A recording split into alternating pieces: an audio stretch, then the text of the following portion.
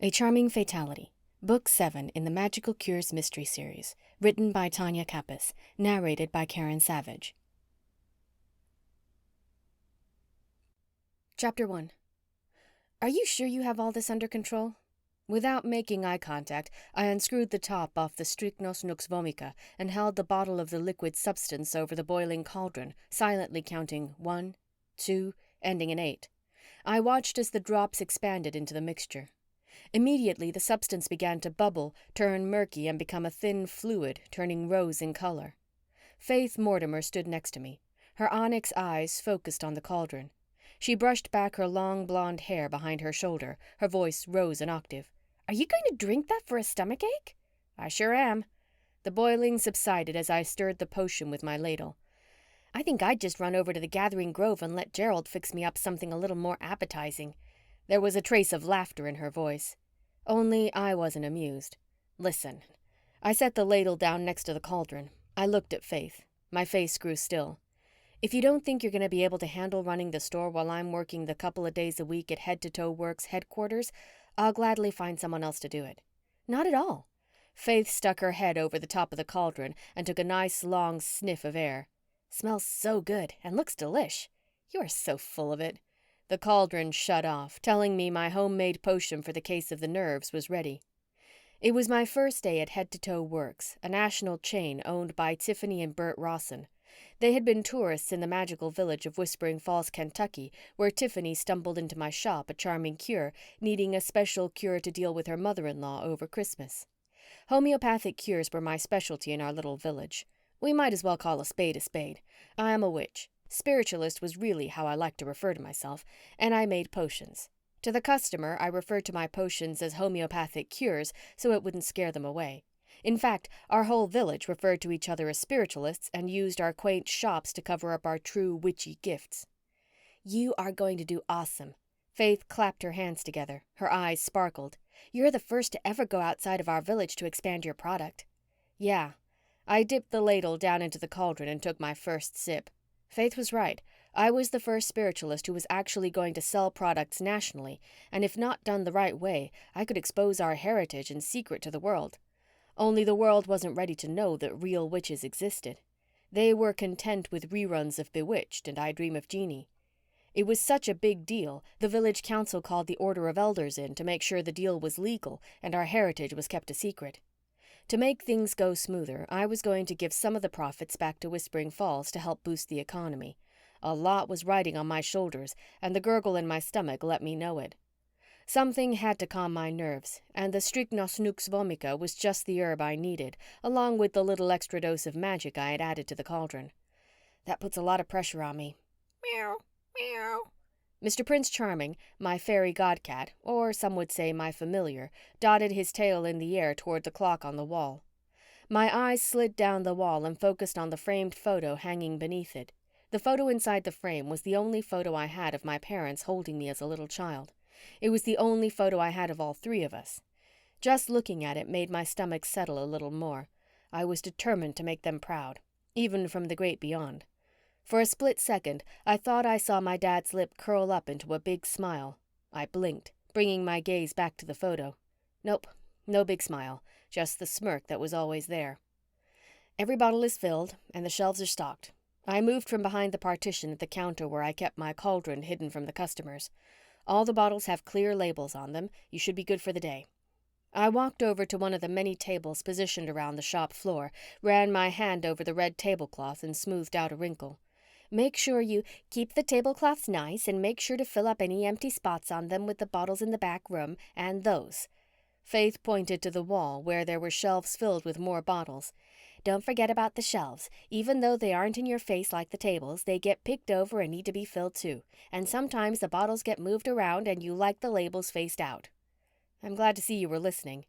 I tugged on the edges of the black and white polka dot dress I had decided to wear for my first day. "Are you sure you don't need to get your work done first?" I asked, referring to her job as the editor of the Whispering Falls Gazette, where she used her witchy gift of clairaudience to communicate the news of the spirit world. Clairaudience was the ability to hear things that are inaudible, making Faith the best candidate for the job. She could hear upcoming events in the whisper of a breeze or the rush behind a summer wind. She would then translate it and put it in the headlines of the Gazette. I've already recorded the paper for the day, and it will go out around 10 this morning. She pushed her shoulders back. Her face gleamed with pride. I'll let you know if I get it. I couldn't help but wonder if I would be able to hear the paper from the other side of Locust Grove, the town where I grew up, but also where the head-to-toe works plant was located. The Whispering Falls Gazette was not delivered in paper form, only audible. Whoever subscribed to the Gazette got it delivered through sound. That way there was no trace of our little village secret to the rest of the world. The knock at the door caused us both to look up. Bella Van Loo furiously waved from the other side of the window in the door. When our eyes caught, her lips parted into a big grin, exposing the gap between her two front teeth. Her cheeks balled on each side, making her eyes squinty. I rushed over and opened the door. The fresh smell of summer wisteria vine that covered the front of my store wafted in, giving me a little extra calm to my stomach. The vine smelled especially potent today, and I couldn't help but think it was Darla, my mother, looking down on me. She had planted those many years ago, and I made sure I took special care of them. It was one of the last things living I had that she created. The other was a vial filled with wisteria vine oil that I had never been able to extract, so I kept special care of it, as it was the special ingredient in my Gentle June's stress-free lotion Head-to-Toe Works had contracted me to make for their national chain. Other things, like some of the herbs she used when she owned a dose of Darla, were still alive and well in the back of a charming cure. Those were my little secrets, not to share with the world, and I could duplicate those if I really needed to, unlike the wisteria vine oil. Bella rushed in, and I took one good deep inhale of the sweet fragrance before I shut the door behind her. I'm so glad I caught you. Excitement filled her 5'2" frame. A satisfied look came into her smoky eyes. Here. She stuck her hand out and uncurled her fist. Nestled in the palm of her hand was a tiny glass charm shaped like a potion bottle. Mr. Prince Charming darted in and out between my legs in the pattern of a figure 8. His white hair was falling out all over my black-heeled shoes with each turn around my ankles. You stinker, I said to him and took the charm out of Bella's palm. I held it in the air to get a good look at the liquid inside. Look at the tiny liquid. I shook it and it filled with smoke. What's in it and what does it mean? It's my secret blend of Red Devil smoking hot incense, mugwort, myrrh, mandrake, and witch hazel, a dash of bat blood, and snake oil. She tapped the small bottle I held between my fingers. All in this little bottle? I asked. She nodded. Collectively, it means harm to none. How did you know what to put in there? I questioned her ability to put together potions when her witchy gift was an astrologer.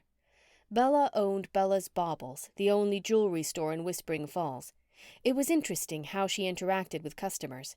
They might come in for a fancy diamond, but it would enhance their life if they owned a different gem, so she'd talk them into the right gem to enhance their life.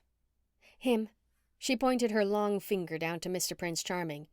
He was sitting next to my feet, his tail swinging back and forth. I should have known. He showed up on my doorstep in Locust Grove on my 10th birthday. It was a dream come true. Darla and I didn't have a lot of money, and the cake she had gotten me from the deli of the Piggly Wiggly had Happy Retirement written in icing because it was on sale. The manager's special sticker was also a good indicator. Plus, it took everything in Darla's soul to get me a sugary treat since she lived a holistic life. A treat was a rare occasion. Mr. Prince Charming was snow white. He had a turtle charm with one green gem eye and one missing that dangled from his collar. Years later, I found out that Mr. Prince Charming was actually my fairy godcat, or familiar, who was sent by the village council of Whispering Falls to keep me protected because I was a descendant of Otto Heel, my spiritualist father, and the sheriff of Whispering Falls, who was killed in the line of duty. Darla was not a spiritualist, but she had this shop, A Dose of Darla, because she was married to my father. After he passed, she moved me to Locust Grove, the city next to Whispering Falls, to protect me. She moved the shop to the local flea market. She concocted her homeopathic cures in a greenhouse in our backyard where she grew her herbs. It wasn't until long after my mom had died that the village council came looking for me and told me about my past and how I belonged in the village of Whispering Falls, where I could take full benefit from my heritage and create the real potions I was destined to create. Thanks, buddy. I bent down and picked up Mr. Prince Charming. I ran my hand down his fur before he jumped out of my arms. You always know just the right charm. Yes, he does, Bella confirmed and grabbed my wrist. She unclasped my charm bracelet and took it over to the counter, attaching the new charm to it. My bracelet was filled with charms Mr. Prince Charming had given me. When we first moved to Whispering Falls, Mr. Prince Charming had dropped an owl charm in front of me. I had thought he had stolen it from Bella's shop. I only found out that he and Bella had a little understanding that I didn't understand, but it was their witchy thing and not mine. I just went with it. As long as it protected me, I was good.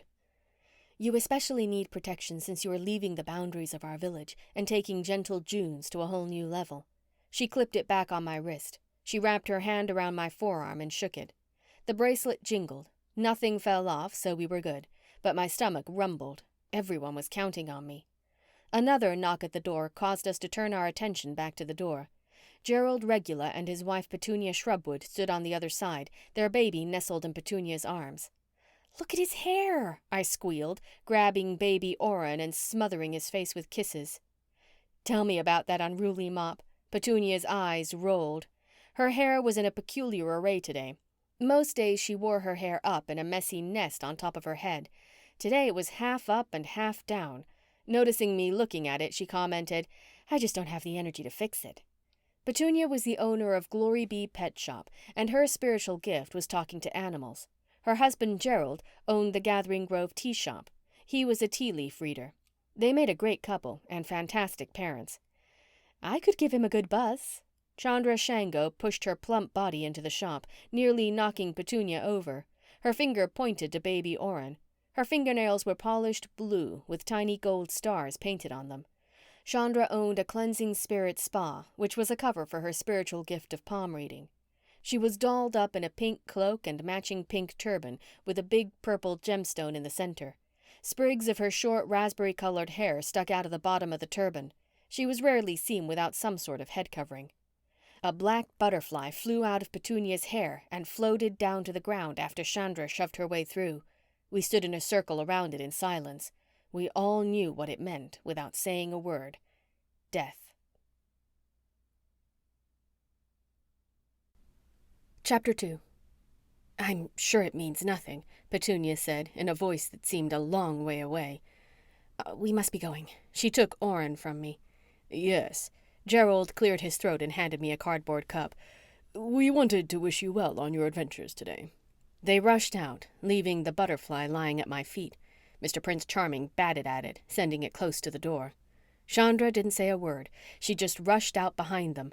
With one swipe of his paw, Mr. Prince Charming knocked the butterfly out the door before Chandra slammed it behind her. I gulped. "Stop it."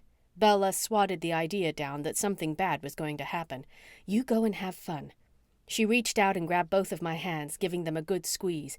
"You have all the protection you need right here on your wrist." "Protection?" Oscar Park asked after he opened the door of the shop. "I'm all the protection she needs." A vague sense of light passed between us when our eyes met. He was the love of my life and my future husband. "If I can only get her to set a date to marry me." He peered at me intently. I saw the heart-rending tenderness in his gaze. "I'll make it soon," I assured him.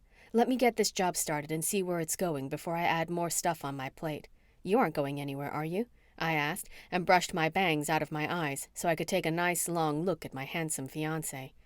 "You are stuck with me." His blue eyes sparkled against his olive complexion. His black hair had the perfect amount of gel in it. He had on a gray t-shirt and jeans. He stood there, devilishly handsome. The rich outlines of his shoulders strained against the fabric of his shirt. "And I have you to protect me." I batted my eyes, acting like a helpless lady, only they all knew better. "You better get going." Faith pointed to the clock. "I'm fine," she assured me before I had the chance to ask. "You are too." Bella's hands were clasped in front of her. She swayed back and forth. "Okay." I was about to take the next step in my life. "You ready?" "Meow," Mr. Prince Charming growled. It was in my contract that he could come to Head to Toe Works with me. I couldn't go without him. "And you?" I grabbed Madame Torres off the counter and grabbed my messenger bag. "Are you kidding me?" Her face appeared in the center of the crystal ball. Her face pasty white, lips blood red, and her flaming red hair took up most of the ball. "It's way too early for me to do anything." "Good. You can stay silent all day." I stuck her in the depths of my bag and placed it across my shoulders. I picked up the suitcase where I had made a travel kit for things I might need on the job. I was going to be sharing one particular potion with Tiffany and Burt's company, a stress potion that was going to be turned into a lotion, so I had to have all the right ingredients. Some of the contents included an old scrying mirror, a black candle, black chalk, a box of matches, chunks of crystal and pyrite to enhance riches and psychic awareness, a vintage incense burner, a roll of charcoal tablets to burn incense, and, of course, my secret blend of the stress potion Tiffany Rossen had fallen in love with during her snowed-in stay in Whispering Falls over Christmas. I also added photographic artwork and many magical vials, excluding the wisteria vine oil from Darla, which I kept on the shelf behind the counter, and treasures for just in case I was in pinch situations, though I didn't foresee, or rather my intuition didn't alert me, of any danger. Are you sure you are going to be fine? Because if you aren't, my hand gripped the handle of my little case, Oscar will be right across the street. I'm fine, Faith assured me with a sweet smile, and I'm going to be fine. Right across the street. I gestured over my shoulder at the Whispering Falls Police Department. Oscar shared the sheriff's position with Colton Lance, both wizards. On the days he didn't work in Whispering Falls, he was a deputy with the Locust Grove Police Department.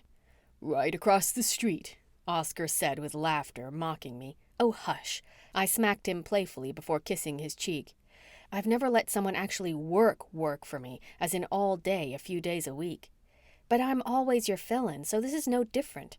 Go. She rushed me out the door and onto the small porch of the shop. Go put your magic all over the world. Make us proud. The world, I sighed, knowing this was a big step for our little village. I was actually going to go out into the mortal world and deliberately perform magic and lotions for people to actually feel less stressed. This was a big step. No wonder my stomach hurt. Are you okay? Oscar asked and put his arm around me. That wonderful smell of his circled around my nose and lifted my spirits. I'm great. I smiled to myself as I spoke. Excitement started to stir in my heart. I'm really great. You are going to be great. The warmth of his smile echoed in his voice. He pulled me to him and embraced me. I'm so proud of you. So let's set a wedding date so I can call you Mrs. Oscar Park. No pressure. I looked up at him and stared into his big blue eyes. His lips slowly descended onto mine. My first day of work at Head to Toe Works headquarters was going to be fine. Just fine.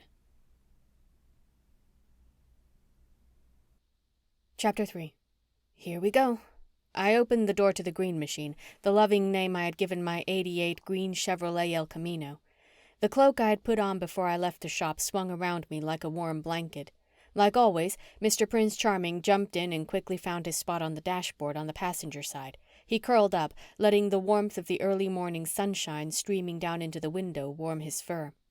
I looked to the left of the shop at Chandra, watering her drowsy daisies and moonflowers in the window flower boxes of a cleansing spirit spa. Then I looked down at Glorybee, where Petunia had Orrin tucked in a pouch across her body as she fed Clyde, her pet macaw, who sat perched up in the window of a display. I looked right of the store. Arabella Paxton, owner of Magical Moments and the daughter of Gerald's first marriage, was touching each of the flower arrangements outside of her shop. She was a flower spiritualist. She was able to tell a lot about a person, or even their future, when her customer would pick a flower. She was truly magical and lovely. Plus, the best-dressed shop owner in Whispering Falls. She always wore the latest fashions. Her long hair flowed down the back of the black teeth that she paired with a pink crinoline knee-length skirt. Adorable. Arabella was also the granddaughter of one of the Marys, Mary Lynn to be exact. The Marys are the order of elders in the witch community, past presidents of villages around the world. They rarely showed up, but when they did, you knew something bad was going on, or something needed to be put in order. That was why our village council had called them in to take a look at the contract between me and Head to Toe Works. It's your big day. Arabella touched a funny-looking plant I had never seen before. A mushroom sprouted at her touch. What is that? My curiosity got the best of me. Shroom root. Great for lots of things. She waved her fingers. Have a great day. She stepped inside her shop. Are you leaving? Isadora Solstice yelled from across the street. She stood on the front porch of Mystic Lights. She was the spitting image of Meryl Streep. She never wore anything other than a crisp shirt with an A-line skirt with her black, pointy, laced-up boots. Today she was dressed head to toe in black. I am. I waved. You have Madame Torres with you? She asked in her mothering way about my snarky crystal ball, whom I fought with more than used as a familiar. I sure do. I patted my messenger bag before taking it off over my head and dropping it on the seat of the green machine. I'll talk to you when you get back. She turned and headed into her shop that was a cover for her gift of reading crystal balls and seeing into the future. In fact, Isadora, Izzy for short, was responsible for bringing Oscar and me to Whispering Falls. Both of Oscar's parents were part of the witch world, and long story short, Oscar grew up across the street from me in Locust Grove, and Izzy knew exactly where to find us. She was the lucky one who informed us of our witch heritage, causing me to pass out a few times over the course of the first week. Now I was old hat at it and embraced every single moment of my life. By working with Tiffany Rossen at Head to Toe Works, I was going to be able to help the entire world with a stress-free life by bringing a product using my purpose in life. At least, I hoped I was going to. I took one quick glance around Whispering Falls and put one foot in the car. Wait! Stop! The exhausted voice of Eloise Sandalwood, Oscar's aunt, came from the distance near Glorybee. Her short red hair was a dot in the distance. Her arms flailed above her head. Smoke flowed behind her. As she ran closer, I could hear the swish of her teal summer cloak shift as she hurried. Incense in her hand created more and more smoke. I got back out of the car, and she stood in front of me, running the wand of smoke up and down my body. By the light, light worker, a light within, inspiration, awakening, soul, white witch, magic, heal the world, help others, oneness, book of shadows, meditation, love, peace, safety is your grace, she chanted a few times. I closed my eyes and let the spell she was casting fill my nose and soak into my soul.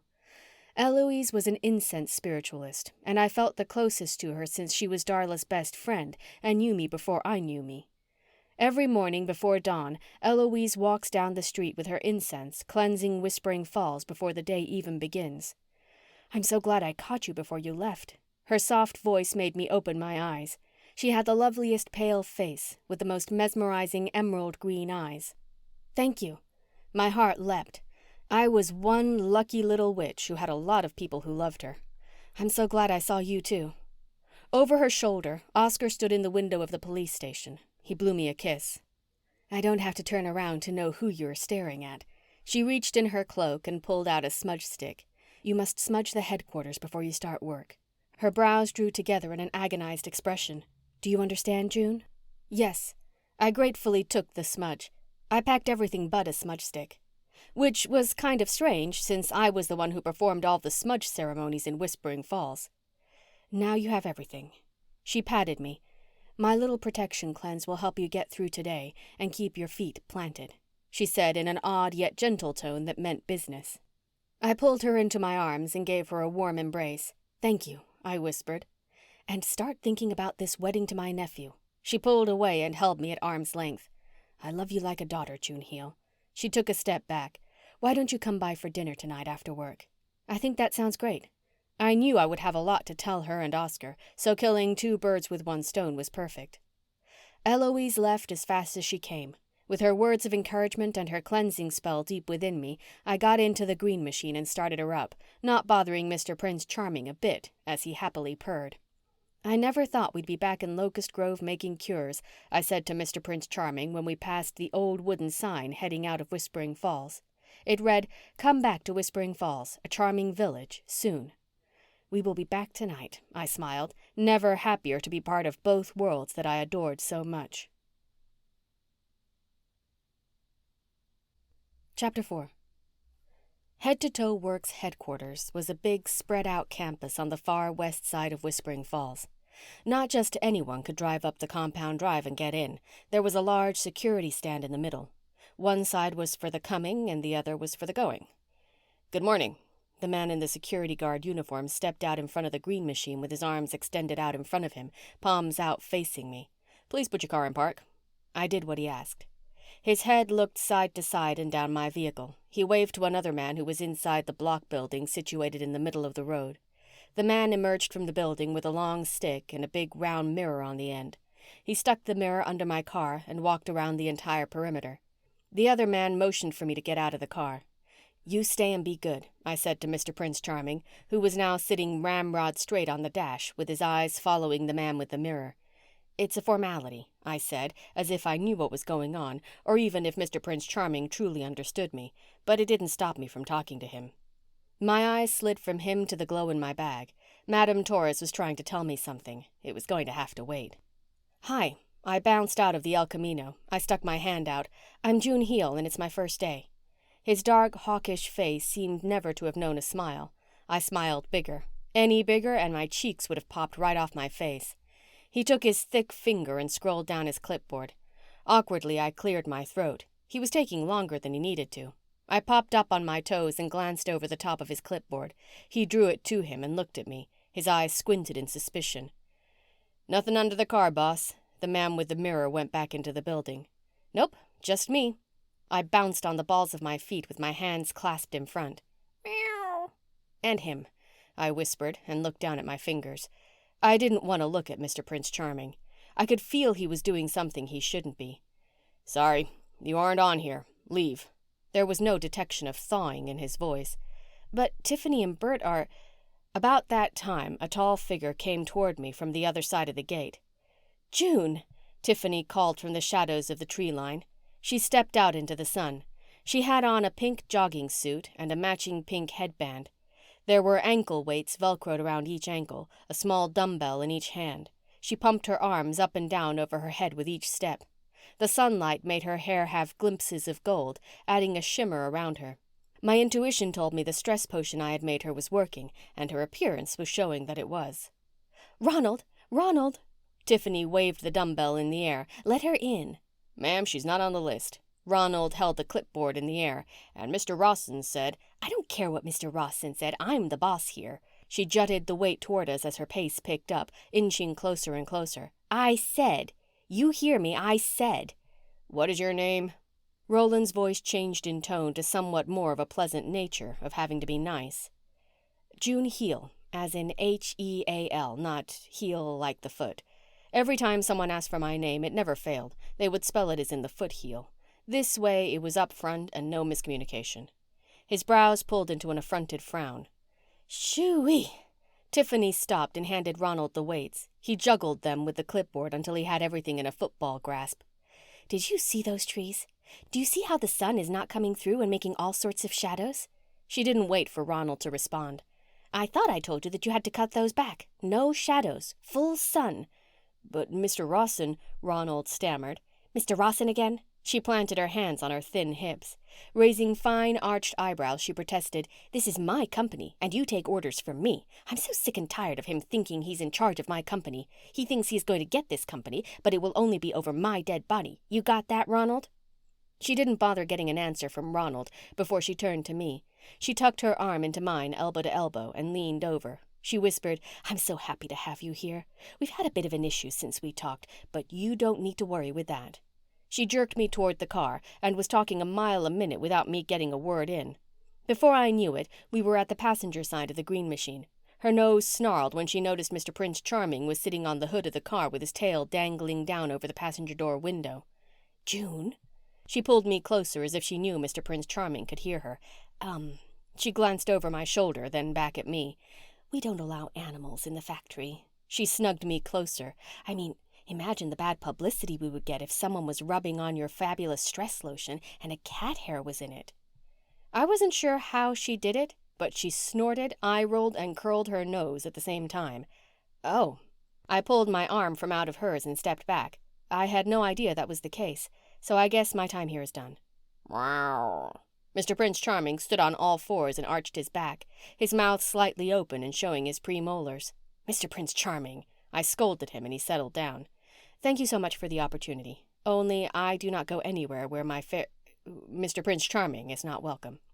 Could you imagine the returns we'd get, though? She tried to get me to see her side, which was never going to work. "Did you find any cat hair in your stress cream I made for you?" I asked, and picked up Mr. Prince Charming off the hood, cradling him in my arms and scratching him behind the ears. He was right there as I was making it. "Well, no, but—" She bit the edges of her lip as though she were trying to come up with a good solution. "Oh, damn." She flung her hand at me, but looked at Mr. Prince Charming. "Fine. But if I get one complaint, you won't, I assured her. Fine. She opened the passenger door and got in and rolled down the window. Well? She rested her elbow on the windowsill. Are you going to come to work or not? I guess I am. I rushed around the front of the green machine with Mr. Prince Charming in my arms and gave a quick smile to Ronald before I got in the driver's side and shut the door. I put the car in drive, and with both hands on the wheel, I pushed on the gas, driving through the now open security gate. Chapter 5. Everything is laid out exactly how the contract states. Tiffany tapped her brow with a hot pink handkerchief she pulled out of the jacket of her sweatsuit. She wiped, talked, and walked without missing a beat. She opened the door to the company and gestured me to go ahead of her. I stepped into a world of pink and black patent leather. It took everything I had not to turn around and run. Not because my intuition told me, but this was not the type of girl I was. Not a girly girl surrounded by pink. Wow. Mr. Prince Charming stood between the getaway door and me as if he knew I was seriously considering running back to Whispering Falls with my tail tucked. What's wrong with him? Tiffany's nose curled. It wasn't a happy curl.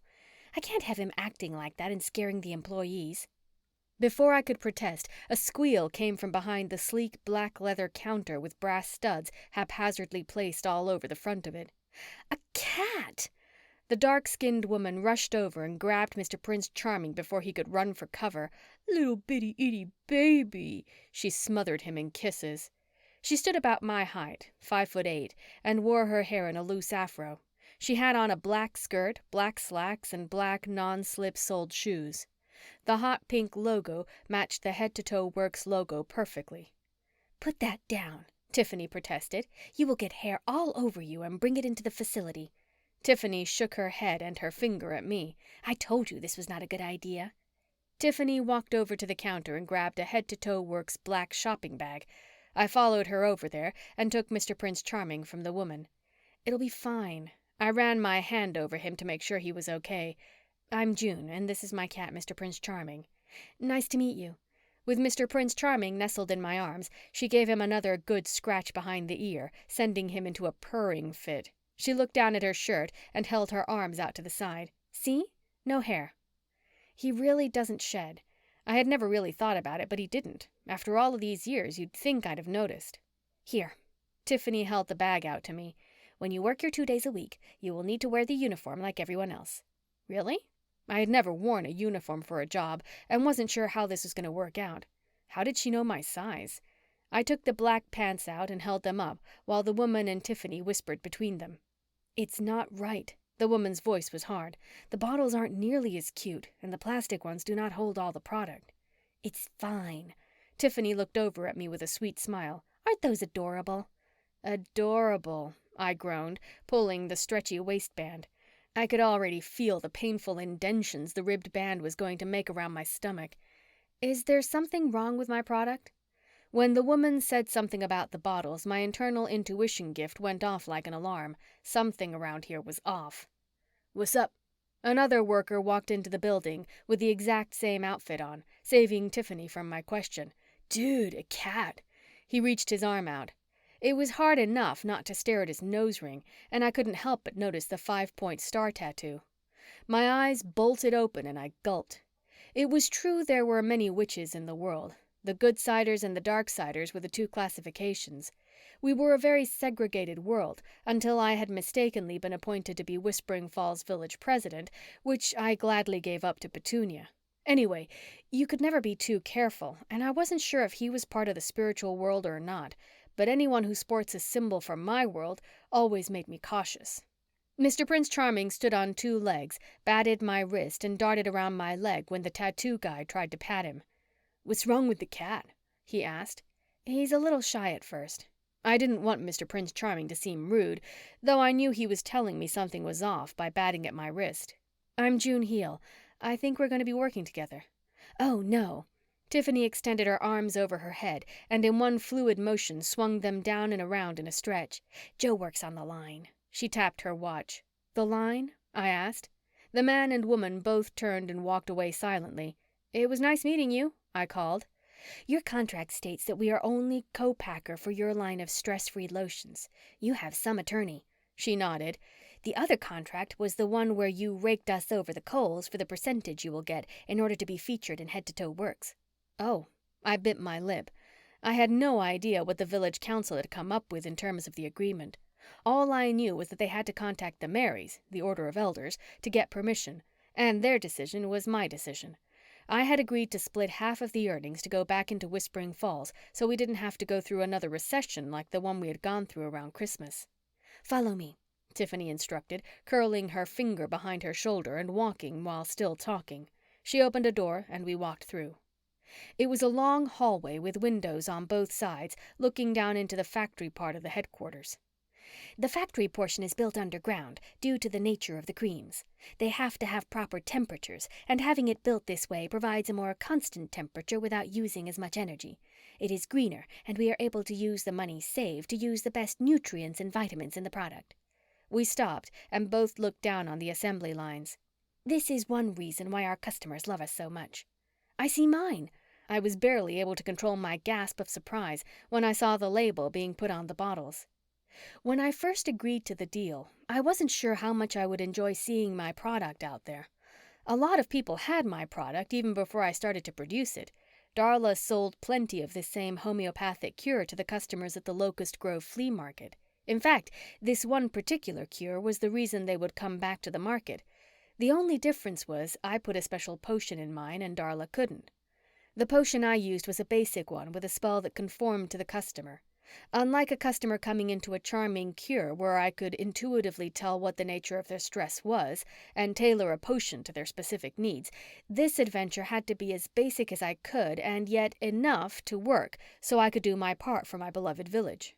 "But," I stammered, when I noticed the extra special bottles, extra special as in where I had put the magic touch, were not what was being bottled, but rather still in the cardboard boxes I had sent from a charming cure. "Those are not my bottles." "That is something I wanted to discuss with you." Tiffany's lips thinned. She looked at me with an intense but secret expression. I flung the door open next to us and bolted down the stairs with Mr. Prince Charming next to me. "No, no," Tiffany hollered after me. She was so slow I was already down the steps and in front of the machine. "Stop this machine," I begged and ran around to the other side when I saw the dark-skinned woman from the lobby. "Please stop this machine and use these," I begged and rushed over to the cardboard boxes and took out one of the special potion bottles. I had taken the time to create these special bottles and hold them, giving each of them a special spell with my touch.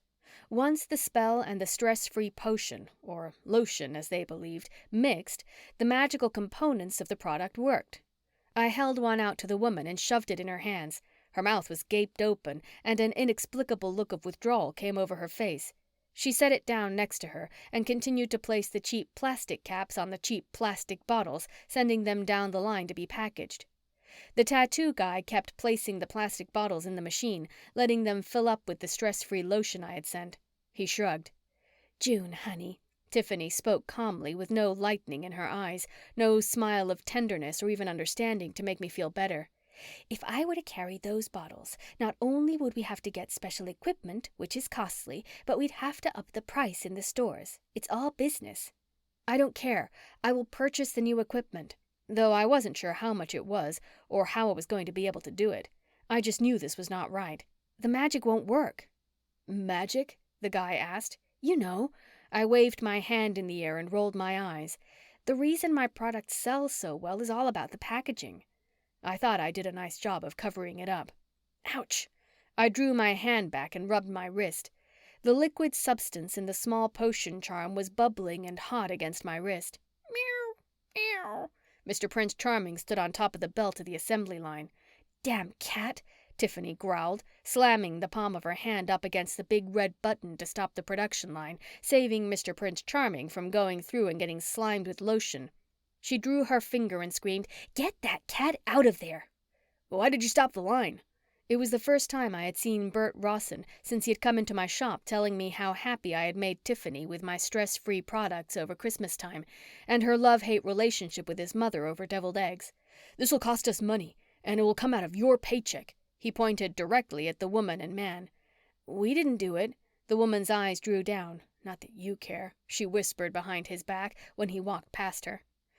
Mr. Rossen, I'm not sure if you remember me. I stuck my hand out. By this time, Mr. Prince Charming was back at my ankles, and the potion in the charm had stopped boiling.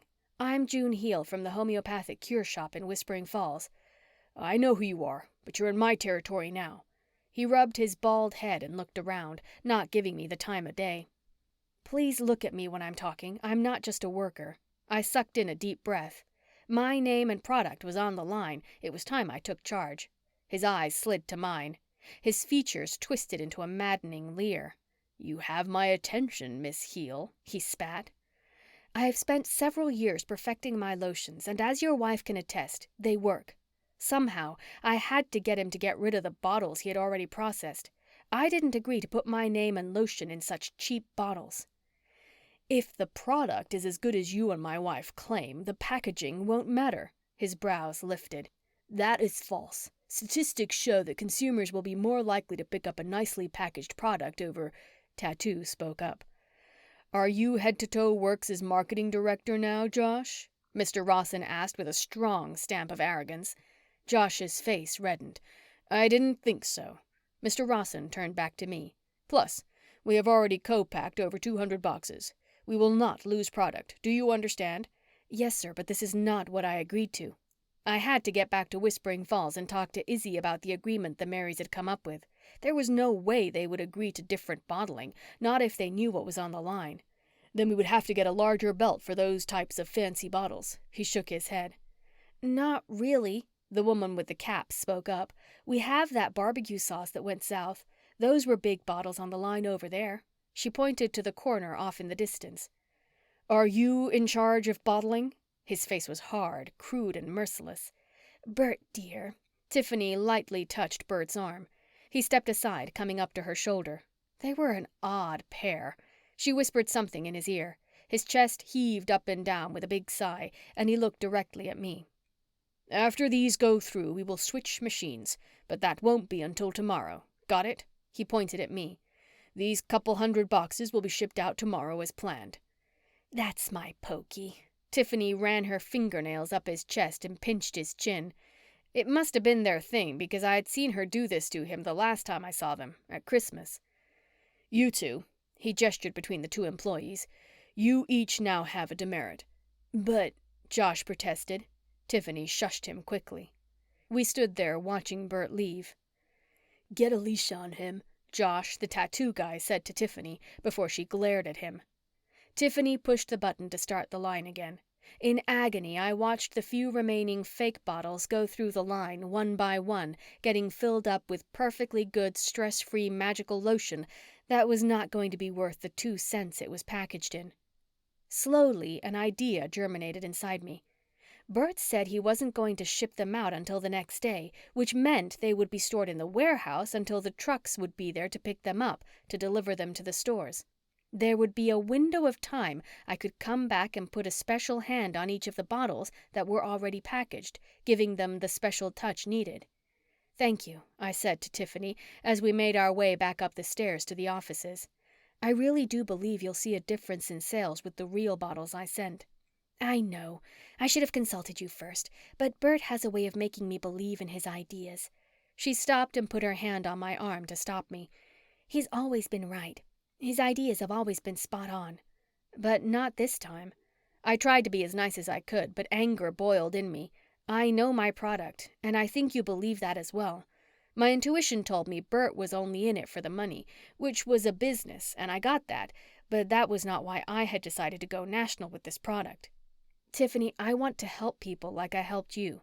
The cost was laid out in the contract. You knew how much your company was going to make using the bottles I had sent. Yes, but Burt knew that we would have to get the special equipment that would fit your bottles on the assembly line. She bit her lip. I never thought of using the old barbecue equipment. I really should have, and I'm sorry it created a ruckus. It's fine. I most certainly didn't think it was fine. Now I had to come back and put a spell on those plastic bottles the lotion was already packaged in. This was a mess, and certainly not how I had dreamed my first day would have gone. It's just that Tiffany began to make excuses for what had happened, but I wasn't buying it. Burt sort of oversteps his boundaries. He worked on the line after we met, and I was just smitten with him. He had such a good business sense that I didn't have. All I knew was that I was a woman and I had to get good products out there for all women. We took a few more steps before she stopped at a door with my name engraved on a door plaque. She opened it and gestured for me to step inside. He really does mean well. After all, he does put up with my little tantrums. Her words went in one ear and out the other. When I stepped inside the room, I couldn't believe my eyes. The office was amazing. The gray palette and fluffy furniture was better than the furniture in my cottage. There was a large gray area rug with a diamond pattern in the middle of the room. A gray sofa was placed on the edge of the rug, facing the desk, and behind the desk was the most amazing view of Locust Grove. There was a kitchenette with a coffee maker and a pile of June's gems on a covered pastry dish. A picture of gentle June's stress relief was framed and hung on the wall in the exact bottle I had sent them. Gorgeous! I ran over to the picture and gazed at it. It was the first time I had seen a promo. It will be in all the store windows, and we did a big ad campaign in all the top national magazines. Tiffany's voice escalated. And this is why it is important to use my bottles. I continued to stare at it. But not at those costs with all the ads we were running. Burt trailed in the office behind us. Listen, I know we kind of got off on the wrong foot, but I know business. Ask my wife. Oh, she assured me.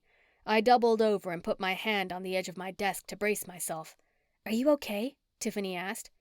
I opened my eyes and looked down at the ground to see if I could get a reading on my gut feeling. Madame Torres glowed from the small opening in my bag. The potion bottle charm raged with boiling liquid. Something was wrong. I'm fine. I shook my head and stood back up. It was all wrong. But what? I'm not worried now that we have the bottle situation straightened out. It's straight, I'm telling you. Burt's voice escalated. He pointed his finger at me. Stop it, Tiffany growled and shoved his finger down toward the ground. It will be fine. He reached out and swung her face to him. It better, he spat through gritted teeth and dropped his hand from her face. Hey! Anger boiled deep in me. I sucked in a deep breath and envisioned my fist punching him as hard as I could in the gut. I had only been able to draw from this gift that was deep-rooted in me once before. When I was a student at Hidden Hall, I was in a compromising situation and made a picture fly off the wall to knock someone out. Surely I could do it again. Ugh! Burt doubled over. His face rose to mine. His eyes blazed down into my soul. I wasn't about to let him get the best of me. Even though I wanted to desperately look away, I knew I had to be the strong one here. He stalked out of the office and slammed the door behind him. I'm sorry you had to witness that. Tiffany turned to me. The red marks on her cheeks told me how hard he had pinched her face when he grabbed it. He really wants us to have the best life possible, and truth be told, we are hanging on by a thread. There have been so many companies established doing what we are doing and going overseas to co-pack or even make the product. I promised him that your product was gold and going to put us back into profits. Tears welled in her eyes. You are our last hope. We have sunk every dollar into Gentle June's. Tiffany, a wave of apprehension swept through me. I wondered if I should keep my mouth shut, but I just couldn't. You really don't have to put up with that type of abuse. Burt, she brushed it off. Pfft, she waved her hand. We can get a little loud, but I know he loves me. Are you sure? Because that didn't look like love to me. I sure didn't want to stick my nose where it didn't belong, but it felt like it was my duty to at least bring it to her attention that it wasn't normal for anyone to put their hands on anyone else, especially the way Burt had done, leaving marks. Listen, we have invested a lot of money in your product. I believe in it, and it's now time for the rest of the nation to believe in it. Burt is a little on edge because it's the most money we have spent on a campaign. Fear, stark and vivid, set in her eyes. Ever. She quietly turned and walked out. One thing was for sure. I didn't have a good feeling about Burt Rossen. There was something about him that was off, and it wasn't the fact that he had just grabbed his wife, who had obviously taken good care of him, but was something I wasn't able to put my finger on, and I knew to keep a watchful eye on him. I took Madame Torres out of my bag and sat her down on the desk. That was something. Her face appeared in the full globe, her lips blood red, purple turban on top of her head, and green eyeshadow across her eyelids. Her head swung around the ball. I don't have a good feeling about this place. I put my kit on top of the desk and opened it. My body felt weak, almost helpless, but I knew there was a limited amount of time to get this place cleansed. Me either. My chest heaved with breathlessness. It took all my energy to pull the smudge stick out of the kit, and I quickly put it back when the door opened. Mr. Prince Charming darted in, Josh closely following. "You settling in?" Josh walked in and looked around the room. "Nice digs." I thought so. My lips thinned as I watched his eyes zero in on the kit. I closed it and slipped it underneath the desk. "Nice snow globe." He picked up Madame Torres and shook her. "Please don't touch my stuff." I grabbed her out of his hands and held her close to my body. "Is there something I can help you with?" "Nope, just showing your cat where you were." His voice held suspicion. "I guess you got a good idea of how things work around here." "I'm not sure what you're talking about." I channeled my energy into my gut, but my only problem was that I was exhausted from socking Burt in the gut with my mind. I eased down into the desk chair. My energy was zapped. There had to be some sort of quick recovery from the magic I had just done, and I was going to have to figure out what that was. "Ma'am?" A security guard stood at the door. Josh and I both looked up. "Mr. Rossen asked me to escort you out of the building since your new start date is tomorrow." Gladly. I grabbed my kit and stuck Madame Torres back in my bag. "Let's go," I told Mr. Prince Charming. Chapter 6. Well, that was a quick day of work. Faith was ringing up a couple of customers at a charming cure. As soon as Burt told me on my way out the door that there was no reason for me to start today, since the new packaging was going to start in the morning and the meetings we had on the schedule were postponed until then, I decided to come back to Whispering Falls. I could check on the shop, think about the wedding plans, and be at Eloise's on time for dinner. They packaged the wrong bottles. I shook my head and peeled my cloak from around my shoulders and put it on the coat rack next to the door. "I see some of the inventory is moved." The shelves on the wall were refilled as I had asked her to, but the labels weren't facing forward the way I liked. On my way back to the register, I went down the shelves and turned the bottles facing forward and arranged a few of the ones sitting on the table displays. "Hi there," I greeted a woman standing in front of the sleeping aid display, a top seller for the shop. Her soft blonde hair was pulled back at the nape of her neck in a loose bun. I didn't have to tap into my intuition to know she wasn't sleeping. The black circles under her pale, thin skin told me. But there was more to it, and that was what my intuition told me. "Are you having trouble sleeping?" I asked. Asking was the only way I was going to be able to get to the root of what she really needed. Over her shoulder, I could see Faith was handling the register just fine, and Mr. Prince Charming was by her side, making sure. This was really a good thing. I was able to focus on the customer while Faith focused on checking the others out. I guess. Desperation set deep in her dull eyes. I used to sleep so well, but since the baby. Her voice trailed off. "Congratulations." I smiled, thinking of Petunia, Gerald, and new baby Oren. I'm sure the baby's worth all the sleepless nights. "Oh, it's not the baby that wakes me up. I wish it were. The baby sleeps all night." Her mouth twisted and her eyes darted back and forth like she was keeping something from me. "I'd love to help you, but you're going to have to tell me what's keeping you up." I knew in my gut there was something else, but nothing was coming to me. The smell of sweet roses streamed out of her mouth as she talked about her routine and going to bed not too early but not too late, as if I was going to tell her to change her routine. "Do you love roses?" I asked. Usually when I smell something coming from a client, it's because they love that something and I can alter their specific potion with that flavor. But the rose smell was so strong, I felt it was coming from somewhere deeper. "Why would you ask that?" she blurted, scarcely aware of how loud her voice was. "I thought I smelled roses. Maybe a perfume?" I smiled, trying to get her to trust me. "No, I hate roses, but my grandmother loved them. Her hand lotion was even rose-scented." Her eyes held a little sparkle as she told me about her grandmother. I loved my grandmother. "Loved?" I asked. "Yes, she passed before I had Rose." The intensity of her voice lowered. "Rose." I sucked in a deep breath, knowing her grandmother was present from the great beyond and knowing I couldn't help her. Dealing with spirits from the ever after was not my job. "Do you wake up every night at the same time?" I asked, making sure I was on the right path in my hunches. 3:33 every morning, like clockwork. She fiddled with her fingers. "I smell her. I smell roses." "Rose, your daughter, is named after your grandmother's love of roses?" I wanted her to figure out where I was going with this. Yes, and ever since Rose was born, I wake up to smelling roses at 3:33 when baby Rose has slept through the night since day one. She's like an anomaly. Her cheeks had gotten a little more pink in them as she talked about Rose. What you need is a good massage with some homeopathic oils. I have just the cure. I glanced over her shoulder and caught Faith's eyes. I'm going to take her to see Chandra. I'll be back in a minute. I'm fine, Faith called, running her hand down Mr. Prince Charming's back. We've got it covered. If you'll come with me, I know exactly what will let you get to sleep and keep you there until baby Rose wakes you. I motioned for her to follow me as we left the shop and went next door to a cleansing spirit spa. As soon as the doors of the spa opened, the smell of fresh linens and oils spread over us like a wave of water. It was known in the mortal world that spas used machines to pump in the homeopathic smells, but in the magical village of Whispering Falls, every sense, including your sense of smell, was exactly what was dear to you deep in your soul. It smells like a bed of roses in here. The young mother took another deep breath. This time a smile covered her lips. Howdy-do.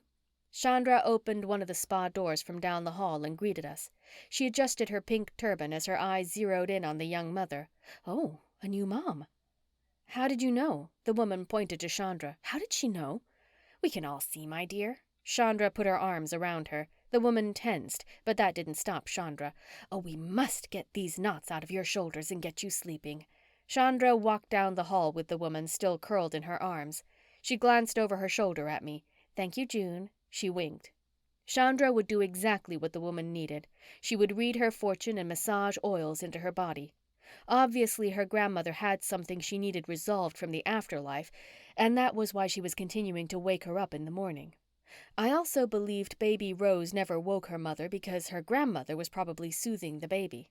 Unfortunately, I was sure I would see the young mother again, because once Chandra revealed to her what the grandmother wanted, the grandmother would be at peace and baby Rose was going to have to be soothed by someone, the young mother.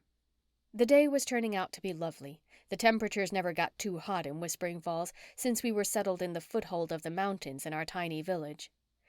I'm fine if you want to go on and visit early with Eloise. Faith encouraged me to go. How did you know about Eloise? I asked. She put an article in the paper about your wedding shower. Faith's brows narrowed. Didn't you know that? You didn't hear the paper? I guess I didn't. Now that I thought about it, I didn't hear the Whispering Falls Gazette delivered to me, not even in a whisper. Strange.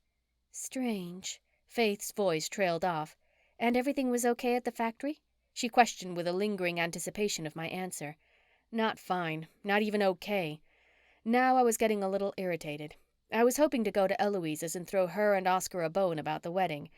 I really just needed time to get the new job under my belt before I made any wedding plans. I wasn't good under pressure, witch or not. But you don't mind if I leave? Not as long as you're paying me. Faith grinned. Of course I am. I grabbed Mr. Prince Charming off the counter and headed out. I drove the green machine back up to our little cottage on the hill overlooking Whispering Falls, with Mr. Prince Charming up on the dash. I loved my little cottage. It had the most spectacular view of the village. Plus, it was near the Gathering Rock, where we had all of our village meetings, and the woods were right behind me, giving me easy access to Eloise and my Aunt Helena. I didn't see Aunt Helena much, since she was the dean of Hidden Hall, a spiritualist university, which was clear on the other side of the woods through a secret portal. She would definitely want to be included in my wedding plans, since she was my only living relative. Meow, meow. Mr. Prince Charming batted the air between us, as if he knew exactly what I was thinking. You're right. No time like the present. It was all I had to say. He jumped off the dash, over me and out the door, darting around the cottage. He and I both loved going to see Aunt Helena and getting some time in the woods. I didn't waste any time. I grabbed my bag and threw it over my head, hanging it across my body, and took off in the direction of the secret portal. The sunlight darted through the tall trees in the woods, and the scurry of animals' footprints could be heard as we made our way through, breaking fallen branches under our feet. Every once in a while, Mr. Prince Charming would look back at me. Like a good fairy godcat, he was making sure I was okay. Both of us stopped when we made it to the big wheat field. I knew we had made it to the portal. The wooden sign popped up out of the ground, fingers pointing in all directions. Each had a different school written on it, pointing the way. Eye of Newt Crystal Ball School, Tickle Palm School, Intuition School, Wandering Wizard School were just a few schools represented at Hidden Hall. I had attended Intuition School when I first found out about my lineage. Which way today? I asked Mr. Prince Charming. No matter what finger I touched, they all led to the university and my aunt, only a different path. Mr. Prince Charming dotted his tail in the air, pointing to Intuition School. Good choice. I smiled and gently ran my finger across the words. Like magic, a clear path unfolded in front of my eyes. At the end of the path, I could clearly see a small yellow cottage with geraniums, morning glories, petunias, moonflowers, and trailing ivy, a rainbow of colorful explosion in the window boxes under each window. There was a sunny cheerfulness in my walk to where I was almost running. It felt like another extension of home. Mr. Prince Charming was a different story. He and my aunt hadn't really seen eye to eye all of these years. I had never really gotten to the bottom of it, but I tried to keep the peace the best I could. "Gnarly," a voice called from ahead. I didn't even have to look up to see who greeted us. Mr. Prince Charming was already in Gus Chatham's arms. Gus was a spiritual phenomenon as a teletransporter and a clairvoyant medium. Though his shaggy ash-blonde surfer dude hair, brown eyes, lanky 6-foot frame, and his laid-back cargo shorts and tee made him look like a bum. "Hey." I waved over my hand and picked up the pace. "How are you?" We gave a quick hug. Mr. Prince Charming jumped out of the way and did figure eights around Gus's ankles. "Dudette." He grabbed my hand and looked at my ring. "So the getting hitched rumor is true. Our little June is getting married." "I guess." I eased my hand out of his and held it out to see better. Oscar had proposed using my mother's ring. Every time I looked at it, I saw my mother's hand. We had the exact same hands, same bumps, same veins, same coloring. Oscar's kind of rushing things. Uh-oh, that doesn't sound so good. Gus was good at getting to the point. "Tell me about it over a cup of coffee from Black Magic." "I would, but I've got to see Aunt Helena. Though I wouldn't mind taking a stroll through the center of the university where all the shops and the cafe were located." "You'll have to deal with me for a while. She's in a chamber meeting with the teachers. Summer meeting thing." He shrugged. "That's why I'm here to greet you. I saw the path open and I figured it might be you." "I guess I will have that coffee." "See you there." Gus disappeared just like that. It must be nice being able to teletransport. My brow cocked as I looked at Mr. Prince Charming, who was already running past the yellow cottage into the center of the university. The street was a lot less crowded than it had been the last time I was here. Granted, it was summer, and most spiritualists had gone home for the summer, but there was still summer school. Black Magic Cafe was a really cool green clapboard house with picnic tables scattered throughout the place, providing plenty of seating. "Hey, June," the young guy behind the counter waved and hollered as soon as I walked in. "Gus said you were on your way. Look here." He pointed to the large chalkboard hanging on the wall behind the counter. "June's Gems." "Oh my gosh," I gushed when I saw the delicious dessert Raven Mortimer had named after me. June's Gems were her version of ding-dongs, my weakness. "We were excited to get a deal going with her. She provides us with a lot of the cupcakes, too." He pointed down the row of cupcakes. "Wicked good is wicked good," I laughed. "I'll definitely have a June's Gem with a cup of coffee. Coming up, and I'll bring it over." He gestured over to a picnic table where Gus was already sitting with Tilly, a girl who worked at Wands, Potions, and Beyond. It was a store where any student, no matter what gift they had, could get whatever they needed while attending the university. Tilly and I had started off on the wrong foot when I was going to school here. In fact, she was on Raven's side. They were Darksider spiritualists. The Darksiders and Goodsiders had clearly defined lines. If prompted, Darksiders could pull off spells that were not for the common good, and mostly didn't regret it. Times have changed, and so had the Darksiders' point of view. I liked to think that I had a hand in it, since I did help create peace between the two groups, bringing me, Tilly, and Raven closer as friends. "I hear congratulations are in order." Tilly was sitting next to Gus. She clapped in excitement. Her nails were still painted with black tips, and her hair looked just as purple as the day I had first met her. "Yes, it's true. I'm getting married."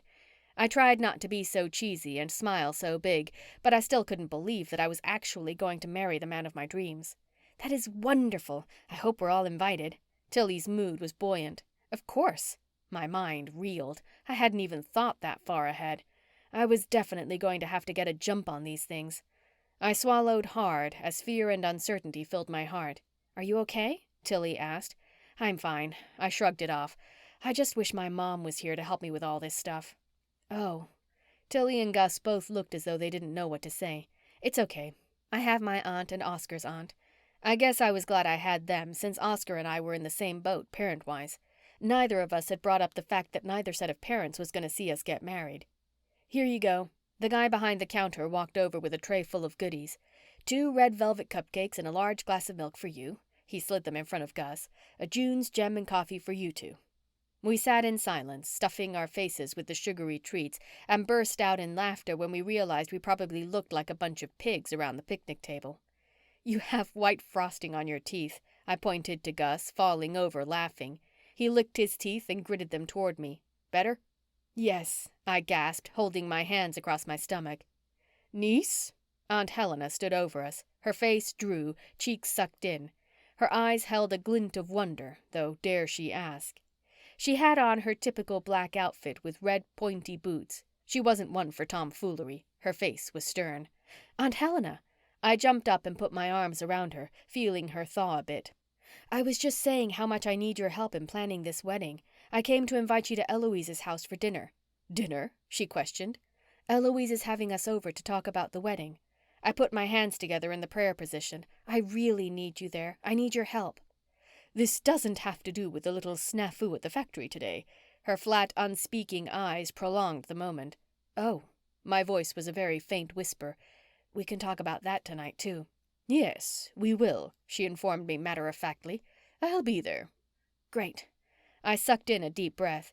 Something in my gut told me that more than just the two of us realized my little adventure at Head to Toe Works wasn't going as smoothly as I had promised. After a few more minutes of catching up with Tilly and Gus, Mr. Prince Charming and I were back on our way to Whispering Falls.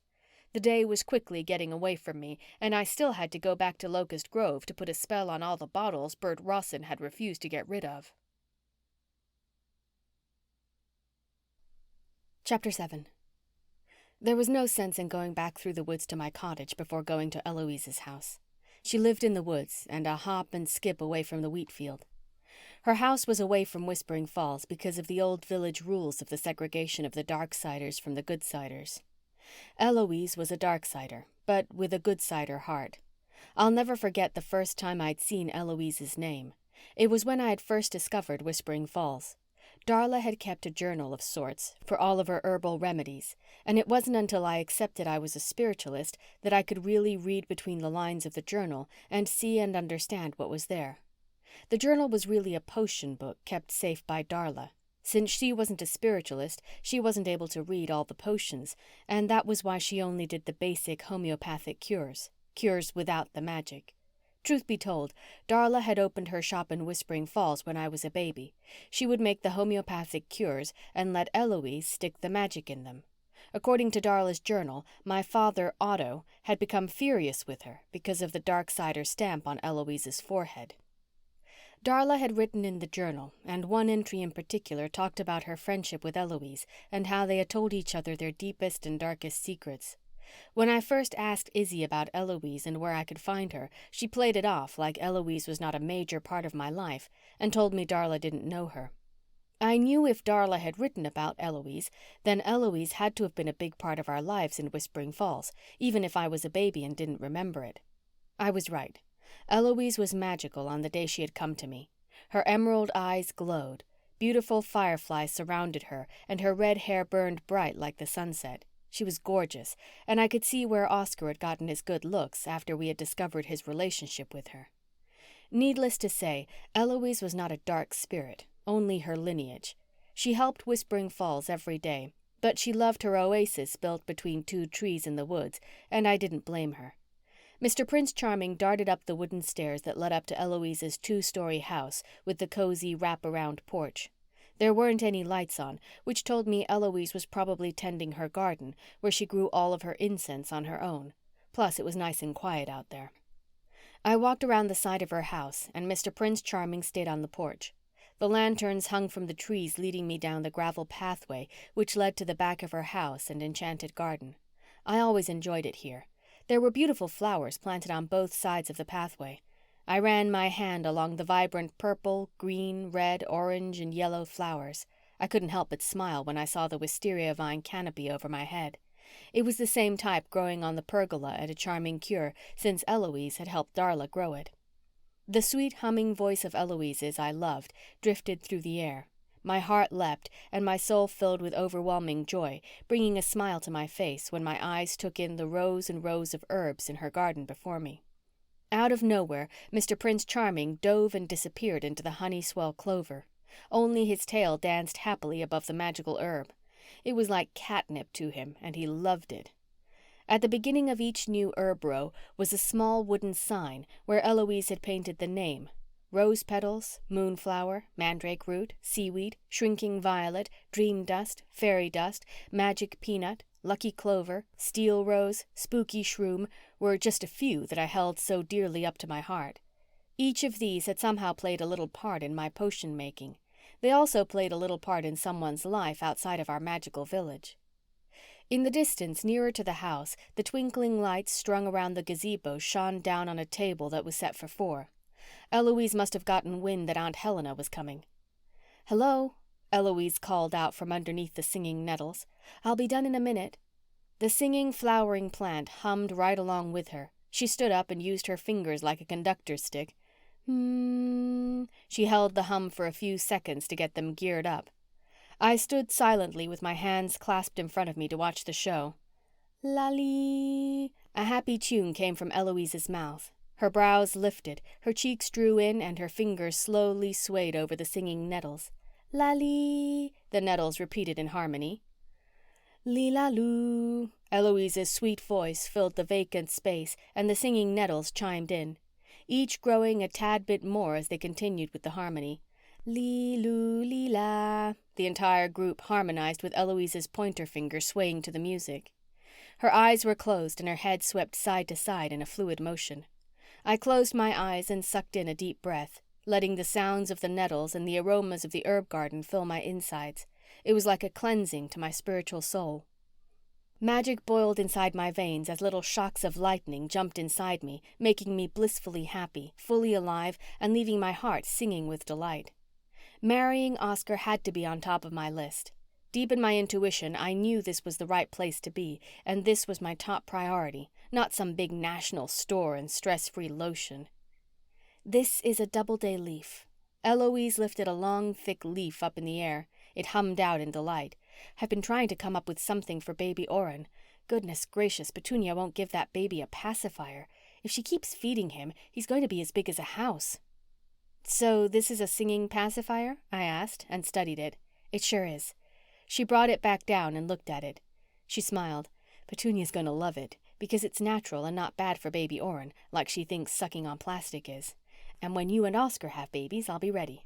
"Don't fall for it." A husky voice broke the sweet melody floating through the air.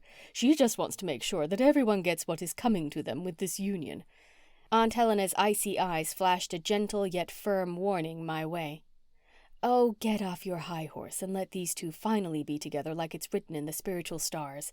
Eloise's emerald eye pierced the space between the two dueling aunts. "I was afraid this was going to happen." Aunt Helena swept across the garden as though she were floating on air. "That is why I brought a mediator." "Gus?" I questioned when Gus had teletransported near the drowsy moonflowers. He picked one up and held it to his nose before he stuck it in his mouth and ate it. He licked his lips. "Very delicious, Eloise." "Oh, Gus." Eloise crossed over the rows of herbs and took Gus into her arms. "Helena, you can't possibly think this child could be an observer of such a union." "Union?" I laughed, thinking these two were ridiculous. "Oscar and I are simply getting married, that's all." "Meow!" Mr. Prince Charming curled up on the tips of his claws and howled up to the sky. "Have you all gone mad?" I plunged on carelessly. "Oscar and I are just two people getting married, two people in love, childhood friends that found happiness." "June, dear." Eloise flew to my side. "My June, dear." Aunt Helena nearly knocked Eloise over trying to get closer to me. "Your mother and father," she started. "And Oscar's mother and father," Eloise gulped, "had our marriage arranged." Oscar stood underneath the pergola with the last bit of the day's sun glowing like a flashlight around him. His gaze traveled over my face and searched my eyes as if I knew something. Then it hit me. Oscar had known all along that we were bound by a prearranged marriage and not destined to fall in love as I had thought. Why do you think she hasn't answered either of you when you tell her to plan a date? Aunt Helena turned toward me. A spark flew from her eyes. "Your intuition is right. You cannot get married when the sun is not transitioning between Taurus and Libra. You know that." "That is by your calendar," Eloise tisked, referring to how the Goodsiders tend to use the astrological calendar on the timing of things. "According to ours, the moon is almost in prime position for a partnership event." She gestured between Oscar and I, "like the marriage of two people in love." "Calendar, moon," I shook my head. "Who cares? You all have ruined this for me." "June! June!" Oscar yelled out into the night air. There was no sense in me hanging around and listening to them argue. Nothing was going to get solved. The moonlight dotted the ground, leading my path out of the woods. I didn't have to stand there and listen to the three of them go on and on about how much Oscar loved me and that no matter if there was an agreement or not, our lives were destined to be one. I knew that. I knew that from my intuition churning inside, but it was still hard to hear and made me mad to think about it. "June." Oscar caught up to me and grabbed me by the arm. Mr. Prince Charming stood up on two legs and batted his paws at Oscar, claws out. Mr. Prince Charming had always had a jealous nature about him when it came to Oscar. Before I knew I was a spiritualist, I thought Mr. Prince Charming was just wanting my time instead of hanging out under the big oak tree in Oscar's front yard, eating ding-dongs and any other junk food Oscar's uncle kept in the house, since Darla never let me eat anything unhealthy or sugary unless it had a manager's special sticker on it. After I found out Mr. Prince Charming was my familiar fairy godcat, I knew he was only trying to protect me, like he was now. Only I didn't need protecting from Oscar. "Mr. Prince Charming," I scolded and drew my eyes back toward Oscar. He had changed out of his Whispering Falls police uniform into a pair of baggy jeans and form-fitting white t-shirt. He took my bag from around my shoulder and set it on the ground. Oscar's eyes searched mine for answers I was holding deep down. Only I didn't even know what those answers were. "I love you. You know I love you, arrangement or not." Oscar's large hand took my face and held it gently. "We can move away from here and try to live a normal life like my parents. I don't care." "That wouldn't solve anything." A brief shiver ripped through me, sending my intuition on high alert. Aunt Helena is right. There was no way I was going to start a marriage off on a bad feeling. It was hard enough trying to turn off my internal witchy side and live in the world around us, but I just couldn't ignore the strange feeling brewing inside of me. "We can do whatever it is you want." He gathered me into his arms, snuggling me tightly. "I'm not a darksider like Eloise. I'm just plain old Oscar Park from Locust Grove, Kentucky, who happened to fall deeply, madly in love with his childhood neighbor, June Heel." "And when did you just so happen to fall in love?" I giggled, feeling a little safer in his arms. The wind whipped, and I nuzzled my head deeper into his chest. "The day I got the call from Mac McGirdle about you blowing up your shed." His lips pressed into the top of my head. Slowly he put his hand on my chin and lifted my face up. He moved his arms to wrap around my midriff and cuffed his hands on the small of my back. "I've never looked back. Through all the good, the bad, my memory loss, nothing." The touch of his lips on mine was a delicious sensation. "Please don't stop." I smiled from ear to ear, longing to have his warm embrace around me. "I've got to work the night shift in Locust Grove tonight." As he talked, my eyes froze on the softness of his lips. "I was hoping to have a nice quiet dinner under Eloise's gazebo and discuss your first day at Head to Toe Works." "Well, I have to go back tomorrow." I snuggled a little closer, knowing my time was limited. "There was a bit of a mix-up." "Like what?" He pulled away to look at me. His eyes shone bright in the pale light of the moon as it was peeking out for the night. "Nothing for you to worry about."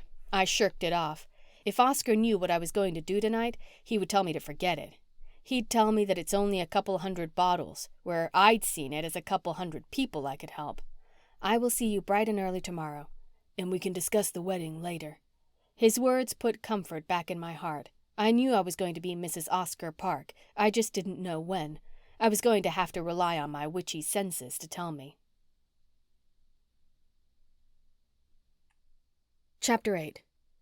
I knew this wedding was going to be a big deal, and if there were a way around it, I would do it. I was envious of the couples that could do a destination wedding by going off to some exotic island, or the couple who could simply go to the justice of the peace and get married in a small room at the courthouse. Not in a spiritual community. Weddings were a big deal, especially when two spiritualists come together. Petunia and Gerald had shown me how big their wedding was, and I wasn't looking forward to it. Since my parents weren't here, I knew Aunt Helena was going to make sure it was done the Heal way, and that included the spiritual side of events. June. Aunt Helena sat at my kitchen table when I got home after saying my good night to Oscar. I had to come straight away. She stood up and unfurled her arms. The sleeves of her cloak hung nearly to the ground. Come. No, I'm fine. Her voice was bland. I'm not a pawn in this little game between you and Eloise. It's not a game. The words dripped out of her mouth as if she really meant them, only I knew better. You are my only remaining niece, and I have to see to it that you have the wedding of your dreams. A proper wedding that includes all the order of elders, all the presidents of all the villages, all the dignitaries throughout the different colleges, and the teachers. She rambled on and on about all the fancy people who I didn't know, but I let her and took out Madame Torres. The globe glowed fiery red. Streaks of purple and yellow burst through the glass in little waves of lightning. Madame Torres appeared. The lime green turban propped on the top of her head. Her eyes grew large and liquid, melting into a wavy scene playing out at head-to-toe headquarters in the factory near the new conveyor belt. As the scene played out, it showed Burt in some sort of argument with someone, a shadowy figure. The person's back was to me, but one of my bottles was visible in the clutches of the person's fisted hand, and another in Burt's hand. I grabbed the globe and put it back into my bag. Aunt Helena, you must go. I reached my arms out to the side and created a big fake yawn. I'm tired, and we can talk about this in a couple of days. I pointed to the clock. Look at the time. It's late, and I have to work tomorrow. We all work tomorrow. Her brow cocked as she watched me suspiciously. The wedding isn't causing all of your strange behavior. What is really going on with you? Nothing. I opened the door and secretly thanked the world for the spiritual laws. Rule number 1 in particular. It deemed that no other spiritualist could read another spiritualist, meaning Aunt Helena couldn't try to figure out what was really bothering me. Those bottles and me getting there to put a spell on them. No need for a door. She crossed her arms around her, and in a blink of an eye and a puff of blue smoke, she was gone. I took Madame Torres back out of the bag. Tell me who seeks me. I gave her a specific order. Could the shadowy figure have been Tiffany? And there was an argument between her and Burt about me? Otherwise, they wouldn't have been holding the bottles. Madame Torres's globe stayed black. I sat her on the kitchen table and with a loud voice demanded, "Show me head-to-toe works headquarters." I tried earlier. Madame Torres spoke with an attitude. It wasn't important to you then, so it must not be important now. Her face rippled as it floated inside the liquid globe. Are we really going to have to go through an argument? I planted my hands on my hips. I'm in no way, shape, or form wanting to worry with you. I will throw you in the bottom of my bag until further notice. Nothing happened. Her ball stayed black. Or I can drop you off at the Locust Grove Flea Market tomorrow and let someone else take you home. You wouldn't dare, she appeared. She glared at me with a burning, reproachful eye. Oh, I would. I knew that one would get her goat. She was my crystal ball, and she was created specifically for me. If she was taken or given to someone else, she would spend the rest of her life suspended in the unknown and simply be a snow globe. Fine, she spat, and showed me the inside of the headquarters, sort of like a virtual tour. There was nothing there, and everyone had seemed to go home, even Burt and Tiffany. I was sure I would hear about their spat in the morning during one of our meetings, but for now, there was one thing for certain. No one was there, and it was my signal to drive over there and put the spell on those few hundred bottles before they were shipped out. Chapter 9. The head-to-toe works shopping bag with my uniform was still on the floorboard of the green machine.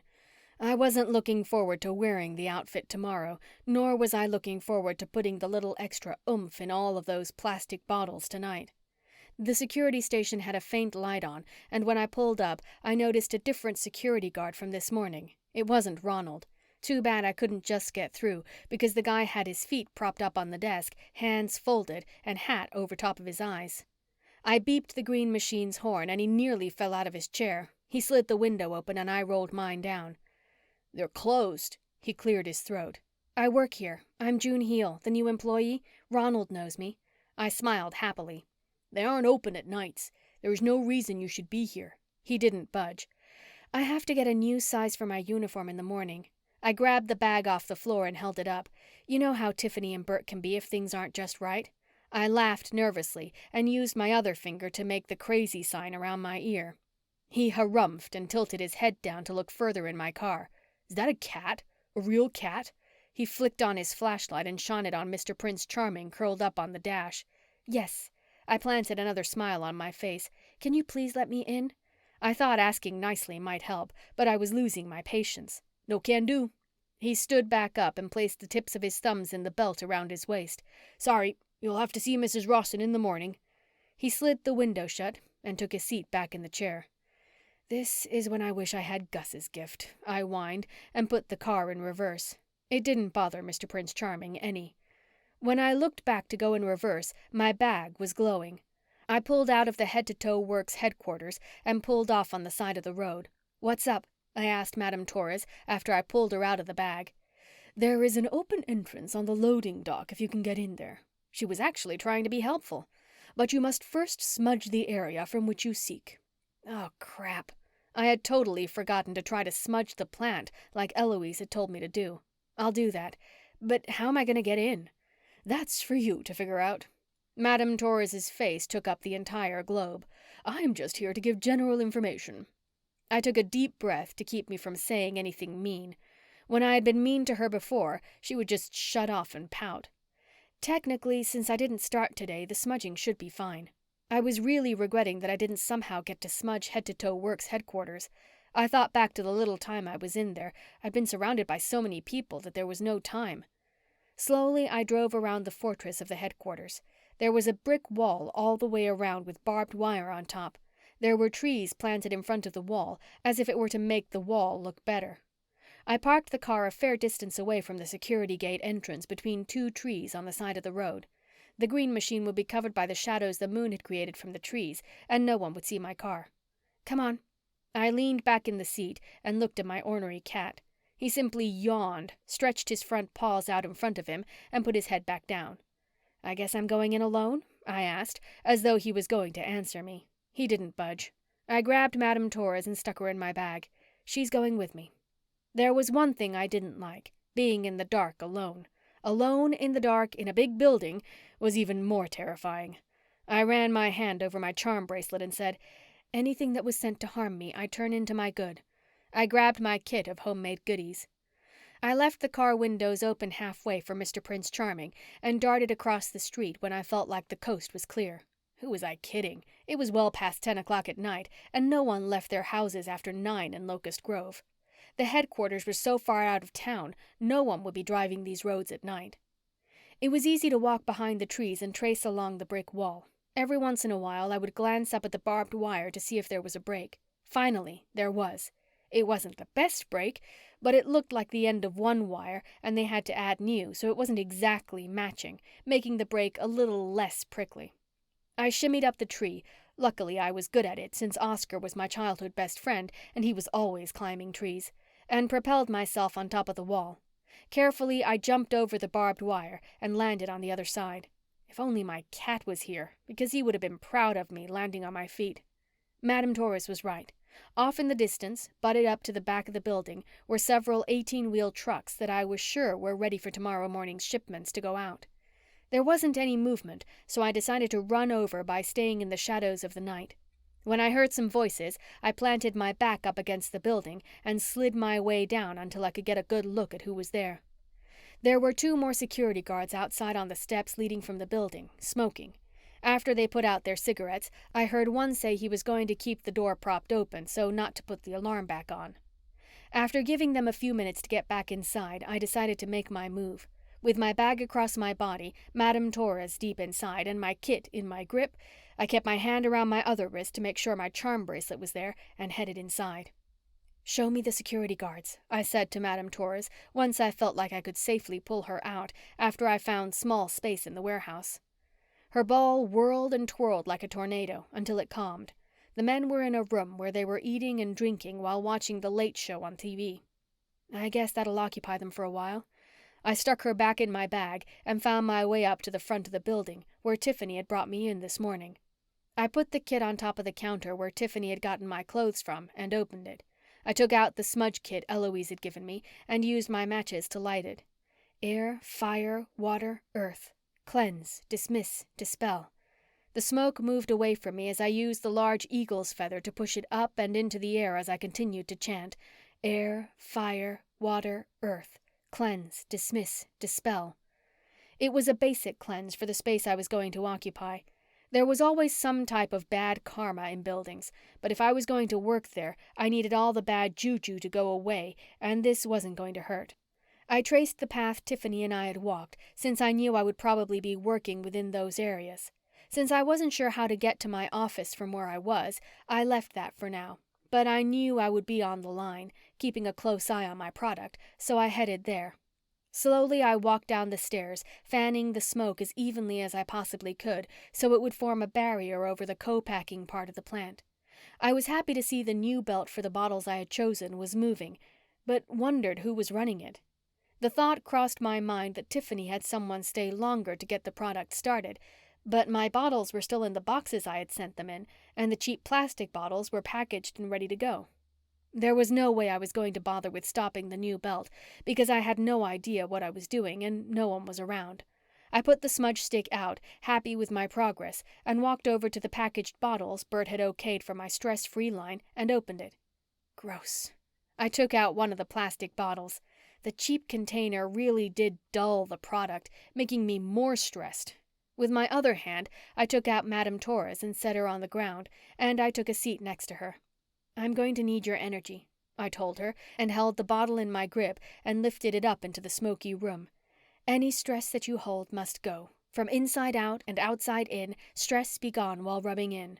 I sucked in a deep breath and let the energy run through my fingers that Madame Torres was giving me. I wasn't able to cast many spells, but with the help of my smudging and intuitive gift, I was able to do some. One by one, Madame Torres and I held each bottle up, saying the same thing over. Last one. I was so tired of chanting. I had no idea what time it was, but I was sure by the time I made it back to Whispering Falls, I was going to have to turn around and come back. But it was worth it. Each product that Burt insisted had to go out needed to go out with the intention. What in the hell are you doing in here? One of the security guys fanned his hand in front of his face. Who are you? His eyes slid over to the still moving belt with nothing on it. Hi, I'm June. I work here. I'm sure if you call Tiffany Rossen, she'll say it's okay I'm here. I stood up and tried to hide Madame Torres from being seen. What's all this smoke? And why is this machine running? He kept his hand on his security belt. Though he didn't have a gun, he had a billy club. He walked over to the machine and smacked a couple of the buttons on the side like Tiffany had done this morning. Ow! Mr. Prince Charming jumped on top of the machine, whacking the button with his tail, starting the belt again. The machine made the awful screeching sound, setting the conveyor belt in motion. Both the security guard and myself covered our ears. We watched as the belt slowly came to a stop. Sticking out from underneath the flaps, where the finished product rolled out, was not a Gentle June's stress-free lotion bottle, but a pair of shoes, attached to feet, and attached to legs, and attached to one dead Burt Rossen. The black butterfly, I gasped, remembering how the symbol of death had floated out of Petunia Shrubwood's hair as she stood in a charming cure. Chapter 10. I swear I don't know anything about it. I bit my lip and glanced over Oscar's shoulder to get a better look at the dead body of Burt Rossen. Someone had shot him dead. All I know is that woman was over there doing some sort of voodoo crap in the corner with that snow globe glowing and this place filled with smoke. Lots of smoke. The security guard's fat finger was pointing at me. I was not doing voodoo. I had to shut that train of thought down quickly. The last thing I needed was any type of rumors running around about me. Though he was sort of right. I'm the owner of this product and I wanted to make sure all the bottles were completely filled before they were shipped. And you were in here with that, and him. He pointed to Madame Torres, Mr. Prince Charming, who was too busy cleaning himself to help me out, some fairy godcat, and he gestured to the dead body. I came in here, cleared the smoke, and shut down the machine. The guard took off his hat and shook his head. He leaned in and whispered more towards Oscar's way.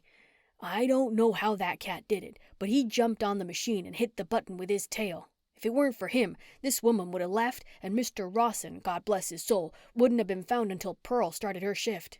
"Pearl? Pearl!" I snapped my fingers. My intuition told me Pearl was the name of the woman I had met this morning and who really wanted my bottles to be used and not the cheap ones. Yes, Pearl would know me. "Then I called the sheriff's department with this baby pointed at her the whole time." The security guard patted the billy club on his belt. "She tried to talk her way out of this, but I know a witch when I see one." "Witch?" Oscar's eyes drew. "You believe in witches?" "Hell no, but I seen plenty of people do some weirdo things, and she was doing some weirdo things." The guard's mouth pinched, as did his eyes when he looked my way. "Did you see this woman pick up Mr. Rossen and put him on the conveyor belt?" Oscar asked. The man shook his head. "Did you see her knock him on the head with whatever blunt object caused the gash on his head?" No." As the coroner rolled Burt Rossen's body, the guard watched, his face flushed, turning white. "Then I'd say leave all the speculation to the sheriff's department." Oscar nodded and excused himself, tugging on the sleeve of my shirt to follow him. In the corner of the packing room, Oscar decided to question me. "What in the world were you doing here?" His eyes held a questioning stare. He was able to drown out the world around us, but I wasn't. "I was going to tell you earlier, but then the whole wedding thing." I rolled my eyes. "What are you doing here?" His voice more demanding this time. "Burt had decided against my contract that he was going to use a different bottle than the ones I had sent." I lifted my brows and slowly moved my head forward. "The magic is in the bottles?" Oscar had never really asked how I got the magic in the new line for Head to Toe Works, and it was an unspoken rule not to question how another spiritualist used their gift. "Yes." I sucked in a deep breath and tucked a strand of hair behind my ear. "That is how the stress-free lotion will work. The lotion is all the homeopathic herbs, but when the recipient touches my bottle, not the fake plastic one, their touch activates the right ingredient they need for their specific stress." "Burt didn't use your bottles." He was putting two and two together.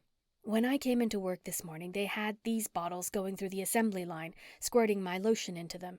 I refused to let them continue to bottle my lotion in the cheap non-magical bottles." My head jerked when I heard this shriek of Tiffany Rossen. She was standing in the window overlooking the assembly line floor with the palms of her hands planted up against the glass. Her palms fisted and she screamed inaudible words while banging the glass. "Over my dead body." Her words from earlier floated around in my head. "Burt is not in charge of my company." I recalled her angry words from when Ronald had refused to let me in.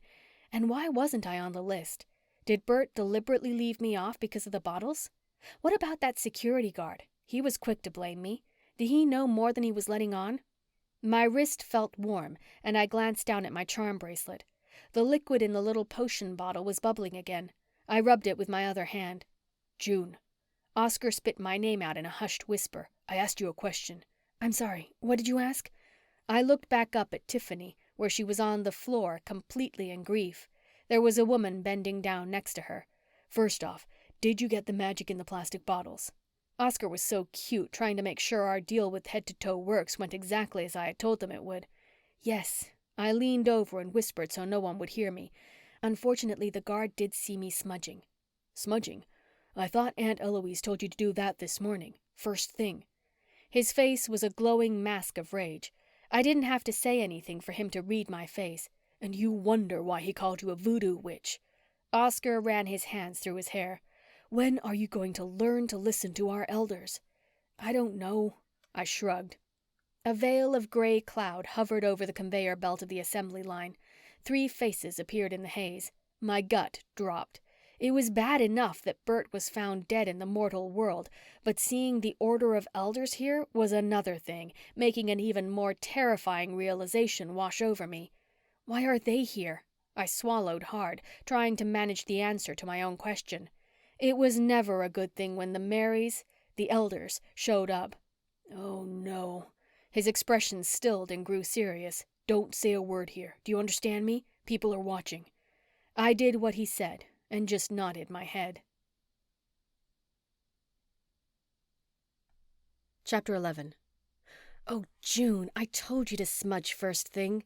Eloise wrung her hands together. The hem of her cloak swished against the hardwood floors of Full Moon Tresort. I even heard Petunia had a black butterfly fall out of her hair. That was sign enough that you needed to smudge. Full Moon Resort was big enough for everyone to gather in the only hotel sort of shop in Whispering Falls. Full Moon Resort had all the fine luxuries of the fanciest hotels in the world. It was owned and operated by Amethyst Plum. Her spiritual gift of oneirocriticy, dream interpretations, perfectly fit with her being the owner of Full Moon. She was able to tell when one of her guests was having a dream, good or bad, and alter their state to make it very enjoyable. I was afraid my dream was going to come true. Amethyst pushed her long, black, curly hair behind her shoulders and drummed her fingers together. She stood behind the bar top in the kitchen. I sat on one of the bar stools along with Gerald, Izzy, and Chandra. Petunia was in one of the comfy chairs near the fireplace, nestling baby Orin in her arms. The Marys were huddled in the corner as though they were having a meeting. Mary Lynn stood in the middle of them, and they were bent down to accommodate her 4-foot-tall frame. She wore a black dress that hung down to the top of her black, pointy, laced-up witch shoes. Her tight, silvery hair was tucked under a small, black pillbox hat with lace hanging around the edges. There was a fox stole wrapped around her shoulders and clipped on by the teeth of the creature. Only it wasn't dead. She ran her hands down the fur and snapped her fingers. The fox uncurled off her neck and jumped down, finding a hook on the coat rack across the room. Mr. Prince Charming lifted his head off the hearth of the fireplace and watched. Mary Ellen was much younger than the other two Marys and the most stylish. She wore a one-piece bright red jumper and cheetah print high heels. Mary Sue was what Mary Ellen called the old coot of the Marys.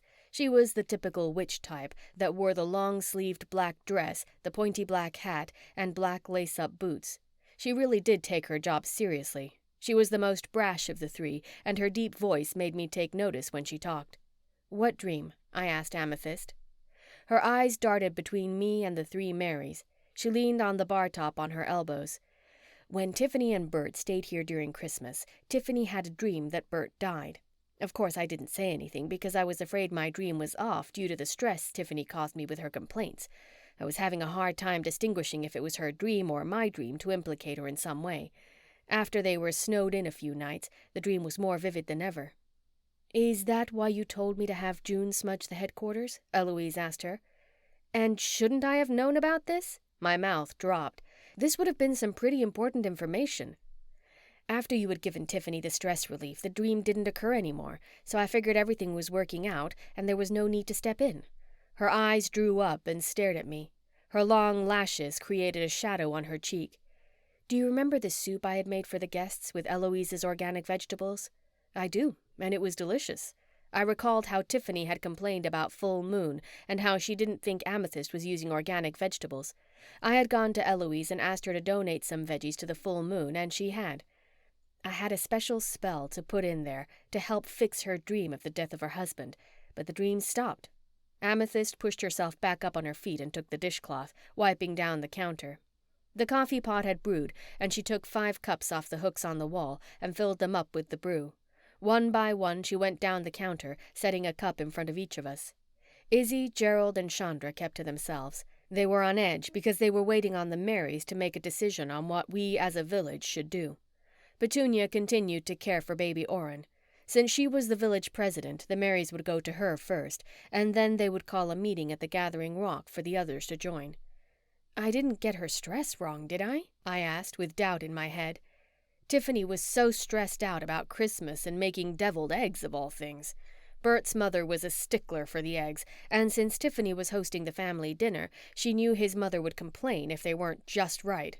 I gave her the stress-free potion to help her get through and not worry about the eggs. She said it had worked, and that was how I got the deal at Head to Toe Works. Oh no, she had stress about those darn eggs. Amethyst's eyes were compelling, magnetic, drawing me into her dream. Her dream really captivated her heart. With each stir of those egg yellows, she envisioned stabbing Burt with the fork tines. Death by fork? I made a half-witted joke to break the unnerving glare of her eyes. "You see where it has gotten us. It has come true." Her words trailed off. Her face turned to see who was coming into the room. "Everyone?" Oscar took his Locust Grove sheriff's hat off and greeted everyone, but his eyes were on me. He walked over and hugged me. "What is this for?" I squeezed back, feeling safe in his embrace. "That could have been you." His husky voice broke. I don't know what would have happened if you'd walked in a few minutes earlier. I swear there wasn't anyone in there. The only people I saw there were security guards. I rested my head in the crook of his neck. He pulled me away. Don't tell me anything. He spoke loudly. His tone felt strange to my ear. By the orders of the elders, Mary Ellen floated above me. Her long black hair hung past her shoulders. Next to her were the other Marys. You will not speak of this to Oscar Park, since he is the official officer on duty, and we will be accompanying you to work. That is not a good idea. I kept one of my arms curled around Oscar's waist. Besides, I didn't do it. We know that, but others are going to try to accuse you of it. Mary Ellen floated down and planted her leopard print heels firmly on the ground. And we want to be at the ready. I get that, I do. But how am I going to explain 3 floating women? I asked. We aren't going to be there, she explained. Okay, that was fine. I would be able to work around them. Then what about Oscar? I agree that you don't need to say a word until Mac gets here. Oscar referred to our village lawyer, Mac McGirdle. Mac was also my next-door neighbor in Locust Grove. As a child, I just thought he was a nosy neighbor who always looked over the hedges, when in reality, he was keeping an eye on me for the spiritual community, as I lived in the mortal world. I have summoned him from one of the western villages where he is helping a family transition into the mortal world. Mary Sue stood between me and Mary Ellen. I told him to get his ASS here now.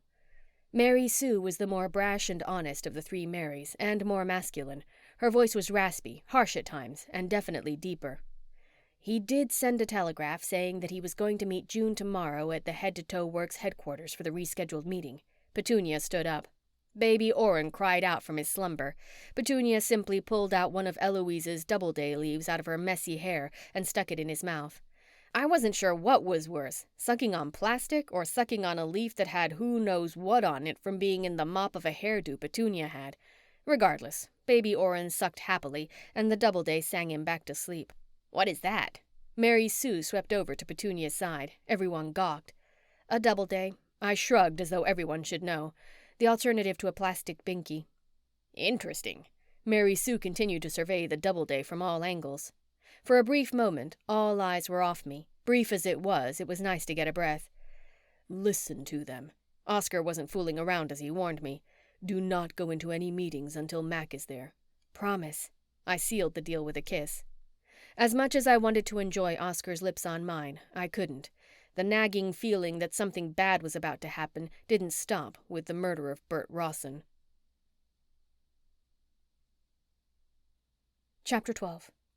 The next morning, I downed a pot of coffee and made sure I had all of my kit together, including Madame Torres by my side, along with Mr. Prince Charming. Most of my night was spent in one of my nightmare dreams. I had had them all my life, and most times they had come true, or helped me see visions that were to come true. Meow, meow. Mr. Prince Charming rubbed up against me. I bent down and picked him up. You know, I looked at my fairy godcat. The dream was so real. I'd gone to visit Darla and Dad's grave, but it wasn't like I was there to see her. I was sitting in front of their stones, and my dad was sitting next to me. My voice broke. I sat down on the kitchen floor. Mr. Prince Charming stepped on my leg and purred. I barely remember my dad. Tears built up in my eyes. I gave my cat a good scratch behind the ears. I shook the idea the dream had any meaning. It wasn't like I didn't have regular dreams. Besides, I was getting married to Oscar, and what girl wouldn't want her parents there? We've got to go. After gathering everything I needed in the green machine, including Mr. Prince Charming, it took no time to get to Head to Toe Works. I had no idea what was in store for me, but I was armed and ready to face the day. Ronald? I pointed to my shirt to show him my uniform. He gasped for air as his mouth flopped open and shut. He slammed the glass window to the security booth and pushed the button for the gates to open. He waved me in and didn't make eye contact. That was easy. I drove up the long drive of the Head to Toe Works headquarters. Mr. Prince Charming was sitting in the seat next to me. He pawed at my bag. When I came to the parking lot, I parked and dug out Madame Torres. Thanks, buddy. Mr. Prince Charming was a good fairy godcat when he needed to be, and Madame Torres was ablaze. Do not, she warned from a dark ball, let anyone pick me up and juggle me around again. Do you understand? I can't help it if they think you're pretty. I knew flattery would get me nowhere, but it was worth a shot. "If someone does, I will not appear when you call," she threatened, which didn't sit well with me, so I threw her back in my bag. "Let's do this." I stared at the building and took in a deep breath. I was going to need it. Oscar had to work on the case all night, and they made sure to scour the entire building so the factory could be up and running. Out of my rearview mirror, I noticed a head-to-toe works truck leaving the facility. On the side of the 18-wheeler was a big picture of gentle June's stress relief with a bow across the whole truck, announcing the new arrival. There was a lot riding on this, not just the future of head-to-toe works, but my success as a spiritualist, taking her product to the mortal world. "So you did come back." Pearl sat at the desk like she had yesterday. She smacked her hands together and got up from the chair. She walked over to the secretary station and pushed a few buttons before talking. "Josh, I won." Her voice echoed all over the building. "What?" I asked. "Am I not supposed to be here?" "Josh bet me $100 you wouldn't come back after what happened to Mr. Rossen." "No way, dude." Josh flung open the door. "You're back. Far out." His lanky body bounced up and down. "I figured you were off the curve. Damn." He pulled out a wad of cash from his pocket, thumbed through it, and smacked down a Benjamin on top of the counter. "Nice doing business with you." Pearl cackled and stuck the $100 bill down her shirt. "So did you do it?" Pearl leaned over the counter. She had a hard, cold-eyed smile. "Do what?" I drew back, a little offended. "Off the boss?" Josh smirked. "Hell, we've been here for years dreaming of it. You get in a little scuffle with him and in a few hours he's dead." He ran a finger across his neck like a knife. "Or did your little friend do it? Or something else?" He wiggled his fingers in the air, insinuating some sort of magic. "Of course I didn't." My mouth dropped. "And you think I did?" "I'm here to save your jobs, and with my product it'll happen." I turned on my heels. "Let's go, Mr. Prince Charming." As I was leaving the front office, I could hear Pearl and Josh whispering behind my back. They had their suspicions about me, and rightly so since I was new, but to think I would kill Burt? It was true we did have a little disagreement, but there were never any threats like the one Tiffany— "It's always the wife," Pearl sputtered. I gulped. "Tiffany," I whispered and looked down at Mr. Prince Charming. "Do you think?" I bit my lip and glanced around when I heard a faint buzz. The black circle on the wall had to be a security camera, and they were watching me. I bent down and picked up Mr. Prince Charming and walked into my office, locking the door behind me. I pulled out Madame Torres and sat her on the desk in front of me. I eased down in the chair and leaned back, contemplating what to ask her. Mr. Prince Charming sat in the desk next to her, his tail swaying back and forth with a flick on the desktop. "Madame Torres, show me the fight from last night right before Burt got killed." I wanted to get a good look at the surrounding area and see if there were any other clues. Tiffany made no bones about it. She definitely had her beef with Burt, and he did grab her by the face, which was good enough reason for her to kill him, at least in my book.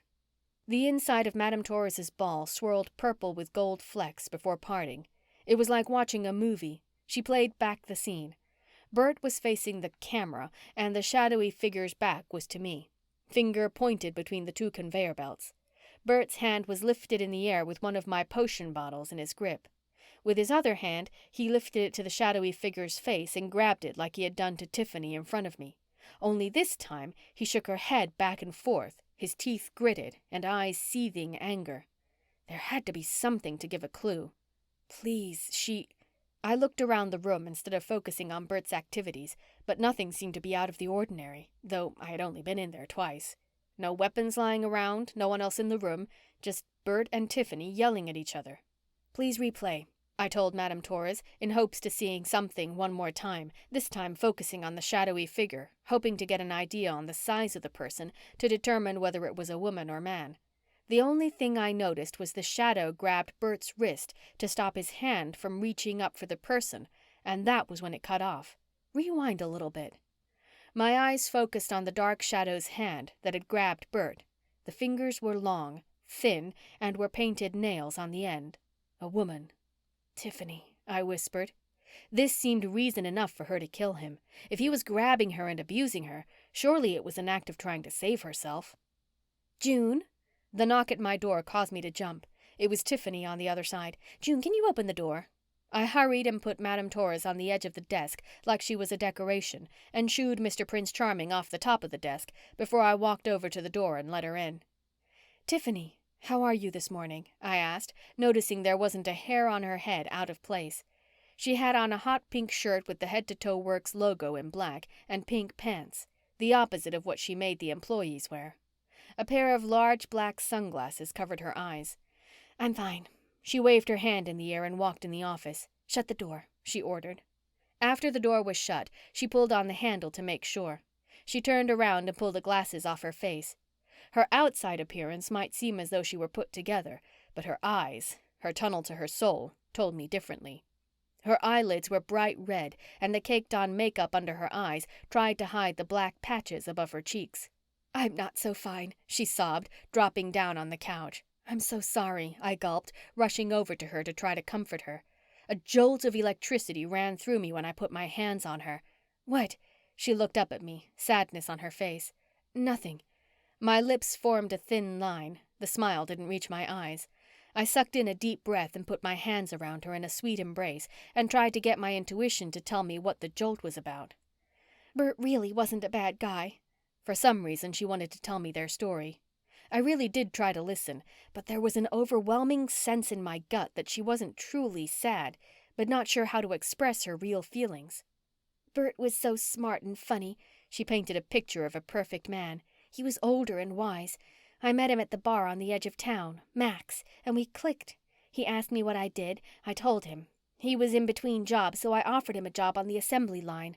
She dabbed her eyes with the edge of the sleeve of her shirt. I got up and went to the bathroom to get her a tissue as she kept talking. "He came to my office and told me a more effective way to make the production line more efficient. I tried it, and it worked. Head-to-Toe Works wouldn't be what it is today without him, and he knew it." Her chin lifted. It trembled. "That is when he started to become abusive. He knew he had me where he needed me. I learned to live with his stress, but his mother—" Hatred dripped from her mouth. "She thought she could just take right on over." "Your marriage?" I questioned to clarify. "No, the business." She shook her head. "Burt made her head of marketing without telling me. We fought over it. She and Burt were going to take me to court over how much percentage they got in the company, since they were pretty much running everything." "What about your lawyer? Didn't you have him look at it?" I asked. "Her." She rolled her eyes. "She isn't any help. She said that I'm a little too late by giving them so much responsibility because Burt and Jenny went through most of the money." "And that is what you meant by my product might save the company?" I asked. "I know your stress product will put us back in the black." She closed her eyes and took a deep breath. "I'm sad from the memories of how good Burt and I had it when we got married." "How long have you been married?" I asked. 5 years. First marriage for both." She shrugged. "I know we're old and my company was doing fine, but not quite as big as when we got married. But I loved his ideas and they worked until they spent all the money. And don't get me wrong, I'm very upset that he's dead because I thought he would change after we got back in the black and we could make things better." "I'm sure it's hard." I patted her hand and decided to ask her about the fight they had before he was killed. "Tell me about the fight the two of you had last night." "What fight?" she asked and dabbed her eyes. I grabbed her fingers and noticed she didn't have the fancy nails of the woman in Madame Torres's replay of the scene of the fight. "Your nails." My voice drifted off in a hushed whisper. I know they're ugly, but I'm allergic to most nail products and I bite them." She curled her fingers into a balled fist and placed them in her lap. "You didn't have long nails last night?" I asked to make sure. "And you didn't have a fight after hours with Burt in front of the barbecue assembly line you're using for my product?" I had to be as specific as possible. "No," she said. "I went to Max to have a stiff drink. How do you know Burt had a fight?" "He had to have fought with someone." I could feel myself getting deeper and deeper into this investigation. Oscar told me to stay out of it, but it was proving hard for me to do that. "Did anyone see you at Max?" "Mac?" Her brows rose. "Do you think—" She lifted her hand to her mouth. "Am I a suspect? I mean, you were the one who was at the scene doing some sort of—" Her voice trailed off. "Voodoo?" I nervously laughed. "I'm guessing the security guard told you that." "No, Pearl said everyone thinks you're some sort of weirdo, like a witch or something." "And you believe in witches?" I threw my head back and tried to give a good belly laugh, hoping she'd take the bait. "Meow, meow." Mr. Prince Charming did his own little nervous laugh and jumped up in my lap. I ran my fingers down his back arched. "Of course I don't, but there are people out there who like to believe they are, and if that's the case, I don't need that publicity along with Burt's death." She had some underlying meaning to her words, and it struck my soul. Are you saying that you might break our contract? Because I'm not a witch or anything of the sort. I'm just a homeopathic lotion maker who makes people feel better with natural herbs. I had to convince her to let me stay. The village was counting on me to bring in the extra income I had promised to give them. Plus, I couldn't live with myself if I failed. Plus, you need me in more ways than one. How so? She questioned. First off, with my product. You and I both know that you are going to make money, and it will bring you back in the black. The next reason had to be convincing enough for her to keep me. I have a sneaky feeling I can help you figure out who killed Burt and why they want the police to think it's you. They really do think it's me? She sobbed, bringing her hands to her face. The spouse is always the first suspect. I knew Oscar and the elders told me not to say anything unless Mac was present, but I knew in my gut Tiffany didn't have anything to do with Burt's murder. Someone wanted the police to believe it was her and get her out of the way, and there was only one person I could think of that would benefit. Jenny Rossen, Burt's mom. First, I needed to get my hands on Tiffany's contract, where she gave Burt and his mom some of the company. If Burt had a will, did he give his shares to his mom or back to Tiffany? Did Burt have a will? I asked. Yes, she nodded, but I'm sure it has me listed as beneficiary. I wouldn't be so sure. Like an alarm, my intuition kicked in, telling me Tiffany was going to be sorely disappointed. Chapter 13. Good work. Mary Ellen appeared out of thin air. Her long black hair was pulled up into a bun on top of her head in a very elegant way. She had on a black bodysuit. She was long and lanky like a lean cat. She walked around my office with an aqua-colored potion bottle in her hand. She pulled the wand out of the bottle and flung the liquid around the room, making sure to get all the corners saturated. I didn't have to ask her what she was doing, because in my gut I could sense it was an all-knowing potion. She was giving a jolt to my already alert senses. Nice way to stay in business with the lotions, because it's up to you to keep our heritage a secret. Walking slowly, her hips swayed. She turned on her heels and strode over to the desk. She picked up Madame Torres. How are you today? I'm divine, Mary. Madame Torres appeared, a big smile on her face. I'm so glad to have you here keeping this one in line. Are you joking me? I rolled my eyes and plucked Madame Torres out of Mary Ellen's grip. You have been about zero help. I showed you the killer. Her face set in a vicious expression. It's up to you to figure it out. Is this true? The look on Mary Ellen's face mingled eagerness and tenderness. If this is true, you need to tell me. I'm the one who was assigned this case, and I have a concert in Dubai I would like to attend tomorrow night. I'm in fear I am going to have to cancel because of the mess you have gotten yourself into. She didn't show me the killer's face, but I have a sneaky suspicion who it might be, and I'm going to follow up on my hunch. My eyes clouded with visions from Madame Torres' scene of the fight between Burt and the other woman. Don't cancel your plans just yet. I need a little time. Time I can give you. She waved her hand in the air and disappeared as fast as she came, but not giving me the time she said she could, because Mac McGirdle was knocking on the door and let himself in, Tiffany Rossen following closely behind. June? He nodded, plopping his briefcase down on the desk. He scooted Madame Torres across the desk. Madame Torres? Mr. Prince Charming? He greeted each one of my familiars as though it was no big deal that Tiffany was in the room. His blue eyes looked at Tiffany. He broke into a leisurely smile and pushed his large black-rimmed glasses up on his fat nose before his thick fingers opened the briefcase. Shall we? He put his hand out, gesturing me to sit. Now, we have an agreement here between two parties. Ms. Heal, my client, and Head to Toe Works, your company. He pulled the contract out and flipped a few pages and stuck it out for Tiffany to get a look. My client is in no way held responsible for the couple of 100 bottles that went out into your stores today. It specifically states that her homeopathic cures will be bottled in the bottles provided by my client, June Heal, and no other packaging material shall be used. Mac, I interrupted. June, order of the elders. He jabbed the paper with his thick finger and continued to give Tiffany the business. Therefore, you have no legal right to put those bottles on the shelf with my client's name on them. Any questions? He looked up over the rims of his glasses. Mac, I nodded my head. Can I see you in the bathroom for a second? Without a word between us, I gave the 1-second finger gesture to Tiffany and shut the bathroom door behind Mac and myself. I've taken care of it. I gave him a quick rundown of what I'd done with the bottles and gave them the okay to ship them, but in the process happened upon the dead body of Burt. I think that is why the Marys called you in. For some strange reason, the security guard thinks I killed Burt. I see. Mac rubbed his chin and looked into the air. I told the elders this was not a good idea for you to take your potions out of the village. I told them that after we got you in Whispering Falls to keep you there. And now look. I must go see Oscar. In a flash, he was gone. Great. I threw my hands in the air. How am I going to explain to Tiffany where you went? Keeping up with the lies I was having to tell to keep my heritage a secret was getting hard to keep up with. Tiffany, I planted a fake grin on my face and shut the bathroom door behind me. Do you mind giving me and Mac a few minutes alone? I'll have this all straightened up in a few minutes. Okay. There was hesitation in her voice. Do you think you could come down and look at the bottles when you get a second? And we do have that meeting with the board about your product. I thought in light of what had happened with Burt that it was going to be canceled. It seemed very strange to continue business as usual when a major player in the head-to-toe works company was murdered. It's still a business, she stated. Did Apple shut down when Steve Jobs died? She had a good point.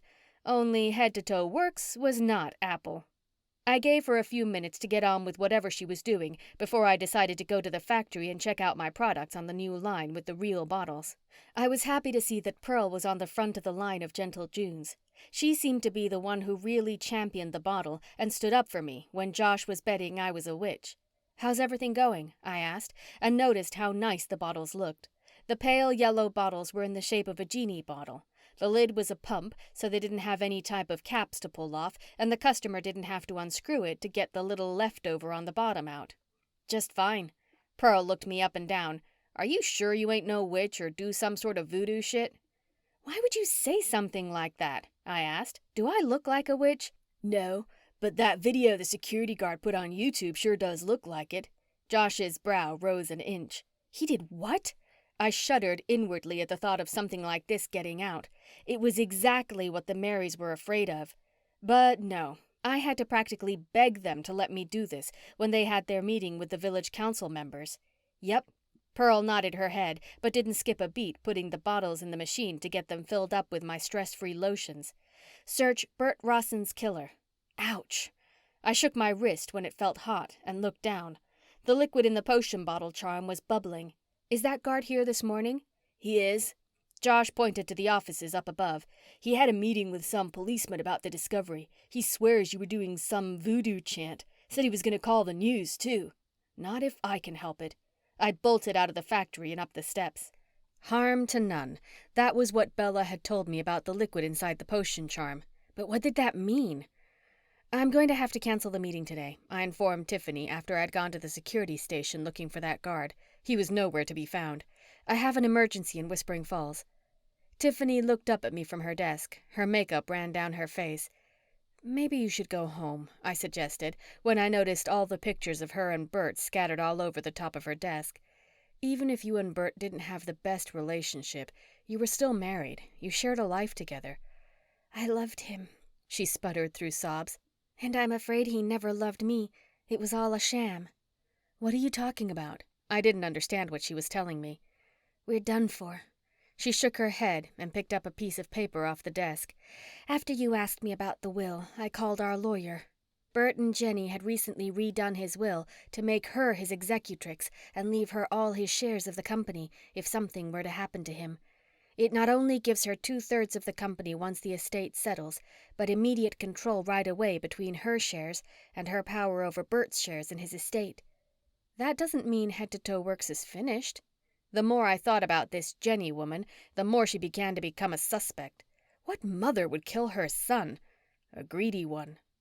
"I just got off the phone with her. She's ordered the production line to be shut down as of right now." Tiffany hung her head. "I'm sorry, June. It's over. There's no amount of Gentle June that will take this much stress away." It was hard trying to swallow the big pill of failure. Not accomplishing what I had set out to do didn't sit well with my soul, or maybe it was my intuition nagging me. The fight between Burt and the woman the night of his death could be the link Oscar needed to help find the killer. It wasn't like I felt the woman killed Burt. There were plenty of women who worked in the factory, but only one I had seen him grab. Tiffany. This woman was the second. The logical situation was the woman killed him and put him on the conveyor belt. Only Burt wasn't the smallest of men, and I couldn't help but think the woman in the fight Madame Torres showed me would be capable of hoisting Burt on the conveyor belt. The ride to the Locust Grove police station seemed much longer than usual. The feeling of guilt for my village, who had put so much confidence in me going outside of our community to bring in extra income to the village, weighed heavy on me. Telling Oscar the deal had not even come to fruition made it real, more real than I was ready to deal with. Plus, I had brought the Marys and Mac McGirdle into the mix with all the contracts, and to make sure no one outside of our village found out who the resident of Whispering Falls really was.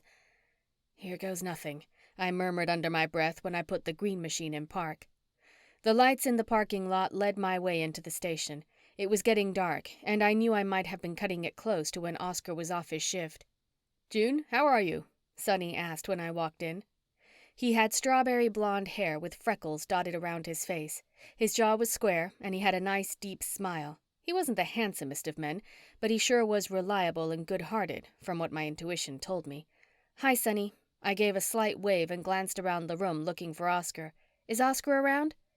"I let him get home. He worked late on the head-to-toe works homicide last night, which reminds me." He stood up and tugged on the belt, pulling his pants up around his gut. "Oscar said you had been working there or something."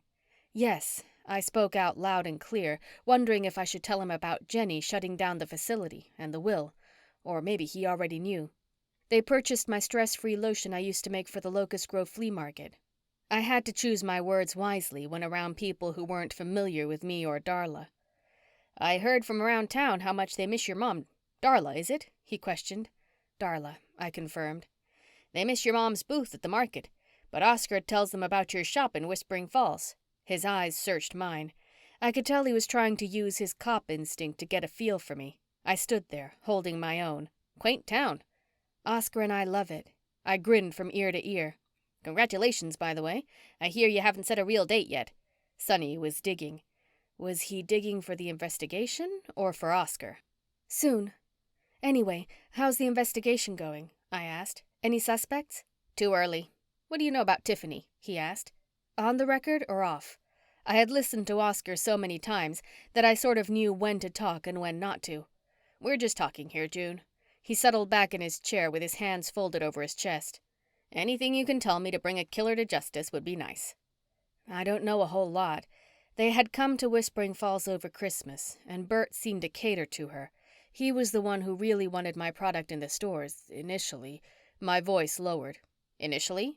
His ears perked, and he sat up, this time with his hand clasped and resting on the desk in front of him. "In Whispering Falls. But when it came time to bottling the product, I found they weren't using the bottles I had given them at no cost and were instead using cheap plastic ones." I shrugged. "I thought we'd gotten the issue resolved." "That was why you were there last night? Because it seems to me if you thought the issue was resolved, you wouldn't have to go back after hours." His tone put caution in the air between us. "Are you accusing me of doing something?" I asked to make clear I was understanding him. "Just answer the question." He shrugged, his eyes narrowed. "I have nothing to hide. Though I did know the elders didn't want me to say anything to anyone without Mac present. I went there to make sure the bottles were going to be ready for the assembly line the next morning for work. We were already a day behind, and as you know, time is money. That's how any company works." "You have been taken off the suspect list." He picked up the pen off his desk and tapped it on the file that read Rossen. "Glad to know, but I didn't realize I was a suspect." That was a lie. I knew enough to know that everyone was a suspect until it was whittled down.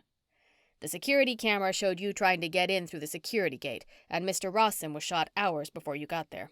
His chest heaved up and then down when he took a big, deep breath before letting it out in a slow, steady stream. "And his wife was in the hospital when I went to question her for a case of the nerves." "Really?" I bit back the desire to tell him that I had just come from the headquarters and she was fine and dandy. "And I'm trying to locate his mother, Jenny Rossen, but she hasn't turned up." "She hasn't?" I gasped, knowing the will between mother and son was a good reason to kill, and how Jenny could now have a majority of the company. "Nope." He shook his head. "It's like she doesn't exist. But I'm not done looking. I heard a lot of those workers go to Mac's, that bar on the other side of town, after supper. I think they know something they aren't telling me." His words struck my gut. Doesn't exist? Jenny does.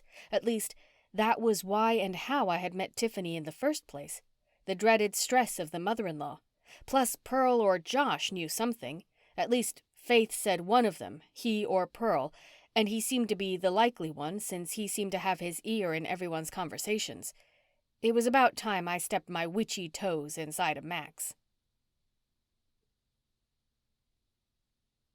Chapter 14. They what? Raven Mortimer poured a cup of hot coffee from the freshly brewed pot and set it between us. She merely stared, tongue-tied. Her black hair was pulled back in a clip, and she wore a pink apron with the Wicked Good Bakery logo written in lime green. Wicked Good Bakery was closed when I finally made it back to Whispering Falls, but it didn't stop me from knocking on the door when I saw Raven working on the next day's pastries. I needed a little June's Gem fix to kill the stress of talking to Sonny about the case. I'd kept my little secret about Burt's change in his will to myself. I really wanted to tell Oscar and let him do with it what he needed to do. Jenny, the new CEO, and Burt's mom halted production, everything, the entire product line. I picked up the delicate china cup and took a sip. I picked up the June's Gem and sunk my teeth into it. I closed my eyes and let the chocolatey goodness settle the nerve war going on inside me. Not only that, but Burt changed his will for his mom to get his portion of the business, which automatically gives her more shares and control of the business. Raven's jaw dropped. She held the tiny cup in front of her face. Why would she halt production? If she's the new CEO, wouldn't she want to make the business last? Good question. My mind began to turn 1,000,000 miles a minute, trying to come up with every excuse in the book on why Jenny would want the company to die. Burt seemed happy about the lotion idea at Christmas, but when I was there yesterday for my first day, he tried to pull a fast one on me and used cheap plastic bottles. I took the time to explain to Raven exactly why my bottles were important and why I had gone there last night to put a little magical touch on them. I just couldn't let them go out like that in good faith. There was one thing I had to do. Go see Jenny Rossen. Thanks for the coffee. I have to go. You aren't going to do something stupid, are you? There was doubt in her question, because she knew I was going to do something that Oscar would not approve of. You don't want to know, I assured her, and took another sip of my coffee. I don't want to add to your stress, but I had a couple of visitors today. Raven gazed at me with a half smile. Helena and Eloise? Ugh. My jaw clamped tight, and I could feel the tension creeping up in my veins. They wanted to make sure I was available during our All Hallows Eve festivities for a catering job for a wedding. Her smile went wry. I guess I don't have to tell you how much this displeases me. I tapped the edge of the cup, thinking how I just didn't need this right now. They want me to make cupcakes with your initials on them. I couldn't help but watch as they left. She bit the corner of her lip as though she were trying to keep her mouth shut. Go on, you can't stop now. At this point, I feared there was no stopping the two aunts. They went into the gathering grove. They were in there for a while. Raven got up and walked behind the counter. She grabbed a couple of June's gems, put them on a plate, and brought them back, setting them between us. She sat down and took one of the chocolatey, tasty treats and sunk her teeth into it. I followed suit. She mumbled with a mouthful. Gerald came over to get the last of his muffin order, and I asked him about it. And? I encouraged her. They paid him in full to do the catering for a wedding reception on All Hallows Eve. The pain in her eyes matched the pain in my heart. Did you know that Oscar and I were an arranged marriage from the get-go? I knew she didn't know, but it was how it came out. No way! Her eyes practically popped out of her head. We didn't know this when we fell in love. Then it hit me. OMG, I gasped. Do you think they put a spell on us to fall in love? No. Raven brushed it off, but I could tell she was thinking about it, not fully convinced of her answer. Do you? We grew up across the street from each other, so the village could keep an eye on us, and we didn't fall in love until we moved to Whispering Falls, after we found out we were spiritualists. An uneasy feeling churned deep inside of me. When I found out I was a good sider, I fainted. When I came to, everyone was around me, including Oscar. They had told him about our heritage while I was out. I clearly remember Izzy giving me something to drink. I dug in my memory, trying to recall what it was. By law, a spiritualist cannot do magic on another. Raven made a good point. But, I snapped my fingers, if I didn't know I was a spiritualist at the time, then the law didn't pertain to me. And memories of the day Oscar and I found out about who we really were flooded my mind. We also went to the Gathering Grove, where I clearly remember Gerald giving us tea. Oh, June. Raven stood up and picked up our cups. She spoke with her back to me and put the dishes away behind the counter. Oscar loves you, and you love him. I can see it in his eyes. But is it real? Or is it a spell? I questioned the validity of what I'd thought was authentic love between us. I wouldn't put it past the two aunts to make sure we were destined to be together. They seemed pretty sure you were going to tie the knot on All Hallows' Eve. Raven shrugged and plopped a big ball of dough on top of the stainless steel counter. She fisted her hands and plunged them in the dough, kneading it, throwing flour on it, kneading it some more. She flipped it, patted it, and rolled it into a ball before she started the process all over again. This is just one more thing to add to my growing list. There was no time to waste. I had to go to the shop and make sure everything was ready for tomorrow and customers. Even though my business outside of Whispering Falls seemed to be crumbling, I still had to focus on a charming cure. Tell Faith thanks for taking care of the shop today. She loves it. Raven waved me off as I went out the door. The moon was so full and shone over the top of Whispering Falls like a spotlight. All the shops were closed and the carriage lights glowed. A few of the teenagers, disguised as fireflies, darted in and out of the nighttime shadows as if they were playing catch. When I first came to live at Whispering Falls, I had gotten myself into a little pickle, and the fireflies really helped me out by letting Petunia know something was wrong. At the time, I had no idea people who had passed on sometimes came back as animals, and was very surprised to find out the fireflies were teenagers whose lives had been cut short way too early. It did make sense. Most teens I knew stayed up late and slept most of the day, so being a firefly was probably a good animal for them to come back as. I looked at Mr. Prince Charming darting across the street in front of me. My eyes narrowed. Could he be? Was he alive as human before? It was a question I had never asked. I took him for what I was told he was, my fairy godcat. I opened the gate and ran my fingers along the wisteria vine around the trellis, getting a big sense of my mother. I shook it off because there was no time to get sentimental. I had to figure out why my product line was axed before I got a visit from Mary Ellen. Meow. Mr. Prince Charming danced at the door, wanting in. You aren't someone I know, are you? I asked him while jabbing my key in the door. I laughed to myself when he started to lick himself.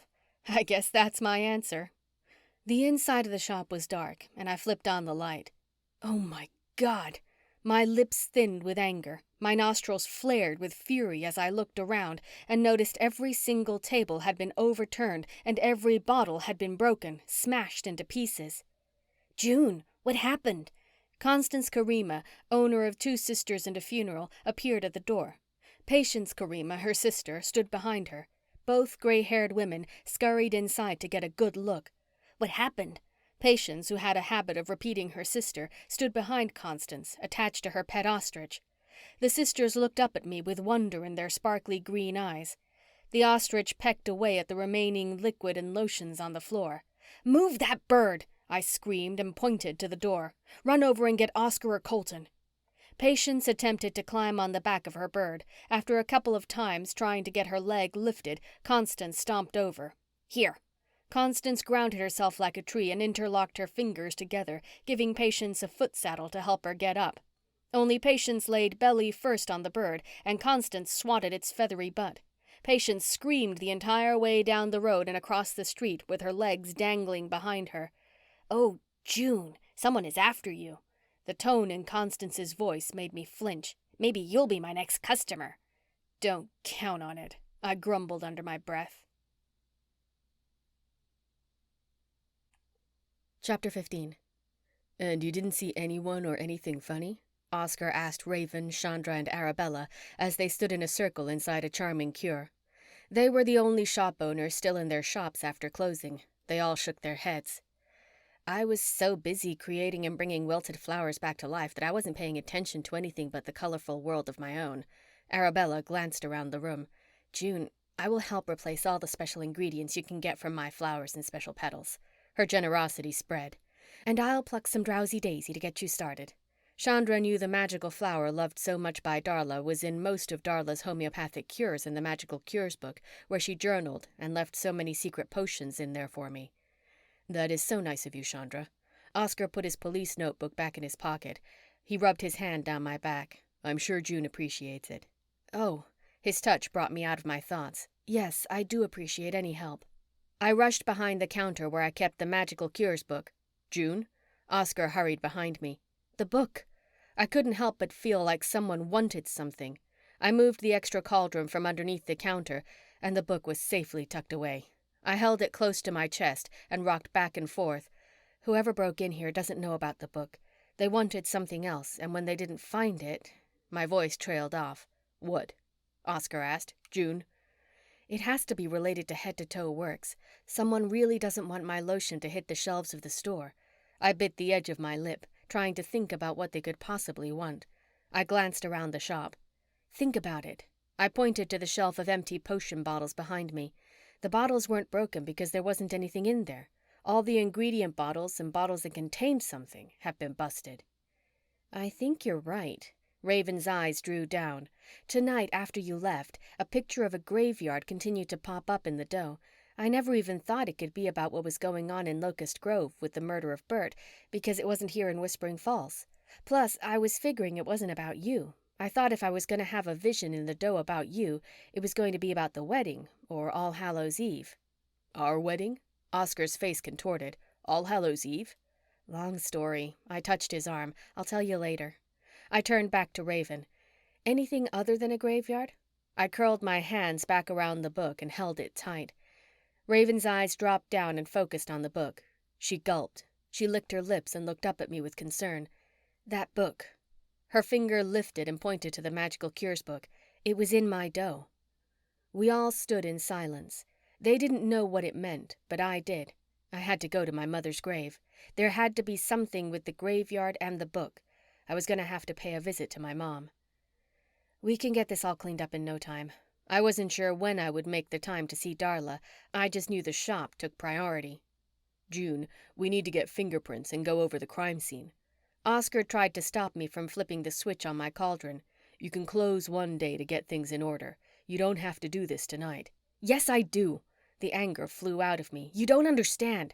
This is what I've worked for all of my life. This... I twirled around the room. This is my life. It's all I know. You are my life, or at least I thought you were until I found out that we were arranged by our families to be married. We were what?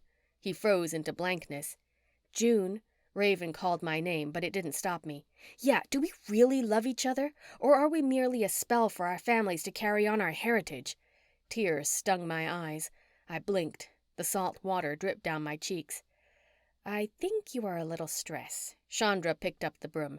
I'll sweep up, and you can go rest. I'm fine, I said flatly. There was a hurt look in Oscar's eyes. He looked as though he were trying to wrap his head around what I was suggesting.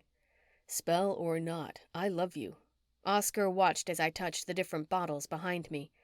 Eye of Newt, Pond Spleen, Moonstone, Star Thistle. As I said the name and touched the bottle, it filled with the ingredient. Snake oil, witch's wort, bat wing, fingernails, toenails, lacewing, wolfsbane, stardust, tiger whiskers, and the list went on. Within a few minutes, I had restocked my ingredient shelf, except for one, the wisteria vine oil. It was not extracted from a witch's hand, but a mortal hand. According to the Magical Cures book, Darla had spent a better part of her time in Whispering Falls extracting the potent oil for the village to use. It was the main ingredient in my stress-free lotion. Wisteria vine oil. The words almost burnt my lips as they rolled off my tongue. What? Oscar asked. The hurt of my words had deepened. They came in and stole the wisteria vine oil. It had to be someone at the factory who really didn't want me to make any more stress-free lotion for head-to-toe works. Are you sure? Oscar looked around at the broken bottles behind the counter. I'm positive. Somehow they figured out the ingredient, and since it's so hard to extract from the vine, they knew I was the maker and came in here to steal what I had. It was a definite reason to break into my shop. Everyone, I hollered throughout the shop to get their attention. I want to thank you for coming to my side tonight to help me, but I think I'm going to call it a night and do what Oscar asks, shut down tomorrow and try to get some new homeopathic base cures together so I can open in a couple of days. You let me know if you need any more drowsy daisy. Chandra patted my back. I have plenty. And I'll keep you in June's gems to help out with the stress. Faith is also available after her morning pastry drop-off at the Piggly Wiggly. Raven wiggled her fingers at us before she left. I have plenty of leftover floral herbs and seeds I will gather and bring to you in the morning. Arabella reached out and squeezed my hand. Remember, Oscar adores you, no matter what." I thanked them all from the front steps of a charming cure and waved them off into the dark night. Chapter 16. Now we can get down to business.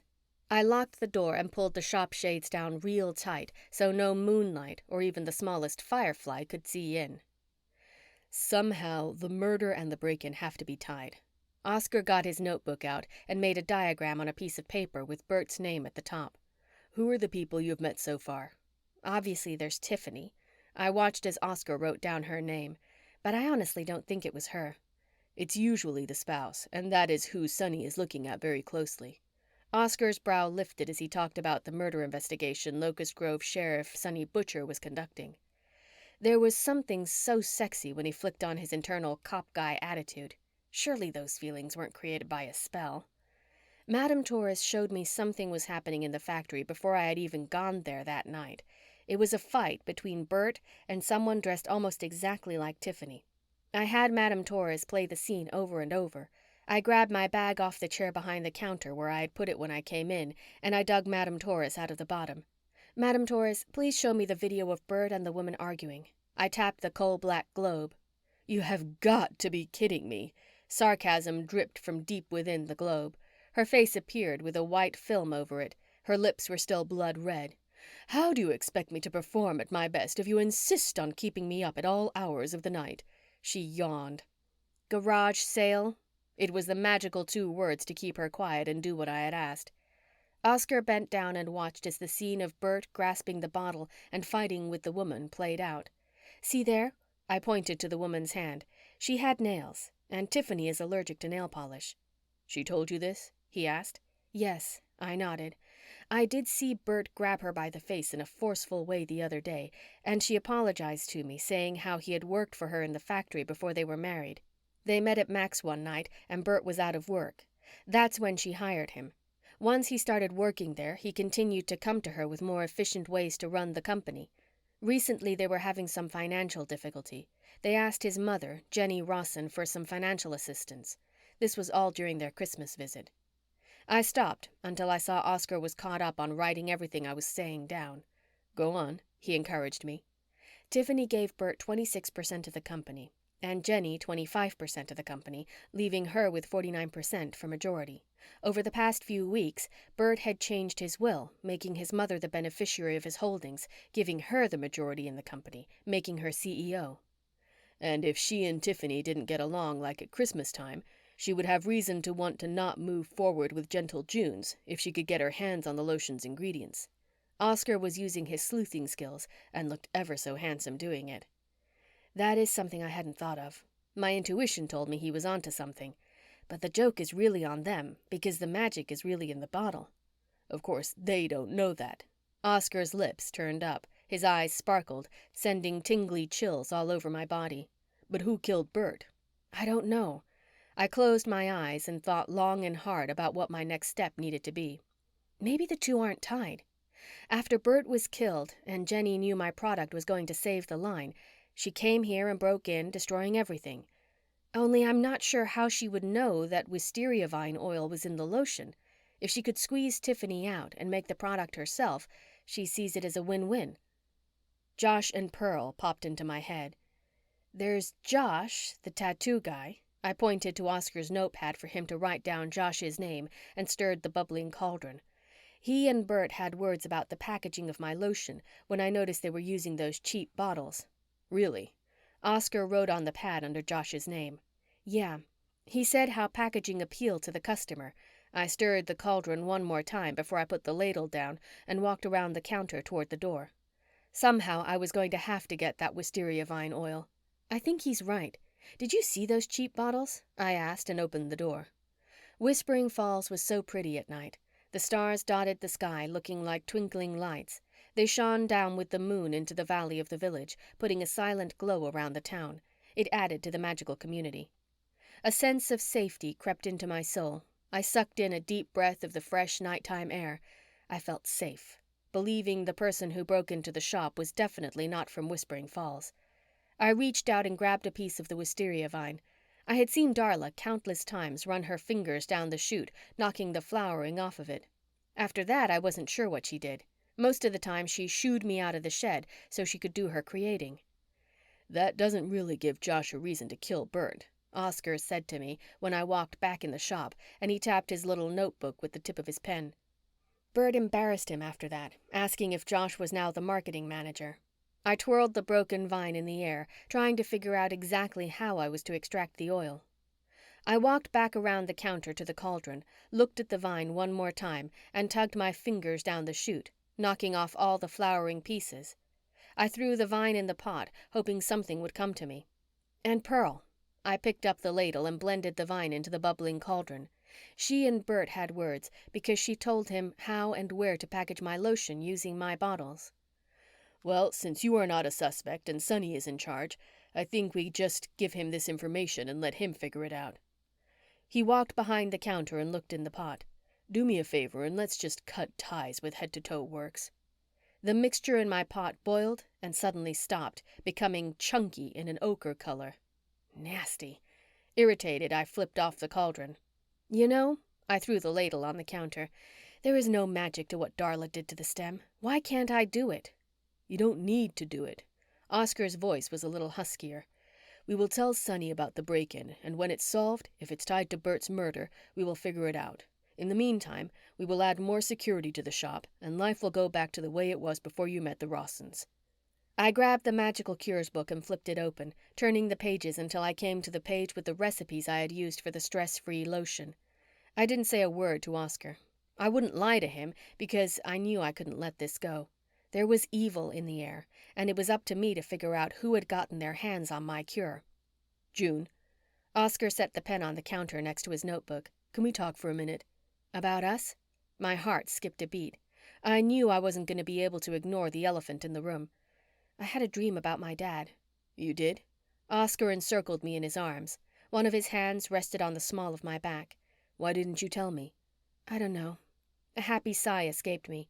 There was no way I was under some sort of spell put on me by the village or the elders or our parents. I loved Oscar. I'd always loved Oscar. He ran his hand down my cheek. The mere touch of his hand sent a warming shiver throughout my body. "Tell me about it," he said with quiet emphasis. "I thought it might be one of my dreams, but I think it is just the stress of not having them here." I nuzzled his neck. His natural smell was better than any cologne, and there was no way it could be bottled. Gently, my lips kissed his neck a few times. I'm sure it's my subconscious playing with me, because in my dream, I was at the cemetery, looking at their stones. My dad sat next to me. I looked up. His blue eyes studied my face. "Your parents would be so proud of you." Oscar's lips came down warm and sweet on mine. He whispered, "As for any sort of marriage arrangement, even if there were such a contract, I'm happy they got it right." I smiled. He was right. If there were a contract, my parents and his parents knew we would be good together. They were right. "And maybe you should go visit the cemetery. Talk to them like they're living." He swooped me up in his arms. I wrapped my arms around his neck, and he took me to the storage room, where I had a small living space, including a couch. Chapter 17. I lay in the curve of Oscar's body, listening to him lightly snore. Being with him confirmed even more how much I couldn't wait to become Mrs. Oscar Park. June Park. I grinned at the sound of it as my married name came out of my mouth. June Park. I glanced out the storage room door and out into the shop. Regardless of what happened with Head to Toe Works, my life was good, but I still couldn't shake why someone would want my recipe. KJ, I gasped, remembering just how I could get my hand on some wisteria vine oil. Slowly, I lifted Oscar's arm from around me and rested it on his own hip. He shifted a bit, and I waited to get up until I heard him snoring again, leaving him in the storage room. "Wow." Mr. Prince Charming lifted his head from the stool where he was curled up. "You stay here." I grabbed my cloak off the coat rack and threw it over my shoulders. "I'll be right back." I let myself out the front door and swept down the steps. I walked up to the hill behind the shop to the gathering rock. It was a space just before the wooded area where Eloise lived. There was a large rock where the villagers gathered during celebrations and meetings. I also used it to get in touch with KJ, the son of Kenny. Kenny was a Native American that helped supply me with the special herbs only he could get me from his native land. Unfortunately, Kenny was killed, but his son KJ had taken over for him. KJ always knew when I needed smudging grass or my regular ingredients. The bottles told him when they were getting low. When I needed something special, like wisteria vine oil, I would message him through the wind. The wind whipped around me. The fireflies batted around the rock, darting in and out of the woods. The rustle of the trees told me it was time. I breathed into the wind as soon as it passed through me, sending a signal out into the universe for KJ. Out of the corner of my eye, the images of a graceful deer leapt out of the woods. Long and dark, KJ appeared on the edge of the gathering rock with his arms crossed over his bare chest and a feather headdress atop his long black hair. "KJ, I'm so glad to see you." I rushed over and greeted him. "How is your family?" "They are good." He reached around his back and pulled his knapsack to the front of him.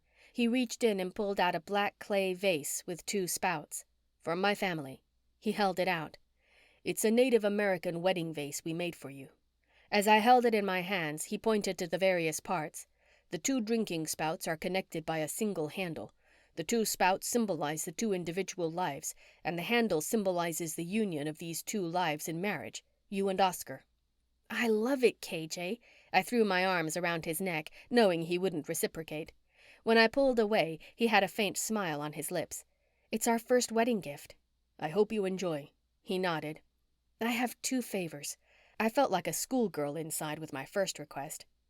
"Oscar and I would be honored if you would marry us on All Hallows Eve, here in the Gathering Rock space." It was a request I knew Oscar wouldn't mind if I handled on my own. We didn't have anyone to marry us, and KJ was the perfect choice for our spiritualist wedding. "I would be honored." He bowed, his headdress fanning me. "I know I'm not Native American and neither is Oscar, but we would love to have the ceremony." I had been to a couple since I was a spiritualist, and we loved them. It was 2 families coming together, and there was not a more beautiful ceremony than a Native American marriage. "You be sure you bring the vase." KJ's arms extended down to his side. "What else can I do for you?" "I need to get my hands on some wisteria vine oil." I glanced down the hill toward the village. Everything was still asleep and quiet. Darla was the only person I knew who had extracted oil from a vine, and I just can't figure it out. "You must take a vine to the graveyard and tell the maker what you seek, for I do not have the vine nor the oil for you." KJ turned and darted off into the woods. "Tell the maker?" I questioned into the wind. "The maker," the wind called back. "June?" Oscar and Mr. Prince Charming were climbing the hill. "Are you okay?" "I'm good. I just needed some fresh air." Though I knew Oscar didn't believe me, he didn't ask me anything else. "I woke up and you weren't next to me." He drew me in from behind and wrapped his arms around me, resting his face on my shoulder, both of us looking down the hill. "Isn't the village beautiful?" "Yes, and the stars." I swallowed hard and bit back tears. There was something deep within me churning, and I couldn't put my finger on it. "Baby, what's wrong?" Oscar turned me around. "I don't know why I'm so emotional." I swallowed hard. "I'm thinking it's getting married without any of our parents, plus the fact someone stole the last of Darla's vine oil. It was the only herb I had left that was part of her. And to think it was probably because of some silly national deal." "Don't worry." He tucked a strand of hair behind my ear and pulled my chin up to look at him. "Sonny will figure out who stole it if it's related to Burt Rossen's death, and we will get it back." "You're too good to me, Oscar Park." I placed my hand on the back of his neck and drew him down to me. His lips parted mine in a soul-reaching kiss. "I can't wait to say I do on All Hallows Eve." "So is that the date?" he asked. I nodded. He threw back his head and let out a great peal of laughter. "I love you, June Heel Park." Chapter 18. Luckily, with no dreams or nightmares, I was able to get some sleep, but I knew I had a full day of work ahead. Before Oscar and I headed home, we had cleaned up the shop and refilled the potion bottles enough to open. I would make a few special cures while customers were milling around and have Faith watch the shop while I went to see my parents. KJ's words were the first thing that popped into my head. The cauldron was good and clean when I flipped it on. I ran my hand down the shelf of ingredients behind me. I grabbed the geranium, beeswax, rosewater, coconut oil, and pinched or poured a few drops into the cauldron. "Now," I brushed my hands above the cauldron, "I'll let you simmer." The clock said it was time to flip the sign and get ready for the day. "I'll be right with you," I called after I had turned the sign to open and gone back to the counter, hiding behind the partition where my cauldron was coming to a boil. The glowing liquid was exactly what it was supposed to look like before I put in the wisteria vine oil. The sapphire color swirled counterclockwise until it reached a state of ruby globules. "June?" The voice called out from underneath the dinging bell above the door. "It's Pearl and Josh." "Pearl? Josh?" I stuck my head around the corner and saw them standing in the doorway of the shop, both of them glancing around. "What kind of store is this?" Pearl had a box in her hand. "It's like a mini head-to-toe works, only cuter stuff." Josh picked up a long, thin glass bottle with wire wrapping coiled around it. Evenly spaced glass beads were held tight to the bottle by the wire. The cork lid had a little silver fairy sitting on top of it. "Sleep aid?" He read the label before putting it back down. "Welcome." I wiped my hands down my apron and greeted them. "Why aren't you at work?" "Tiffany came in and shut us down." Pearl put the box on the ground. "I took these and thought you might want them back." "How did you know where to find me?" I asked, and pointed to the small table near the front where I had some hot apple cider from the Gathering Grove simmering in a crock pot for my customers. "Tiffany put the bottles out at the dumpster." Josh picked up another bottle and read the label. "Seriously, why on earth would you want to sell your product through head to toe?" "It was the national thing. I wasn't gonna lie. I care about my customers, and if a large chain like Head to Toe Works can get my product in the hands of the American people, I was all for it." Pearl wasn't as interested in the shop as Josh was. She just stood by the door with her hands clasped in front of her. "We only came to drop off the bottles. There are more in the car." Pearl opened the door and walked out. "Is she okay?" I asked Josh. "No, dude. She's mad. We're both mad as hell." He popped off the lid of one of the sleeping aids and took a whiff. "But she's already got a new job taking care of some old lady." "Are you having a hard time sleeping?" I asked, ignoring Pearl putting another box in the shop. "Nah, just curious about all of this." Josh pointed to the boxes of bottles. "It didn't seem right to keep those by the dumpster." "Thanks, Josh and Pearl." I wasn't really sure what to say. It was their only job and I felt bad for them. "Do either of you know who would want to kill Burt?" I just couldn't do what Oscar asked me to do. I had to get to the bottom of it. "Nope, he was a jerk, but he was the boss and I needed my job." Josh shrugged and looked over at Pearl. "Don't look at me," Pearl quipped. "I kept my head down and did my job. I've got mouths to feed." "You did get in a little tiff with him the other day." I recalled her talking about the different conveyor belt with the bottles I had provided. "Yeah, but that doesn't give me reason to kill the man." Her eyes narrowed, creases formed between her eyes. "I don't think we're welcome here anymore." "Pearl, I didn't mean to," my voice lowered after they rushed out of the shop, "to insult you." I stood out on the front stoop of a charming cure, waving my arms, trying to get them to stop so I could make a quick apology, but they just zoomed down the streets toward Locust Grove. "Who was that?" Faith asked. She was walking up the street with 2 cups of coffee in her hand. "No one," I said. "Please tell me one of those is for me." "It is." She walked up the steps and handed me one. Our fingers grazed. Her head tilted. Her eyes went black and in a stare that led over my shoulder. "One of them knows about the break-in." "What?" I asked. "One of those people who were just here knows something about the shop break-in." Her head turned in the direction of Josh and Pearl speeding out of town. She shook her head. Her blonde hair fell behind her shoulder. "Something told me you needed me today." "Tell me what you know about the 2 who were just here." There was no way I was going to let her get away with just saying they knew about it. "Did they break in? What do you mean they know about it?" The voices whisper. Her eyes darted around the open morning air. "There are rumblings. Nothing real specific yet, only they know something and they came here to tell you or give you clues for you to put together." "They didn't say much." I opened the door. Mr. Prince Charming darted out and headed toward Glorybee. He loved going there in the morning when Petunia was feeding the animals. He loved to sit in the live tree in the store and visit with his animal friends. I held the door open for Faith. "Did they mention your shop?" she asked. "Pearl didn't say much. She brought me my bottles back. Josh said she found them by the dumpster." I shut the door behind us and walked back to the cauldron. The only thing that really stuck with me was when Josh said he didn't understand why I would give Head to Toe Works my lotion when I had a shop here. Of course, I told him to help customers, but I really wanted to do my share to help the economy in Whispering Falls, since it was our few shops that kept us going. "Congratulations, by the way." Faith and I shared a smile. I knew she was talking about me finally setting a wedding date. The air told me. She waved her hand in the air.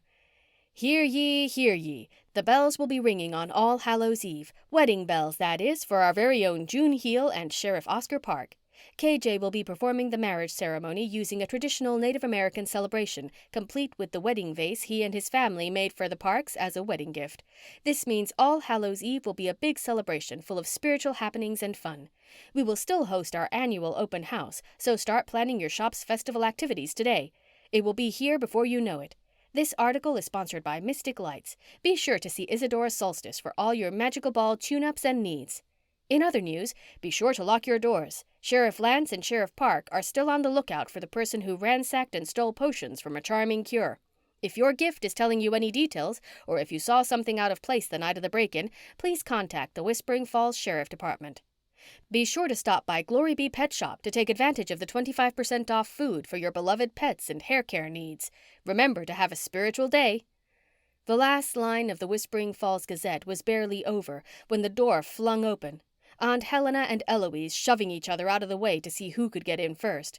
She's my niece. Aunt Helena raised a finger to Eloise, her eyes staring down it. I rushed over and pulled it out of the air. Her finger was powerful. I just got this place put back together, I huffed and tugged on the tablecloth on one of the display tables next to us. I didn't have time to wash all the ones that were soaked from all the broken lotions and cures, so I had to dig deep in the storage room for the old ones Darla had used. They were a little musty, but it wasn't anything a few spritz of air freshener wouldn't take care of. I had hoped the wrinkles would fall out, but they hadn't. You need new coverings. Aunt Helena walked around the shop, touching each table and taking out all the wrinkles. Enough of this chit-chat, Eloise said softly, her eyes narrowing. I'm... Aunt Helena cleared her throat and drummed her fingers together. We, Eloise emphasized, are thrilled you and Oscar have agreed to get married on All Hallows Eve, since everyone will be here for the festivities. But we are concerned about KJ. Not that he isn't capable, but he's a Native American spiritualist and you are not. Aunt Helena couldn't keep her mouth shut long enough for Eloise to get it out. We, she gestured between the two, were hoping you would have the Marys do it, since it's sort of a royal affair for our families. I appreciate all your concern, and we, I emphasized like Eloise did, Oscar and I, are very happy with our choice. Now, I rushed back to the bubbling cauldron and turned it down. I ran my finger down the line of potion bottles that were empty and lightly touched each one until the clear, cracked liter bottle lit up, which meant it was the perfect bottle for the stress-free lotion I was making, minus Darla's wisteria vine oil. If you two will excuse me, Faith is going to run the shop while I run some errands. I dipped the ladle into the cauldron and scooped up the yellow mixture, pouring it into the bottle. The yellow liquid turned creamy white as it dripped down into the bottle, turning into the lotion. I grabbed my bag off the chair and stuck the bottle and Madame Torres inside. Oscar and I will let you know if we need anything. My brows lifted when I passed them. June? Aunt Helena's voice boomed out, catching my attention. We faced each other. She stuck her hand in her cloak and pulled out a white lace dress. Since the date is set, I thought you might want this. Is that... I didn't need to ask whom it belonged to. My eyes teared up, my throat dried. I tried to swallow back the lump in my throat. I ran my finger over my engagement ring. My heart warmed. I had no idea you had Darla's dress. I've been waiting until you had a date. She held it out from the hanger. The ivory cream lace dress was going to be perfect. The ivory lace material lay perfect over the cream silk sheath underneath. The long lace ivory sleeves would be perfect for the cool night weather on All Hallows Eve. I reached out and ran my hand along the silk collar that ended in the back in a petite silk stiff bow. The zipper up the back ended in a keyhole hook and eye closure. It's perfect. I even loved the knee length. Mom was stylish even then. I was afraid to get too close in fear my tears would stain the beautiful dress. You are going to look so beautiful. Eloise clasped her hands in front of her face. Her lids were lined with tears. Even Aunt Helena looked choked up. Do you mind keeping it until the day? Because I don't want Oscar to see it. I couldn't stop smiling. Even though I knew our wedding was far from a traditional thing, I still wanted to hold some of the tradition I had grown up thinking I was going to have as part of my wedding. The dress was a good place to start. I'm sorry you don't believe that KJ will be the best fit for our wedding. I put my hands out and with each one took a hold of their hands. Oscar and I know what we want, and we love KJ like family. He is going to do an amazing job.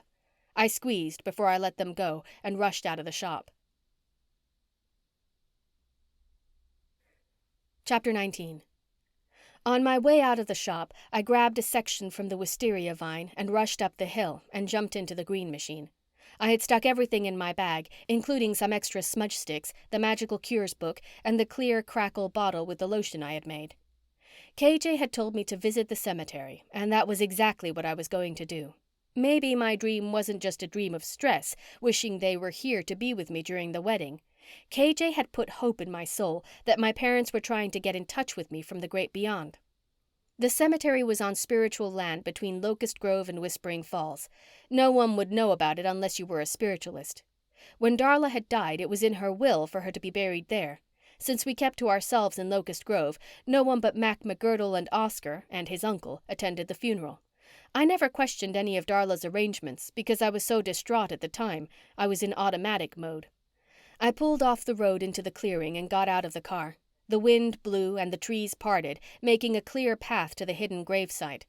There was a black wrought iron fence around the perimeter of the cemetery with pointy spikes on each stake. A gargoyle sat atop each spike as though it would take off if something were amiss. I pushed the old gate open, but not without a squeak from the hinges. A hoot owl made his presence known from atop the centuries-old tree in the middle of the graveyard.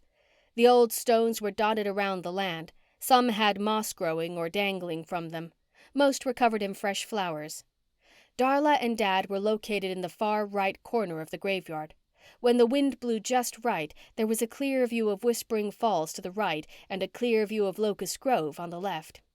I'm sure Darla and Dad had picked this spot because they knew I would be living my life between the two towns. They were way wiser about my life than I had been. There was something comforting knowing they could see me wherever I was. I tiptoed around and over some of the graves to get to Darla and Dad. I didn't want to walk on anyone because it was bad luck, and I didn't need any more of that in my life. Their stone was 2 round rings intertwined. Their names were chiseled on each of their sides without any dates. When I first saw what Darla had picked out, I thought it was strange she didn't want dates of birth and death on there. Now I saw why. The epitaph on their stone read, "Eternal life together is never ending." I ran my hand around the circles and brushed off the debris. I'm sorry I haven't been here in a while. I felt like I needed to talk to them. I sat down cross-legged like I had in my dream and glanced over to the side where my dad had sat in my dream. The space was empty. There's so much going on. I found out you two played a major hand in my relationship with Oscar. I bit my lip to hold back tears. Thank you. He is perfect for me and my life. I'm excited to let you know we're going to get married on All Hallows Eve. A warm sensation flowed through my veins, making me believe they were there with me. I closed my eyes and took a deep breath. When I opened them, I looked in the open space next to me, and Mr. Prince Charming was sitting there, staring at the stones, like my dad had done in my dream. How did you know where I was? I scratched the top of his head. I thought I got rid of you today. Did Petunia not give you enough treats? He jumped up and ran to Darla and Dad's tombstone, before jumping up in the circle on Dad's side. He brought his paw up to his face and ran it over his eyes before he started to lick and clean himself. Anyway, I'm sure I don't have to tell you what is going on in my life and the craziness of the deal I made with Head to Toe Works. I took my bag off from around my body and set it down in front of me. I took out Madame Torres and sat her in front of me. She appeared in the globe with a white turban on her head and a big cross in the middle. I took out the vine and sat it next to me along with the magical cures book. I can't believe someone broke into the shop and stole the bottle of wisteria vine oil. I picked up the vine and twirled it in my fingers, hoping to get some sense of what I needed to do through my intuition. KJ said I should come here and seek the answers to my problem.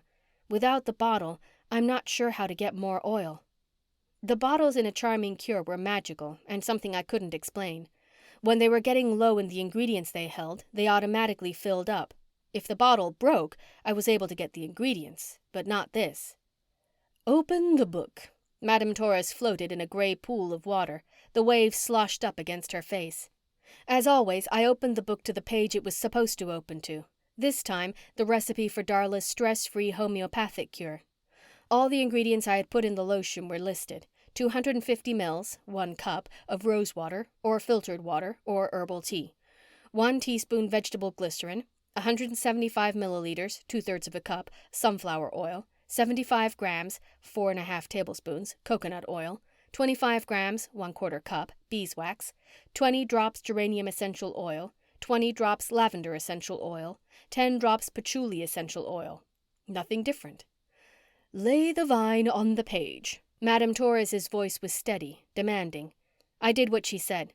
The flowers on the vine blew in the wind. The tendrils on the vine glowed a bright green. The tendrils. The confirmation that the oils Darla used were in the tendrils flooded my intuition. Ouch! I grabbed my wrist and looked down.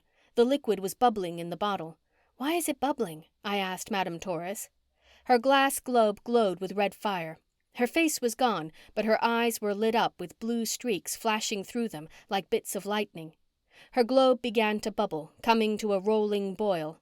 Before my eyes, the potion bottle on my charm bracelet burst and sprayed all over the Magical Cures book. The words on the page burst out like fireworks. Explosions of letters and words shot in the air, slowly falling back down into the book. Like magic, the Magical Cures book had transformed. The words were no longer written in Darla's handwriting, but more like calligraphy, fancy writing with potion words only a spiritualist would know. Meow, meow. Mr. Prince Charming howled with his head to the gypsy moon that had covered the cemetery in the broad daylight. The pages of the book flipped fast until the cover shut itself. The moon retreated. Madame Torres's ball went blank, and Mr. Prince Charming was gone. Everything had gone back to normal. I gathered my stuff and put it all back in my bag. I stood in front of my parents' grave. The sun glittered down on the cemetery, illuminating each tomb with a radiant glow. I thought you might be here. My heart sang with delight when I heard Oscar's voice behind me. I called the shop and Faith said you took off, but not without grabbing all sorts of stuff. I'm glad you found me, I gushed and wrapped my arms around him. Even from the grave, Darla gave me the secret. I patted my bag that was resting on the side of my body. The oil comes from the tendrils of the stem, and Madame Torres gave me the instructions, exactly like she was supposed to. And that surprises you? Yes, I cackled. She never really does what I need her to do without a hassle. Did you talk to them? He nodded toward the stone. I did. Oscar's presence gave me a joy that burrowed deep within me. Oscar withdrew his arms from around me and bent down on one knee, facing my dad's grave. Mr. Heel? Oscar nervously cleared his throat. Oscar? I put my hand on his shoulder. What are you doing? He looked up at me. His gaze was as soft as his touch. Mr. Heel, I would like to ask you for your daughter's hand in marriage. His words made my heart ache. My stomach flipped and flopped. We understand you and my parents really wanted us to get married, but there was no need for you to worry. June is and always has been my first love. She has been my best friend for as long as I have had a memory. There is nothing I want more than to spend the rest of my life next to my best friend. I will keep her warm and safe and forever take care of her. He stood up and held both my hands to his lips, kissing both. His eyes scanned me critically and beamed approval when I smiled, blinking a tear from my eye. I know I should have done this a long time ago when I asked you, but I didn't know how to get here. His words were soft-spoken and calculated. June, you have unlocked my heart and soul. I give you my all and am so proud to have you by my side the rest of our lives and call you my wife. In an instant, the sun beamed down like a flashlight on my parents' stone. The grass around them illuminated greener than the rest of the cemetery. Darla's drowsy daisies popped up in a circle around me and Oscar. I guess they approve. He pulled me close to him. Softly, his breath fanned my face. I love you, June Heel. Chapter 20. My upcoming wedding to Oscar should have been the first thing on my mind, and I was so filled with happiness about how he had shown up at the cemetery and properly asked for my hand in marriage. The response of Mother Earth was a sure sign my parents knew what was going on and were happy for the union. It should be enough for me to move on, but I knew, and my gut told me, I couldn't be completely happy without trying to figure out who stole my wisteria vine oil, who killed Burt Rossen, and why. Oscar was so happy after he proposed again that I didn't bother telling him about my plan to go to Mac's and pick the bartender's brain about Burt and Tiffany. If Burt had a real hot temper, maybe someone saw it. I understood my product was costing them a little more money, and it was a source of stress between them, but not enough to kill. Oscar decided to go back to Locust Grove Police Station to interview more employees, and I decided to go back to Whispering Falls so I could not only put the finishing touches on the stress-free lotion with the new extraction technique, but it was also a top priority to get the Magical Cures book back in a safe place. With everything going on, I was still excited to open the book and see what new magical potions had been revealed. The wooden sign on the way into town read, "Welcome to Whispering Falls, a charming village." It put a smile on my face, and the memory of the first time I had seen it on my first trip to Whispering Falls. All the firsts were flooding my mind, no doubt due to the sentimentality of my upcoming nuptials. The sidewalks were filled with tourists milling in and out of the shops. Bella stood outside her cream cottage shop. The pink door was a standout from the other shop doors. Not because of the color. All the shops had very colorful gates and entrances, only adding to the magical feel of our village. The pink door of Bella's Baubles had the most spectacular jewels embedded throughout and glistened when the sun or the moon touched it. I waved when I drove past. There was an empty parking space in front of Magical Moments, so I parked there. "Hello," I waved to Bella on my way over to talk to her. I held my hand up in the air. She would be so interested in knowing what the liquid from the charm really meant. "I hear you have set a date," she said, breaking into a wide-open smile, exposing the gap between her teeth. "Oh, Bella," I gushed, "you wouldn't believe what happened today." "I also heard about the deal falling through." Her face melted into a frown. "Oh gosh, I'm not worried about that." I hoped my pretense of non-concern fooled her. "But Oscar," I crossed my hands over my heart, "he found me at the cemetery and he asked my dad for my hand in marriage." "Your dad?" She drew back and instantly became wide awake. "My parents' grave. And he was so sweet. It was magical." I happily sighed and ran my hand over my hair. My bracelet jingled, reminding me of the charm. "And the charm in your red devil smoking hot incense." I held my arm out in front of me and wagged it side to side. "The liquid exploded into the air and all over my Magical Cures book Darla left me. It was amazing. All the old words completely disappeared and new, real potions not written in Darla's handwriting flew on the pages. The harm to none was right. It's given me so many new ideas to help people out." The heavy lashes that had created a shadow flew open. "I couldn't believe it." I shook my head. "I have all new potions to try and customers are going to be so happy. Plus, I know how Darla extracted the oil from the wisteria vine." "All in all, it sounds like you've had a fantastic day." She and I both stepped to the side when a tourist walked up the steps of her shop and entered. "I must go. I'm thinking a diamond is going to sell." Her brows cocked. The planters hanging on the carriage lights had been changed since this morning. Arabella must have used her magic touch to add in the purple aster with the yellow center, yellow moonshine, and the purple fountain grass. The colorful creations put a skip in my step. All of Whispering Falls was buzzing with tourists, and a charming cure was no different. Faith's line was almost out the door. "Hi, I'm June." I shook hands down the line. I grabbed one of the hand lotions that made hands look and feel younger. I offered the customers a free squirt. "Isn't the smell wonderful?" All the women in line sniffed the back of their hand where I'd put a dot of the lotion. A few of them asked if I wouldn't mind getting them a bottle. Of course I didn't mind. Faith and I worked like a good team. She would ring them up, and I'd package their cures or add a special touch if I needed to. Luckily, most were straight sales. When the line had died down to a few, I disappeared behind the counter with my bag and carefully took out the book and the vine. "Vrurok Micho Drimoid. Extract the oil from hence the from." I held the tendril over the boiling cauldron. Just as the Magical Cures book had written it would do, the tendrils split into fours, dripping oil into the cauldron. The lotion I had made earlier glowed from the bottle. It was ready to be combined. I uncorked the top and let the lotion slide into the thick, frothy liquid, turning into a jade potion. It swirled, cooked, and glowed before the cauldron turned off, letting me know it was finished and the potion was done. I took a vial from the shelf and let the rest of the oil drip into it from the vine for future use and stuck it in my bag. I knew it would be safe there until we found out who had broken into the shop. Something on the page jumped out at me. I looked down and there were highlighted words. I read it out loud. "Use the true oil for life and death." I reread the words over in my head, wondering why it was highlighted. I turned back to the cauldron where it was filled with the lotion that included the final ingredient I needed to complete the stress-free potion that was stolen from me. Using the ladle, the liquid was easily transferred back into the intended bottle.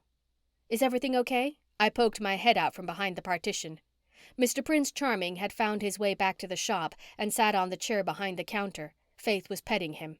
I swear he had a grin.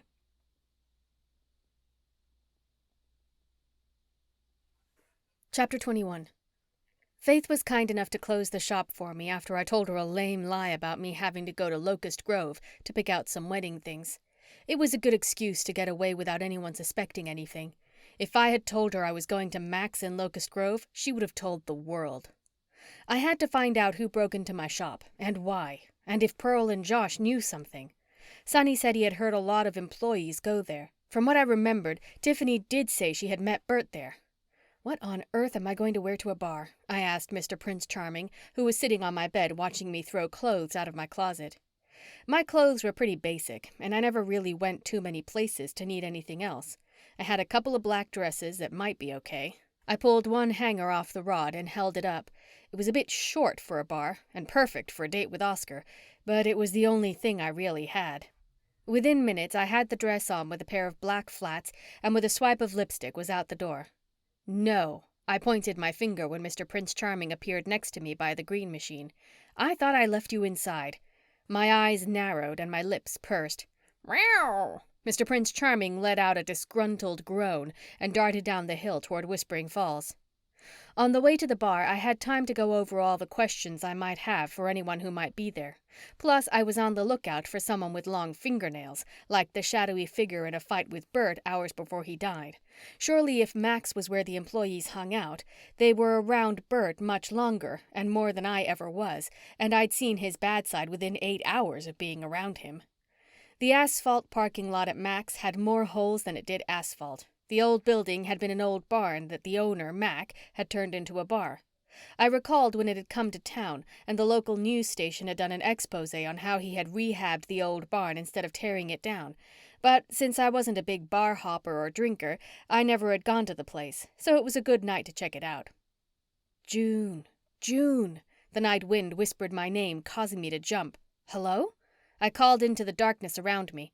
Mac sure could use some outside lighting besides the large barn light above the loft door that I had to bet was there for pure aesthetics. "Psst," the voice called. "Over here." My eyes squinted as I glanced around the dark to see. At the corner of the bar, I saw a white furry tail swaying in the darkness. "Mr. Prince Charming?" I asked, and he ran over to me. Amethyst Plum walked around the corner of the barn where my ornery cat had appeared. Her black hair was braided in a fishtail and ran down her back. Her thick brows, dark eyes, and long lashes were covered in the smoky eye look. She wore a pair of black, pencil-thin pants, tapered at the ankle, a gray ruffle sleeveless blouse, and a pair of gray flats. "You naughty cat." I picked him up to reprimand him for getting Amethyst to come to Max. "He insisted," Amethyst said, and met me halfway. "Not only that, but I had a really bad dream about an old lady, and it has to do with you." Old lady? I knew she had to be talking about Jenny Rossen because she was the only old lady associated with everything going on in my life that seemed to be the glue to all this head-to-toe works mess. "There is danger around her, and when Mr. Prince Charming came to Full Moon tonight, I knew something was wrong and followed him here." She glanced sharply around, her eyes ablaze. "There is deep-seated evil around here, and I'm worried. We will be fine." The last thing I needed was a bit of fear to bring down the confidence I had built up on the way over here. "And the Marys were looking for you." Her eyes darted about the darkness. The light streaming out of the front door of Max caused us both to look when it opened, and a couple of drunks stumbled out. "I have to go in there." I dragged the toe of my flat along a chipped piece of asphalt. "I know someone from Head to Toe Works broke into my shop and stole Darla's last homeopathic cure I owned. I also know they are the sole reason my product was pulled out of the company. I promised the village council they could have part of the money from the sales, and I want to make good on my promise. Sometimes we can't help if things go wrong. Just because we are of the spiritual world, it doesn't mean we can fix things that shouldn't be fixed, or we can change the course of the universe." Amethyst always had wise words. "I understand my product might not be meant for the world to use because of our real gift, but that still doesn't mean someone has the right to steal from me either." I completely understood what Amethyst was saying, but it was the last real cure I had from Darla, and it was something I cherished. "Then we will figure out who took the cure from your store. But as for the murder, I think you need to leave that up to Oscar and the police, because something very evil lurks there." The look in her eyes caused me to pause. Though I didn't agree, I didn't disagree either. The door swung open again with more people spilling out into the parking lot, laughing and telling stories. Honky-tonk music blared from within, and I could see some line dancing in the back of the bar. "I'm going in. You're more than welcome to come with me." I invited Amethyst, but didn't wait to see if she was coming. There was a lot of hootin' and hollerin' coming from the dance floor. None other than Josh and a few other faces I had recognized but not talked to from Head to Toe Works were leading the boot-scootin' crowd. Now what? Amethyst's brows rose. There. I pointed to the 2 empty bar stools that happened to be next to Ronald, the security guard who had given me such a hard time on my first day of work at the factory. We moseyed up and took a seat like we knew what we were doing. My stomach nodded, sending my intuition on high alert. "It's you." Ronald's face contorted when he saw me. The frost from his mug dripped, leaving a puddle on the wooden bar. His tired eyes bored into me, and there was stubble around his jawline. "I've never seen you here before." The lines around his eyes creased even deeper, making him look much older than he really was. "I had heard everyone from work comes here, so me and my friend," I gestured to Amethyst next to me, "thought we might stop in for a drink." "What'll you have?" he asked, and downed what was left in his mug. He set it down in the puddle and lifted his finger in the air. The bartender came over, picked up the mug, tossing it in the steamy water behind the bar. "Another one," Ronald said when the bartender wiped down the counter in front of him. "And whatever they're drinking." "Don't you think you've had enough?" The bartender paid no attention to me. "You've been here all day." "You either want my money or not," Ronald growled and glared at the man. "What do you ladies want?" The bartender threw cocktail napkins in front of us. "I'll have a Coke," Amethyst smiled. "I'll have the same," I smiled. "You come to a bar and have a Coke?" Ronald's words were biting. He chuckled nastily. "You could have gone to McDonald's for that." His head swung around my way. "What is it you really want?" "You see, my friend June," Amethyst got off her stool and stood in the small space between me and Ronald, "really wanted to sell her product through the company, and we just don't know why it folded. We thought maybe a big guy like you could give us a little insight." Starting from his shoulder, Amethyst dragged her long nail down his arm and stopped at his big hands. She tapped his wrist. "You sure have nice, strong hands." She grinned. Inwardly, I groaned and rolled my eyes. Ronald seemed to be taken by it, as his eyes watched Amethyst's finger make small circles across his hand. "Darling, you don't know the half of it." His lips curled at the edges. "Then why don't you tell me?" she whispered in his ear, loud enough for me to hear. If I'd known Amethyst was this good with guys, I would have included her a long time ago. My gut told me Mr. Prince Charming knew what he was doing when he went to the Treesort to get her tonight. Good fairy godcat, my insides smiled. "I don't know why someone would kill Burt. He was a good guy. Always was." Ronald's voice broke. "I've known him all my life. He met Tiffany right over there." He pointed across the bar to a group of college-age kids who were enjoying a round of shots. Their laughter filled the bar. "She wooed him right out of his mama's house. Bless her heart." "His mama?" I pushed Amethyst out of the way to probe for more. "Sorry, Amethyst." "Yes, sweetie." Amethyst winked at him. Her long lashes drew down and back up. I could practically hear his heart palpitation from her flirting with him. "What about his mama?" "She's a good woman. She loves her son so much and was naturally leery when Tiffany came around throwing her money in Bert's face." Ronald had an aw shucks look on his face. He'd never been married or had kids, but he had a promising career with a large marketing firm up in Lexington. Tiffany talked him right out of it and right in her bed. "And that's bad?" Amethyst was really playing the part as she rubbed her hand on his back. "When your mama, who has loved you and taken care of you all your life, is left out in the cold because of a few romps in the bed, I'd say that qualifies for bad." Ronald reached around and patted Amethyst's hand. She drew it back from him and placed it on his leg. "Do you think his mama would have been angry enough with her son to kill him?" Amethyst went for the throat with her words. Her frankness didn't seem to bother Ronald because she leaned way over the bar, her ruffles falling to the side to give him a good look at her chest. She grabbed her Coke and took a nice, long, seductive drink, her eyes never leaving Ronald. "Ah," she sighed, licking her lips. Ronald babbled. Again, I rolled my eyes. "Yeah, would she kill him?" I interrupted. "Nah." He shook his head and took another sip of his beer. Though there was a time when Burt went to see his mama, 'cause Tiffany was gonna make him, "Hey, I thought that was you." Josh stumbled up between us and practically knocked Ronald out of the way. "Josh, you are interrupting." I tried to shove him back. I had to hear what Ronald was going to say. It could have been a big piece of information about why Jenny might have a motive. "Hey, old man." Josh smacked Ronald on the back. He grabbed my hand. "Let's dance. You probably need practice before that big day of yours." There was no protesting because his tattooed hand dragged me out on the dance floor in the middle of the dancers, twirling, whirling, stepping to each side before shimmying down to the ground. It was like they had all taken the same dance class. "Watch it!" Someone shoved me when I bumped into them. "Hey!" The person on the other side of me screamed after I stepped on their toe when I didn't shuffle to the right with the rest of the crowd. I shimmied the best I could as my eyes watched Ronald and Amethyst in the distance leaving the bar. She sure was a good friend. I knew she was going to pump him for information about Jenny and Tiffany. One of them had to have broken into my shop. While she did that, I knew I could sneak around and ask about the murder. With a break in the music, I hurried my way off the dance floor while Josh was talking to another group of people and sat back down on my stool. "Another Coke?" the bartender asked. "No thanks." I waved him off. "So you and your friend seem to be asking a lot of questions about Burt Rossen." His face colored with uneasiness. "I don't want no trouble here. Like I told the cops, the Rossens might have bought this bar out from under me, but I'm not ratting them out." "They own this bar?" I asked. He nodded. "I was having some financial difficulty about 5 years ago and sought out a marketing firm in Lexington to help me. Burt came in and he had the best ideas, only I couldn't make his business plan a reality because of the cost in doing so. He wheeled his mama in here one day and she took a look around and they offered to be partners.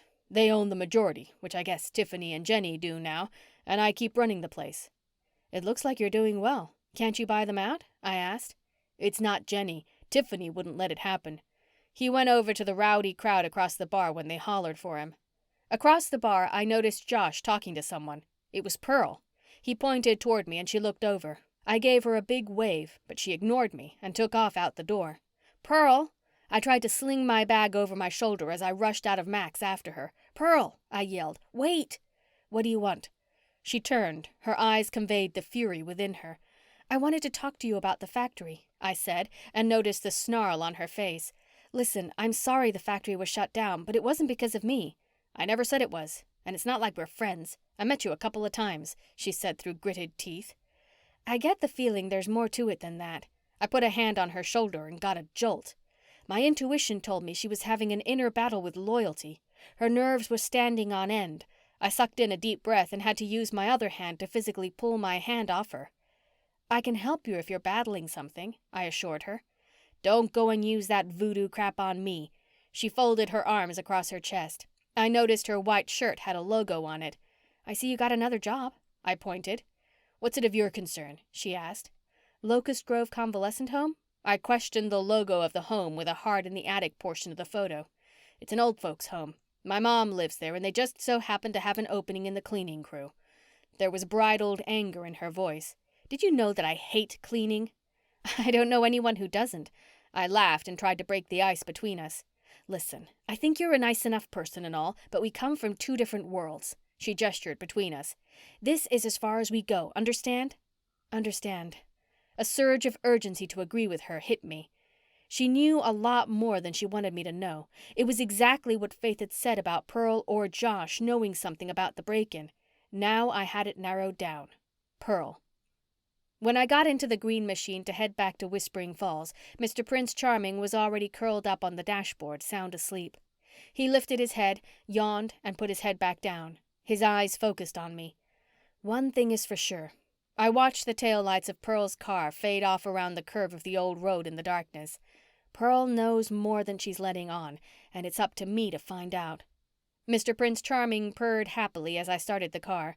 I was a little concerned about Amethyst, but before I went out to the dance floor, she'd insisted she wanted to hang out with Ronald a little more. I glanced over at Mr. Prince Charming and swore he had a smile on his face. He always seemed to be the happiest when we made our way back to Whispering Falls, as did my heart and soul. It was home, a place of protection, and I needed to feel safe with the thief behind bars, and I couldn't help but think the thief and the murderer were one and the same. My gut told me Pearl held the key. Chapter 22. The phone chirped on my bedside table, waking me up from a deep sleep. I grabbed it without looking to see who was calling me in the middle of the night. June? Oscar's voice questioned from the other end of the line. Are you okay? Are you okay? My heart skipped a beat. I bolted up out of bed to find Madame Torres staring at me from her ball as she was sitting on my dresser, and Mr. Prince Charming sitting on the pillow next to me staring. Everyone's a little worried since you weren't there to open the shop, so I went ahead and let Faith in before I went to Locust Grove. His voice was concerned. What time is it? I looked over at the clock and couldn't believe it was almost 10 in the morning. Oh no. I was on my way up to your house to check on you around 7 a.m. and I passed Amethyst coming down the hill.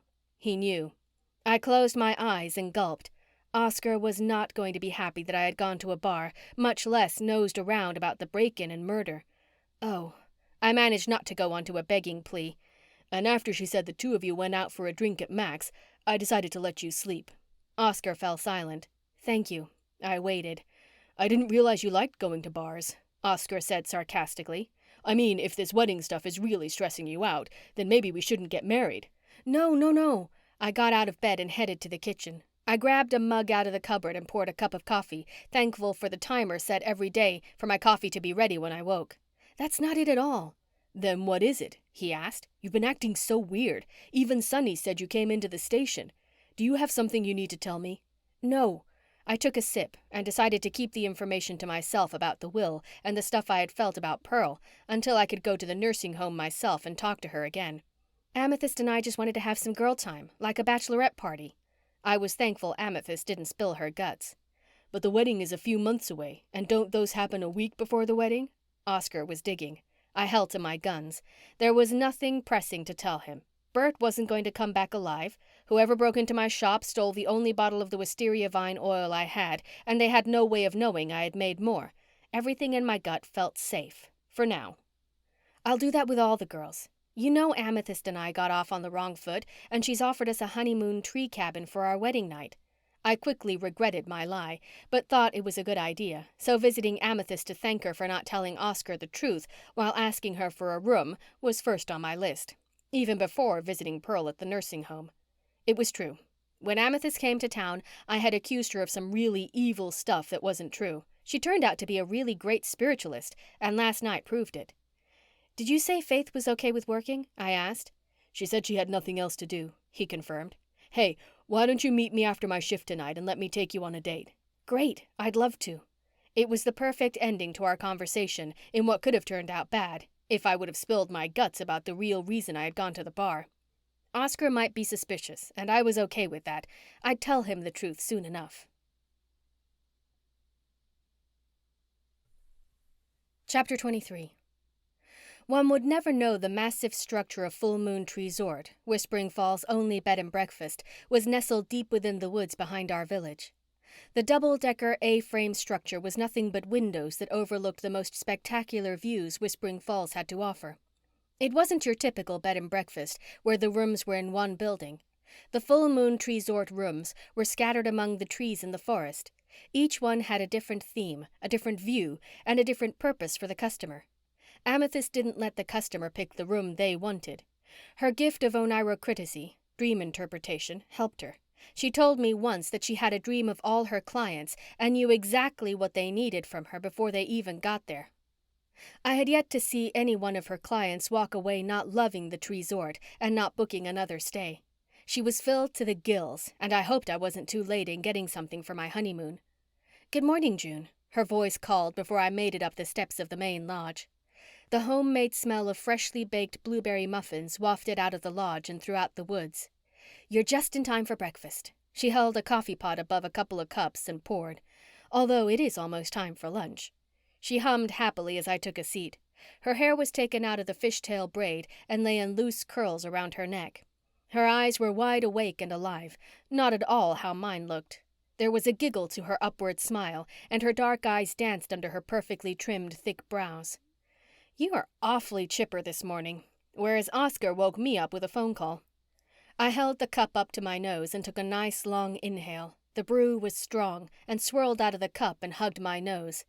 I want to thank you for not telling Oscar about last night. It was a lot of fun. Ronald rounded the corner and gave Amethyst a swift smack on her bottom. My jaw dropped, and I nearly let go of the cup. Ronald was clean-shaven, his hair nicely combed, and a fresh set of clothes made him look like $1,000,000. Yes, it was. Amethyst cocked her right brow. Her lip followed. She lifted the cup to her lips and took a sip. Ronald nipped at her neck. She placed her free hand on his head and let out a little giggle. My gut dropped. What had I done? Didn't Amethyst know how hard it was to date a mortal? Someone not from our spiritual world? Ronnie, dear. Amethyst set her cup down. Why don't you be a good little boy and take this tray to Dreamy Sleep Cabin for me? Roar. Ronald held his hand up like a claw and growled at her. He took the tray and walked out. Are you joking me? I asked. I really thought you were putting on an act last night with all the rubbing and touching. I was, until I met the animal in him, and you know I can't resist a good animal. Her grin was evil. Not to mention I need a date for an upcoming wedding. She winked. Which reminds me, I was going to ask her about that honeymoon room. Of course you can stay in the lover's nest on your honeymoon. My treat. She drummed her fingers on the counter. No, I will pay, I assured her. Not if I get my way with Ronnie. This time her grin reached her eyes. He just might be the one. Oh, Amethyst, it's so hard to be married to a mortal. I knew it wasn't my place to beg her to rethink what she was feeling, but I felt like I had to, since I had gotten her into this mess. He's handy. She curled her hand into the air as if she were summoning magic. He can do things without our little gift, and what he doesn't know won't hurt him. Plus, wasn't that how you were brought up? It was, but my dad had died before I knew better. I bit the inside of my lip. Do me a favor and ask Eloise how hard it was for my mom to live within the community. Eloise was not part of Whispering Falls. She had to live in the woods because she was a Darksider with a Goodsider family. She let my mom in on her little secret, and they had formed a partnership and friendship. Amethyst took in everything I was saying. I just hoped it was sinking in. So ask her how my mom felt and dealt with it, I suggested. It was all I could do. The love in Amethyst's heart radiated out of her, and she had fallen hard for Ronnie, in just a few hours. I guess you'd be interested in what I got out of him when I promised him some naughty things. Her face glowed. First off, I don't want to know about any naughty things, but I'm definitely interested if he said something about the factory. I leaned in. He said things started getting real sticky after about a year of marriage between Burt and Tiffany. Burt started to fall into the rich man traps and lifestyle Tiffany's company had offered. She looked over her shoulder. The coast was clear. He had bought into Max before he married Tiffany. She started going there more and more, trying to get these high-dollar wines included on the menu, but Mac refused. Ronnie said it was a mess. So Tiffany was controlling the situation? I asked. It was hard to believe it since I had seen him grab her. Up until the deal was made with you. Her cheeks balled on her face. Ronnie said that after they came back from here, Tiffany cowed down to Burt on a few occasions, but I'm not sure why because then he sort of passed out.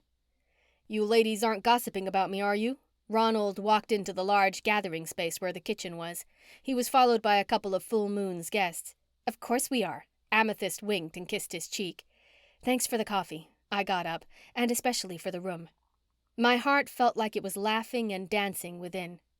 The thought of spending a romantic night after my wedding with Oscar put me on cloud 9. I put that feeling deep in the back of my heart. I knew I would have to solve this crime before I could enjoy any more wedding plans. With Faith running the shop, I knew my first stop had to be Max. I had a few questions I needed to ask him. Chapter 24.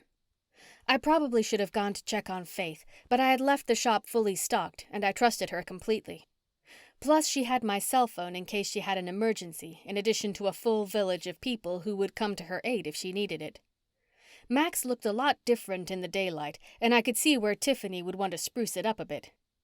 I pulled up and parked the green machine up to the front, next to the only other car in the lot. I opened the door of the bar. Mac knew more than he was telling me last night, and I wanted to hear the history between him, Burt, and Burt's mother. Sorry, we're closed. Mac, the bartender, was crouched down behind the bar. The bar top was lined with cardboard boxes. Putting away your liquor shipment? I asked.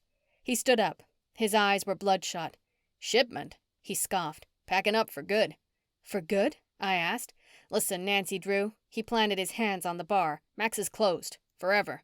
Why? I questioned. Now that Burt is gone, his will was read, and I'm no longer the majority shareholder, so she shut me down." He shook his head and grabbed a box, taking it out the door. I followed him. "Can she do that?" I asked. "This Jenny Rossen was a real pain in a lot of people's lives." "When you are the majority shareholder, you can do anything." He threw the box in the car and walked back in, leaving me outside. The only person I knew I had to see was Pearl. Faith all but confirmed that Pearl knew something, and when I touched her last night, I knew she was the one I needed to talk to. Growing up in Locust Grove, you heard about the old folks' home, but never went unless you were part of a Girl Scouts group or church group. Darla didn't let me participate in those types of activities, but Oscar's Uncle Jordan did. Long story short, Oscar's Uncle Jordan raised him and did so in a way Oscar wouldn't find out he was a spiritualist. Jordan was against our heritage, so much so he was the one who ended up killing my father, along with Oscar's parents, sending Jordan to prison. Still, he did take Oscar to church groups and tried to get Oscar to be part of groups like the Boy Scouts, making me very envious for their life of normalcy. The Locust Grove Convalescent Home sat on 100 acres in the country. Tall oak trees lined the long drive, giving shade to the cars underneath. The red building was adorned and decorated with large cement molds of fleur-de-lis along the circumference of the roof. In the distance were several small cottage homes, all looking the same, with a tiny porch on the front, only big enough for one rocking chair. I had heard that those were for elders who could live on their own until it was time that they no longer could and moved into the communal living area. I pulled into the parking lot, found one of the visitor spots and parked. When I got out, I looked around. On the side of the building was a covered outdoor patio where it looked as if some of the residents were playing cards, shuffleboard, and ping pong. To the left of the building, there was a pool dotted with elders wearing blue water caps. They were lifting their arms in the air, following a much younger woman in the front. "Can I help you?" A woman with a garden cart walked by. She was older and had a floppy hat with a drawstring tightly snugged around her chin. Her thin, long-sleeved white shirt helped ward off the heat of the summer sun. She wore capris and a pair of those plastic shoes with holes all over them. She leaned on the cart that was filled with potting soil, gardening tools, and a potted gerbera daisy. "You look to be lost. New for sure." "I'm looking for the office." I had suddenly realized I had no idea what was Pearl's last name. "That-a-way." She pointed her gloved finger in the direction of the building. "I best be on my way if I'm going to make it over to Jenny's before 5 o'clock. "Jenny?" I asked, wondering the odds of it being the Jenny I was looking for. "Jenny Rossen. She insists she gets her daisy before 5 o'clock. Persnickety she is." The old woman used the back of her hand to push the hat up from over her eyes. "If I'm going to make it there by then," she looked at her watch, "I better get going." "It's only 3 o'clock." I glanced at the potted flower. "You see all them people?" Her hand waved in front of us at the patio and the pool. I nodded. "I'm pretty popular around here, so I have to say my hellos when I pass. I can't be a snob." "Oh, of course not," I said with a smile. She was cute and social. It made me wonder what type of grandmotherly figure Darla would have been. Definitely the hippie type any child would love and connect with. "Listen," I leaned in. "I'm friends with Burt, Jenny's son, and that is exactly who I came to visit. Why don't you give me her cottage number and the flower and I'll take it to her?" "Oh, I don't know." She shook her head. "It's part of my job." "But every night? Don't you want a night off when I'm going over to see her anyway?" I did my best sweet talking. "Well," she picked up the pot and handed it to me. "I'd love to be able to participate in the beginning of water aerobics at 4:30. Because of Jenny's daisy, I'm always 20 minutes late." She pulled back the shoulder of her white shirt and showed me the bathing suit strap underneath. "Great. You enjoy your class." I held the pot close to me. "Which cottage is hers?" "Cottage? Burt didn't tell you?" The woman's lips turned down. "Well, I'll keep my mouth shut. She's not in a cottage. Jenny was moved to assisted living over a year ago. Room 214. Assisted living. My head clouded over. Were Burt and Jenny snowing people over? What was going on? There was only one way to find out. Head to room 214. I didn't have to use my witchy gift to realize room 214 was located on the second floor, and since I had flowers, no one questioned who I was or why I was there. The plaque on the wall pointed me right, according to the numbers of the room. The red carpet had gold diamonds dotted throughout. Some of the doors had wreaths, while others had nothing. Next to the room numbers were their names. Room 214 was bare, and it made me sad.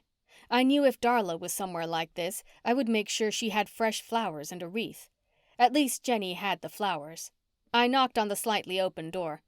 "Come on in, Ida," an elderly voice called from behind the door. "You're early today." I stepped inside and opened my mouth. Nothing came out when I realized Jenny Rossen was a very petite, gray-headed woman who wore a house dress and used a cane. A blind person's cane. She tapped the edge of the cane on the floor and shuffled her house-shoed feet across the room. "What beautiful color did Burt send today?" she asked. There was a lump in my throat. There was no way this woman had anything to do with Burt's death, nor did she even know he was dead. "Purple, Miss Rossen. A beautiful purple Gerbera daisy." Pearl swooped in and grabbed the pot from me. "Pearl? Is that you? Where's Ida?" She was confused. Pearl put the pot in front of Jenny and took her hand, placing it on the clay exterior. "She decided to do water aerobics early tonight. She'll be back tomorrow." Pearl turned her head and glared at me. Jenny cocked her head to the side with a blank stare my way. "Pearl, is someone else in the room?" Jenny asked. "Yes, ma'am." I spoke up, ignoring Pearl's evil glare. "I'm June Heel." I took a lotion from my bag and walked over to them. "June? From the new product line Burt has told me about?" Jenny questioned. "Yes, ma'am." Pearl stepped away with the planter tucked in her arms and let me put my lotion out in front of me. "Here." I took Jenny's hand and placed it on the ornamental bottle. The bottle glowed. Pearl stepped back, her eyes as big as saucers. I leaned my head back. The pain in my heart was almost too great for me to bear. The stress-free lotion was channeling all the pain Jenny Rossen was going to feel when she found out Burt had been murdered. "June?" Jenny broke the jolt of energy digging into my soul. A tear broke out of my eye and flowed down my cheek. "I think it's time for Miss Rossen to have her dinner. If you don't mind, Miss Heel, visiting hours are over." Pearl stepped up and took the lotion from me. "I'll be sure to give Jenny some of this fine lotion you have left for her." Pearl's words stung. Faith's words hit me. Pearl? Was Pearl the killer? "Pearl, how is your mama?" Jenny asked. "I haven't heard her laugh in a couple of days." "She's fine, Miss Rossen. I'll be sure to tell her to stop by and see you when she's on her way down to bingo." Pearl took Jenny by the arm and led her over to the bed. "Miss Rossen, you take your afternoon nap, and I'll put the Gerbera on the windowsill for it to get a little sunshine while you rest your eyes." "June, aren't you going to say goodbye?" Jenny held her arms out as her legs dangled from the side of the bed. "I'm so glad you're here. Burt told me you were working hard. I don't know why on earth he ever wanted to buy a company that sold women's lotions, especially since he's never left home or been married." "Now you rest." Pearl laid a blanket over Jenny and turned back to me. Before I could ask Jenny what she meant by saying Burt was never married and he owned head-to-toe works, Pearl had dragged me out of the room. Her fingernails dug deep into my skin, leaving little indentions when she let go. "What are you doing here?" Pearl questioned. "That woman is fragile, as if you didn't see for yourself. And what was wrong with that bottle?" "You need to tell me everything you know. Who broke into my store and who killed Burt Rossen?" I ignored her question and asked my own questions. "I'm not telling you nothing." She put her finger in my face. "I have a good gig going here with my mama, and you ain't gonna ruin it. Do you understand me?" She grabbed me when we heard the elevator doors open, and none other than Tiffany Rossen stepped out. Pearl jerked me around the corner and planted herself up against the wall. "What is she doing here?" Pearl asked with a trembling voice. "This is not good." "Pearl, what is going on? There is no time to pretend you don't know something," I said in an urgent voice. "Mr. Burt owned this place when he met that witch of a woman, Tiffany, at the bar that night." She spoke fast. "They had a one-night stand and she came here looking for him, ranting and raving how he got her pregnant and he was going to make an honest woman out of her. Miss Rossen is so sweet and kind she would have died if she knew Tiffany and her flashy ways, so Mr. Burt kept his mama a secret from Tiffany all this time." "How do you know all of this?" I asked. "I have a degree in accounting and I was the on-site accountant here. I kept the books," Pearl said. None of this makes sense. I had heard of some crazy and off-the-wall things in my life, but this took the cake. "You left a good job here to work on the factory line? That ain't the half of it." She pulled me closer after she took another look around the corner. "When Tiffany couldn't get her little lotion company off the ground..." She quieted. "Tell me, Pearl."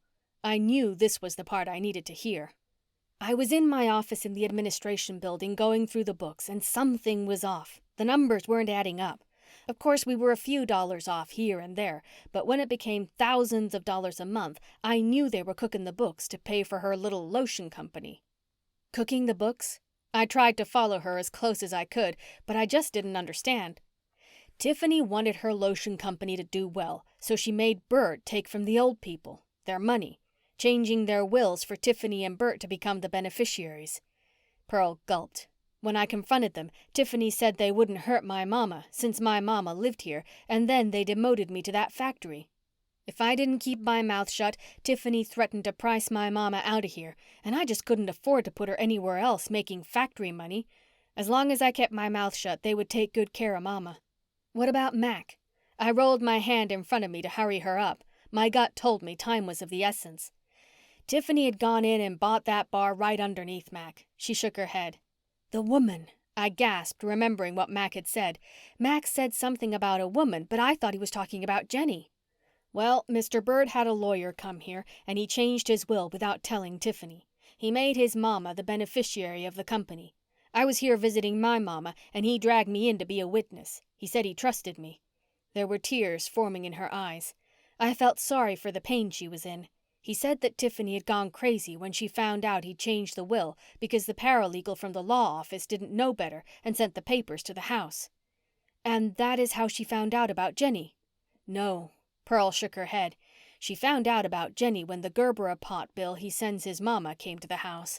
It was around Christmas. Tiffany showed up here with these deviled eggs and nearly killed poor Miss Rossen. Pearl's eyes grew. I think she put poison in them. Jenny never found out about Tiffany being her daughter-in-law? I asked. Never. Burt said he didn't care if he went to jail. Over his dead body would she meet his mama, because his mama couldn't take the stress Tiffany had put him through. Pearl jumped when we heard a scream coming down the hall in the direction of Jenny Rossen's room. Chapter 25. Pearl and I rushed back down the hall and tried to open the door, but it was locked. Burt never locked the door because Miss Rossen has been blind for as long as I've known her, and he wanted to make sure she could get out in an emergency. Pearl beat on the door. Help! The faint cry of the little old lady was heard from underneath the door. I grabbed the handle and tugged.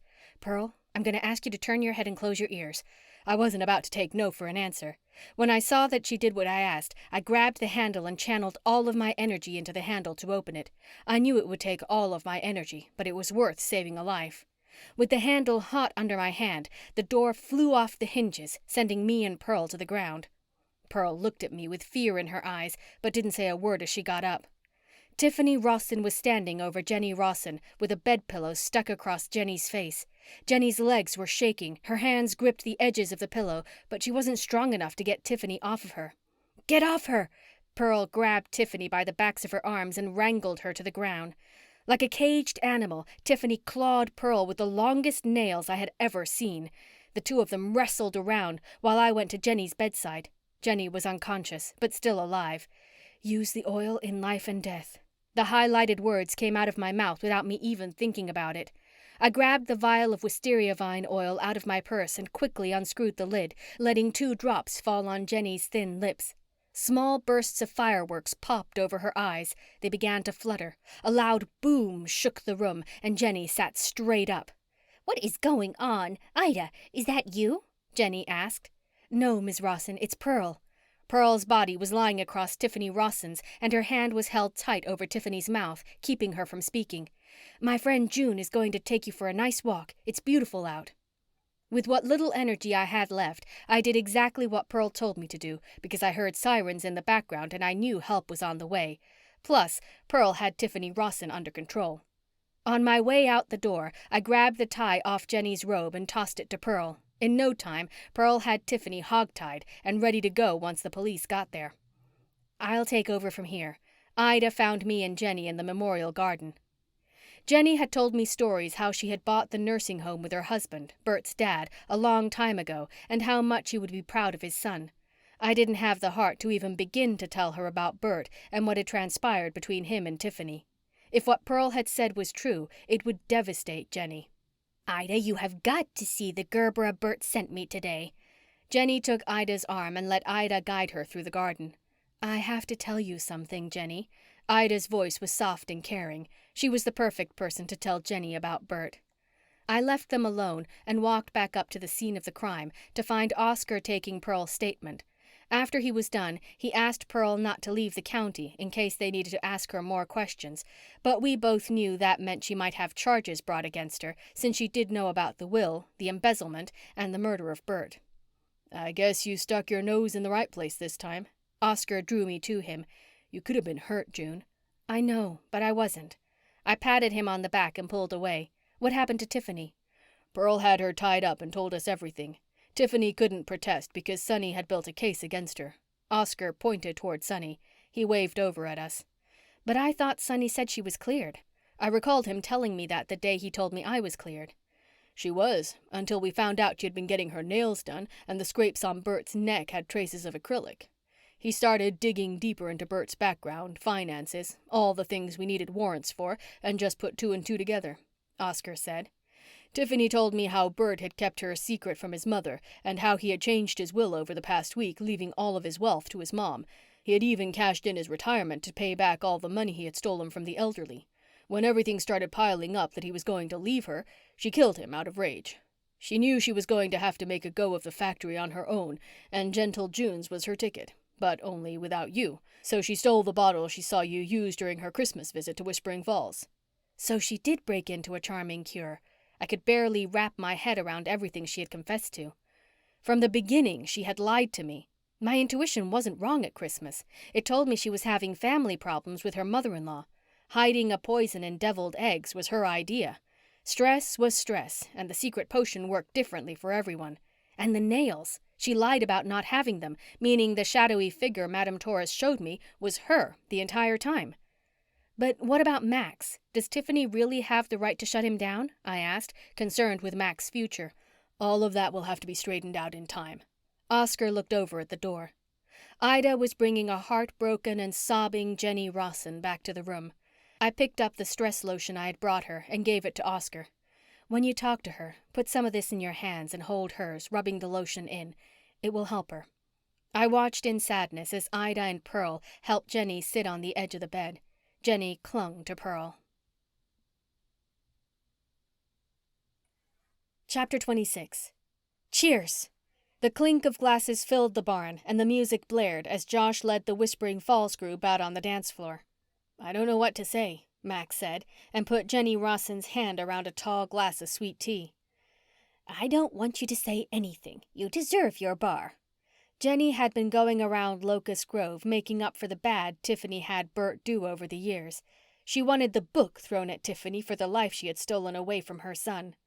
Jenny sold head-to-toe works to an international company with a similar name, using the money to pay back anyone Burt and Tiffany had wronged. Burt had left a note in his will to be read only to his mother, where he apologized and laid out everything he had done because of Tiffany.